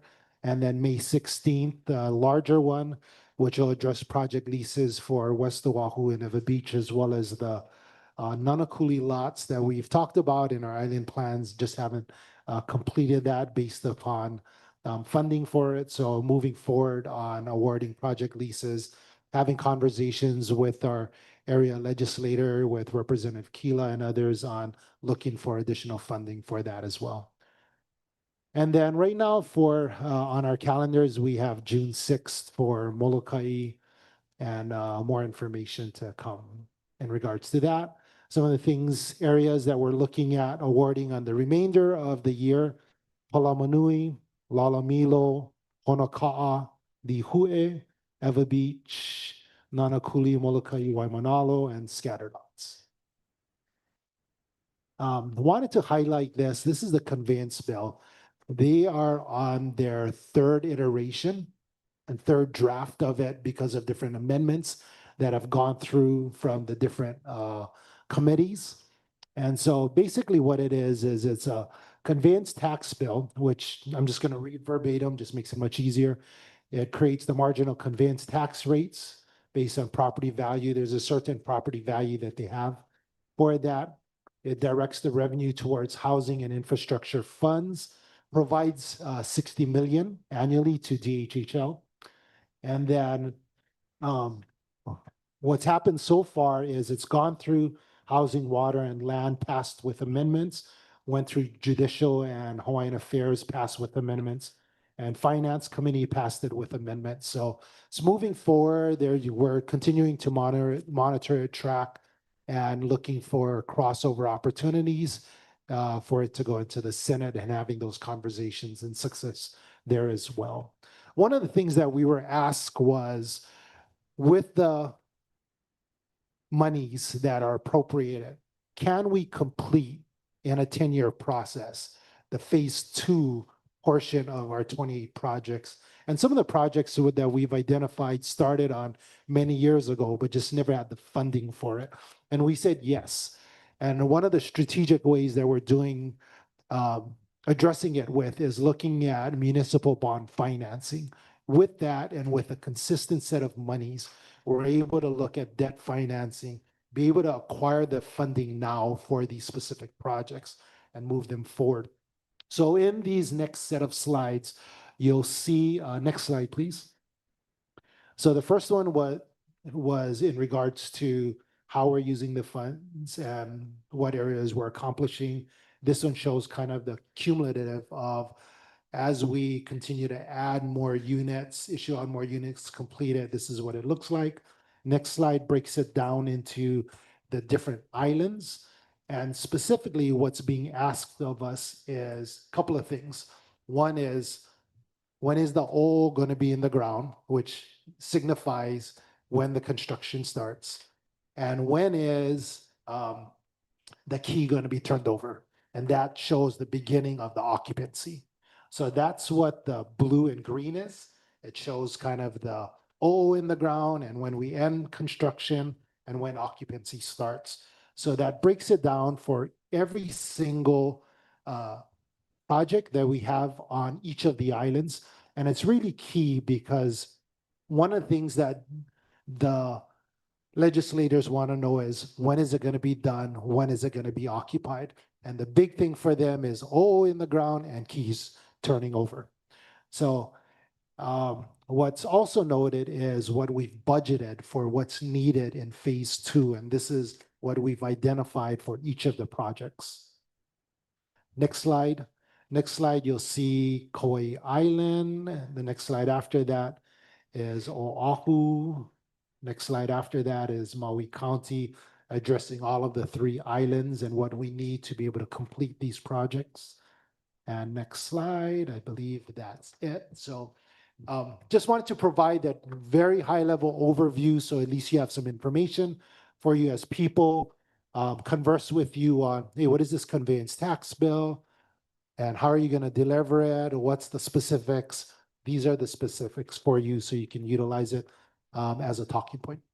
Thank you so much. Appreciate your time. Quick question, Kalani. Are you doing this presentation tonight in Waimanalo? Yes. Excellent. With a little more information. No, regarding make Waimanalo. sure you tell them what those 200 Waimanalo offerings are. Yes. Thank you. Good job. Thank you. Just one question. Honomu's select event this weekend, how much homes are we looking at? How much? Those are the, so 50 subsistence agricultural lots. Thank you. You're welcome. Yeah, the Honolulu, you got 1,200, should be 1,100, huh? For Yeah, Kauai. it's 11 residential and then 100 of the subsistence agriculture. Oh, I see. Okay. Okay. Let's see. Okay, the next item, thank you, Kalani. G3, for information only, integrating coastal zone management in Hawaiian homelands. NOAA project of special merit. Really? And Nancy and Jonathan. The whole team there. Aloha Commissioners. Aloha. For the record, Lily Makaila, Acting Planning Program Manager, here today with item G3. We do have some of our technical experts that are going to be up here. So I'm just going to introduce and then I'll step off to the side if there are any questions. I know that we've had a long day, but I did want to preface this presentation by mentioning that this is actually a huge boon to the department. Office of Planning and Sustainable Development, which is one of our kind of sister agencies, has actually taken on the funding for this project to, in essence, pay for us to look into an issue that's affecting homesteaders at no cost to the department outside of the participation of the planning office along the way. So we do have other folks who are going to be kind of talking about what this project is all about and trying to download some of that information on you folks. I'll step over to the side. Here today is Nancy McPherson with the item, and she can introduce the rest of the team.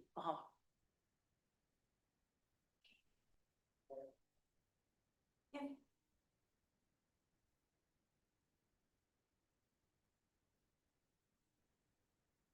Aloha Kako Commissioners, Nancy McPherson Planner, DHHL Planning Office. So this, as Lily stated, is an OPSD CZM funded project with NOAA funding, project of special merit for DHHL. Next slide. Okay.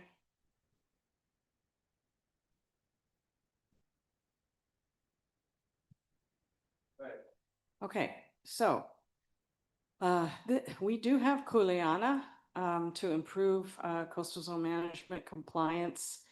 There is a National Coastal Zone Management Act enacted in 72. Then the Hawaii State Program was started in 1977.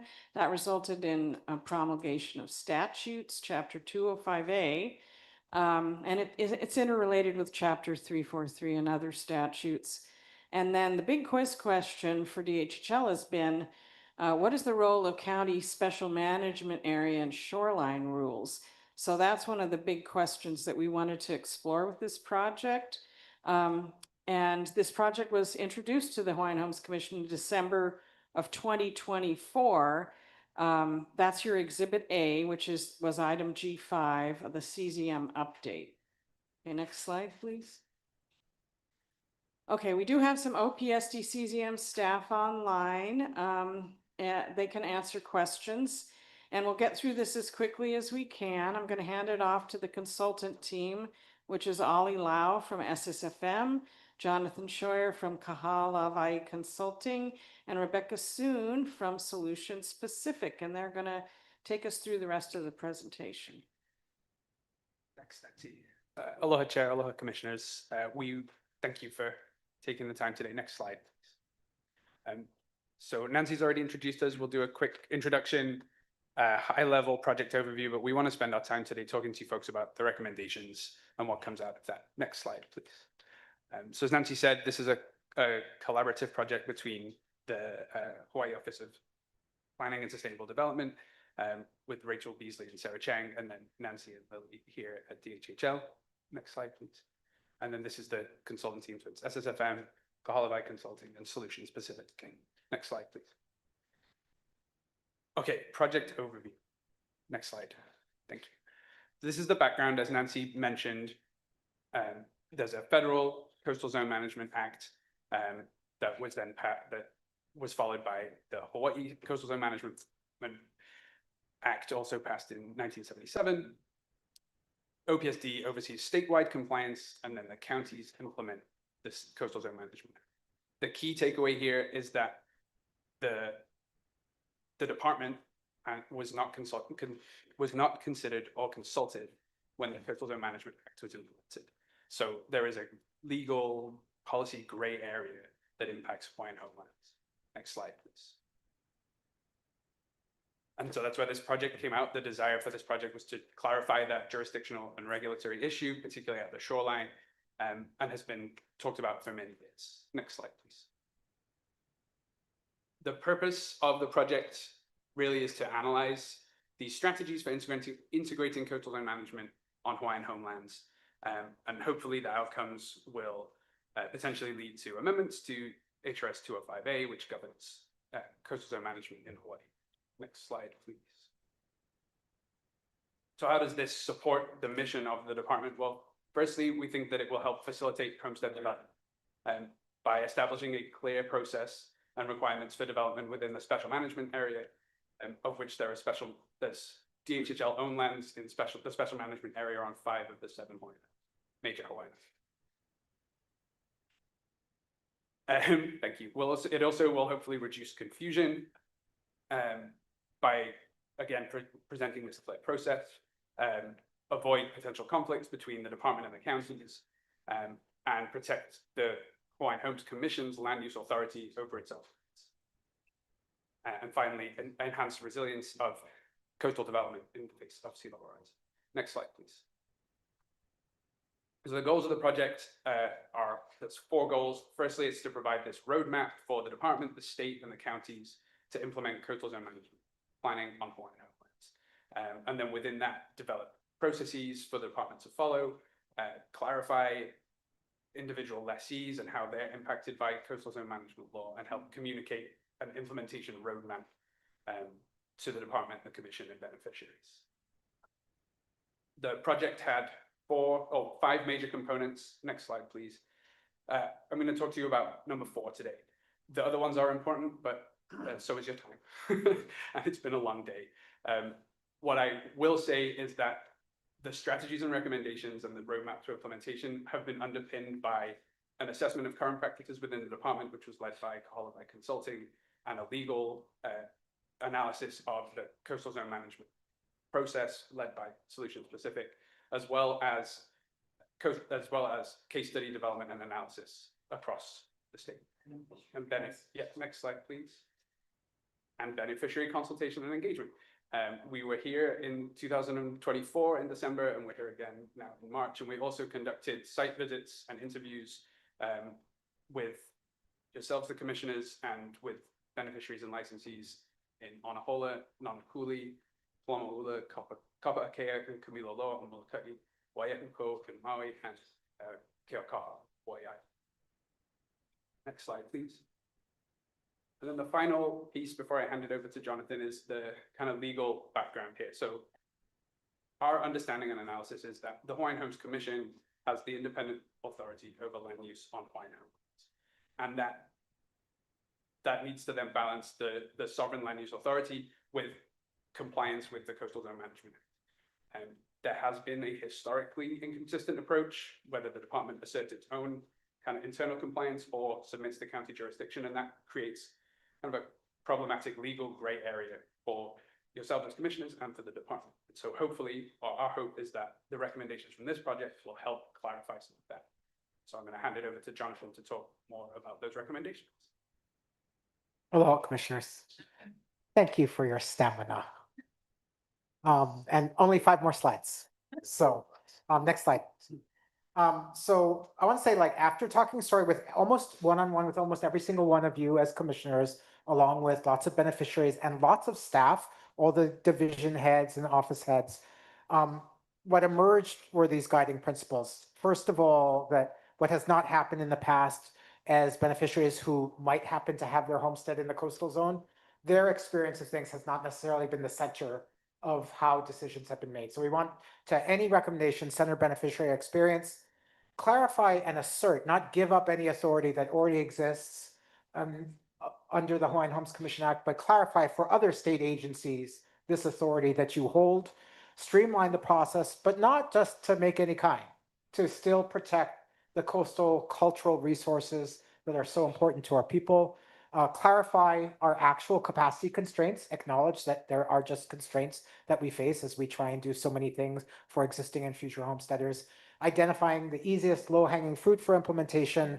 what internal improvements might be made within DHHL, and ideally provide a consistent process across the PAIAINA, because it really has depended, and this is not to cast aspersions at anybody within or outside the department, but depending on who you asked, depending on what year you asked, depending what county you were in, you got a different answer about could you do this on your homestead lot or could you do this with DHHL in the coastal zone. Next slide. So the strategy and recommendations report, which was the primary author was SSFM, came up with 7 options, but really 6 options. Status quo, we didn't think was a good option. Like, you could keep going, but this is not going to serve anybody or the coastal zone well. There are internal DHHL recommendations for slightly increased staffing and smoother processes that can be implemented no matter what. There is a recommendation that just as we have one version of a memorandum of agreement between DHHL and Hawaii County on some planning issues, that agreements like that be developed among all 4 counties and the department. And then there's a range of options which go from the least to the most, possibly integrating DHHL staff at county planning departments, increasing coastal zone management capacity at the district offices, all the way to, if the department wanted to, it could really stand up its own coastal zone management plan akin to what the counties have. But that's not our recommendation. Our recommendation is actually to seek amendments to Chapter 205A, the state's Coastal Zone Management Act, to really clarify that the department really has the authority to manage coastal zone resources on its own lands, and to try and set up a process that does maximize efficiency, but while protecting coastal resources. If you go to the next slide.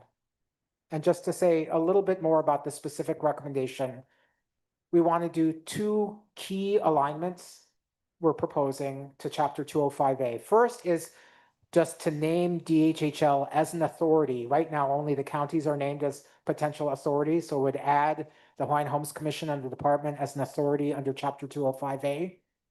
It will also propose amending the Chapter 205A to clarify that DHL may fulfill its obligations by aligning its existing processes and rules, meaning it doesn't have to stand up a full-fledged coastal zone management program that Honolulu or Maui or Kauai or Hawaii Island has, but it can do its own process really tailored within its existing land management and planning framework. And then to do that, what we're recommending is not the counties, when they permit things in the special management area, it's very permitting focused on like going through a application and permitting process. However, there's a different model. And so for federal projects in Hawaii, when a federal agency proposes to do things, they get reviewed as a checklist by the Coastal Zone Management Program at the state level, whether or not they're actually fulfilling the purposes of the act. And so we're proposing a similar process by which the department would be able to review proposals via a checklist for are they really fulfilling the intentions of Chapter 205A without subjecting our beneficiaries to yet another permitting process that makes it harder to do things like improve houses in the coastal zone that need improvement, secure NAHASDA loans, subdivide their lots. And the Hawaiian Homes Commission would retain and would clarify has the authority to make these determinations. Next slide. So I'm just going to go over this. Everything has opportunities and challenges with it. This would take a little bit of additional staffing, 1 to 2 dedicated coastal planners. On the other hand, the opportunities is that we've had homesteaders who've been stuck in subdivision process for over a decade, whose homes are in the special management area. We've had projects that have been subjected to other delays and increased costs. So it'd be a way to address these challenges and ideally work more closely with the counties to protect important coastal resources that are on our lands and span across our properties. Next slide. So again, how would you implement this? We would seek through the regular process of the Hawaiian Homes Commission approving legislative proposals, making 2 amendments to Chapter 205A, one in Section 1 and one in Section 4, and then internally developing a consistency checklist program, ideally with some staff members. All of this oriented towards really furthering the ability of the department to enable its beneficiaries and its licensees to utilize the Hawaiian homelands that happen to fall within the special management area. Next slide. With that, I will hand it back to Nancy. Thank you, Jonathan. Okay, so our next steps is to, because this affects Hawaiian homelands statewide potentially, at least those areas within the SMA, we would conduct a statewide beneficiary consultation because this is going to be a programmatic approach. Then we'll bring that beneficiary consultation report to the Hawaiian Homes Commission for your acceptance. And then we will develop an action item submittal to bring to you for adoption. At that point, we would start working on implementing those recommendations based on your feedback as well as the beneficiaries during consultation. One thing I want to say is that we are in initial discussions about potential funding sources for coastal zone management planner positions, and those conversations are going to continue. And I think that's it. Okay. Any questions, commissioners? Okay, thank you very much. Okay, next G4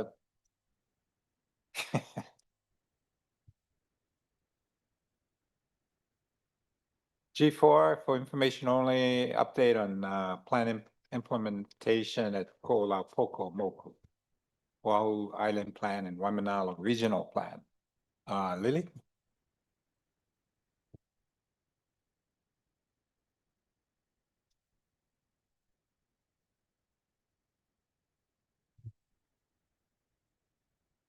Aloha again, commissioners, for the record, Lily Makaila, Planning Program Manager. Here today with a status update.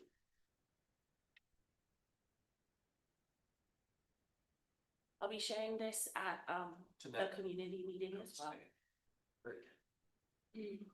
Mahalo, Michael. If we can jump to the next one. Thank you so much. This is based on Oahu Island Plan, last updated in 2014. This is kind of a breakdown for Ko'olau area of the lands that we have. I'm actually excited this will probably be the last time that we'll see this one. I'm excited to be able to update this with proposed land acquisitions. So next year when we get back around to this moku, hopefully we'll see some change and increase in the homesteading areas for this slide. Next. Ko'olau moku includes homestead lands in Waimanalo, which is the bulk of the land. Haiku, which is, off where the H3 goes, and then Waihole. Waihole is interesting. We don't talk about Waihole too much. We have a handful of lots there. They were previously a part of the ag park.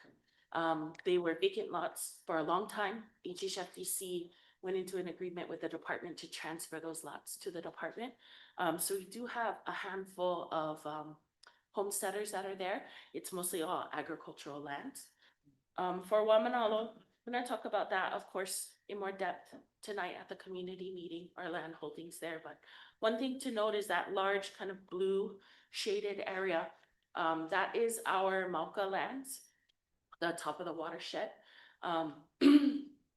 One note that did come out during the regional planning process is, even though that's about 1,400 acres of area that's not suitable for homesteading, our homesteaders in Waimanalo are pretty passionate about that remaining in the Hawaii homelands inventory. That's just kind of their mana'o on it. They really value the headwaters and they really value kind of the top of the watershed. So that was some of the mana'o that was expressed. Next slide.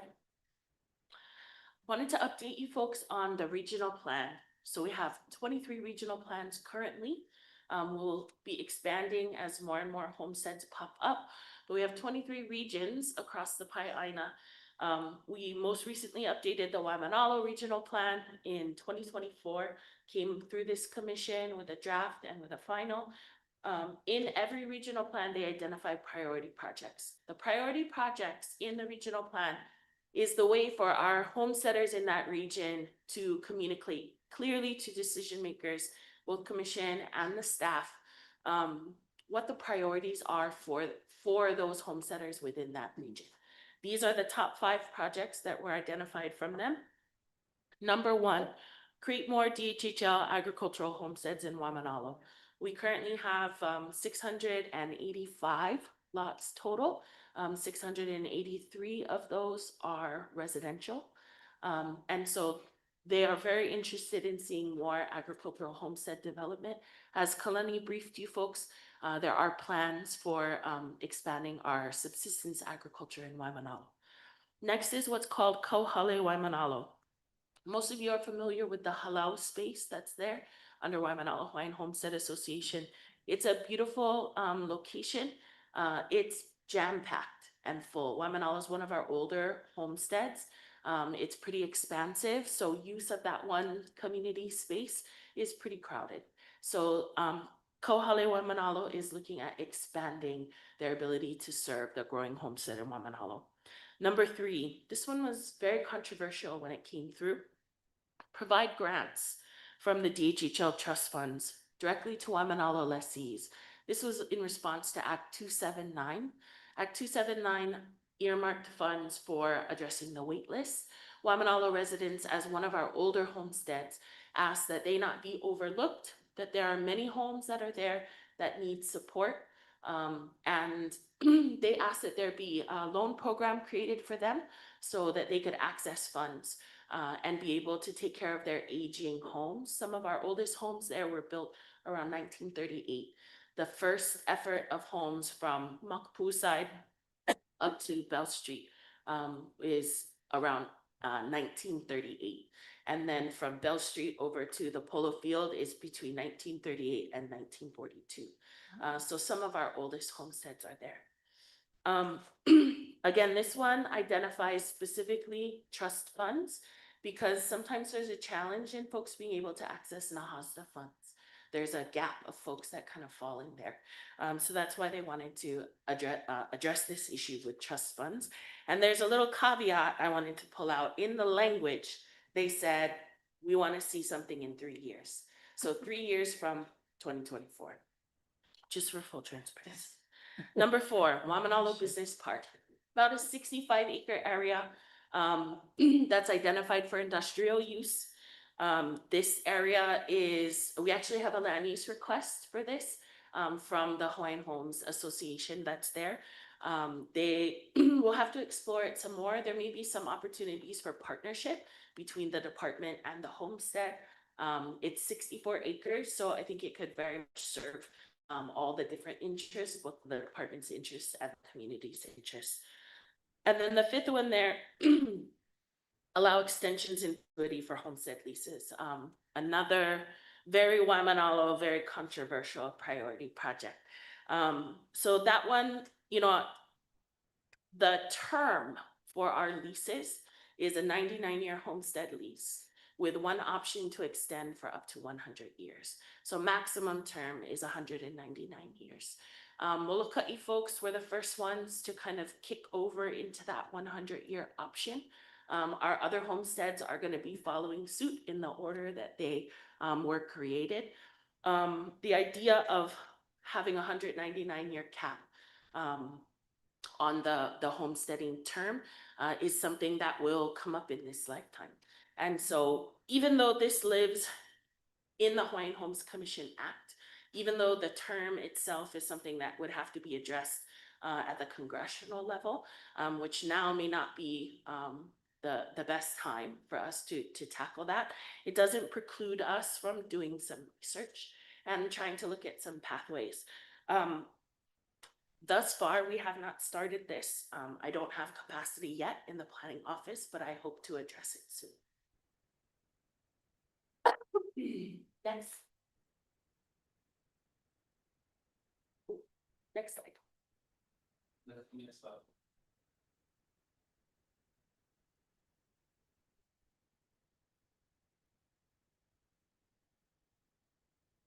Apologies.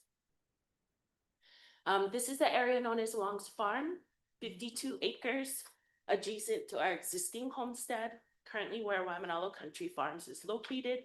Their lease is for another 5 years. We're targeting this for 60% residential development and 40% subsistence ag development. It will likely come out, right now we're doing some of the compliance and engineering. The total lot count will likely come out to around 120 residential lots and around 36 ag lots. Next.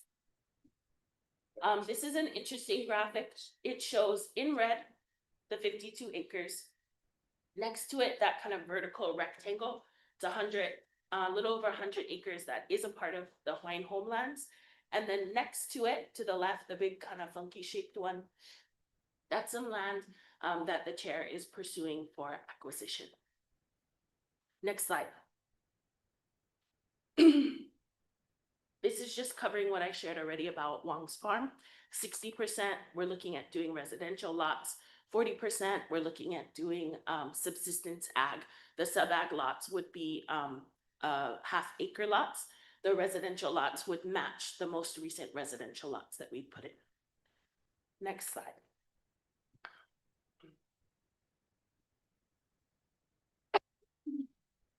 This is Haiku. We still have to go through, they've gone for a long-term land disposition. We still have to go through compliance. The Ko'olau Foundation has their own consultant. They're working with the planning office. We'll come before you folks with a draft and a final of the environmental assessment for this one. Next slide. That's all. Thank you, folks. Thank you, Lily. I'm excited tonight.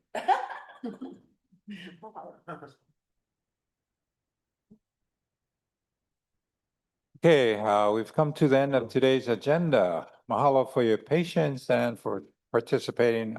Item F5 is deferred to tomorrow before the J agenda.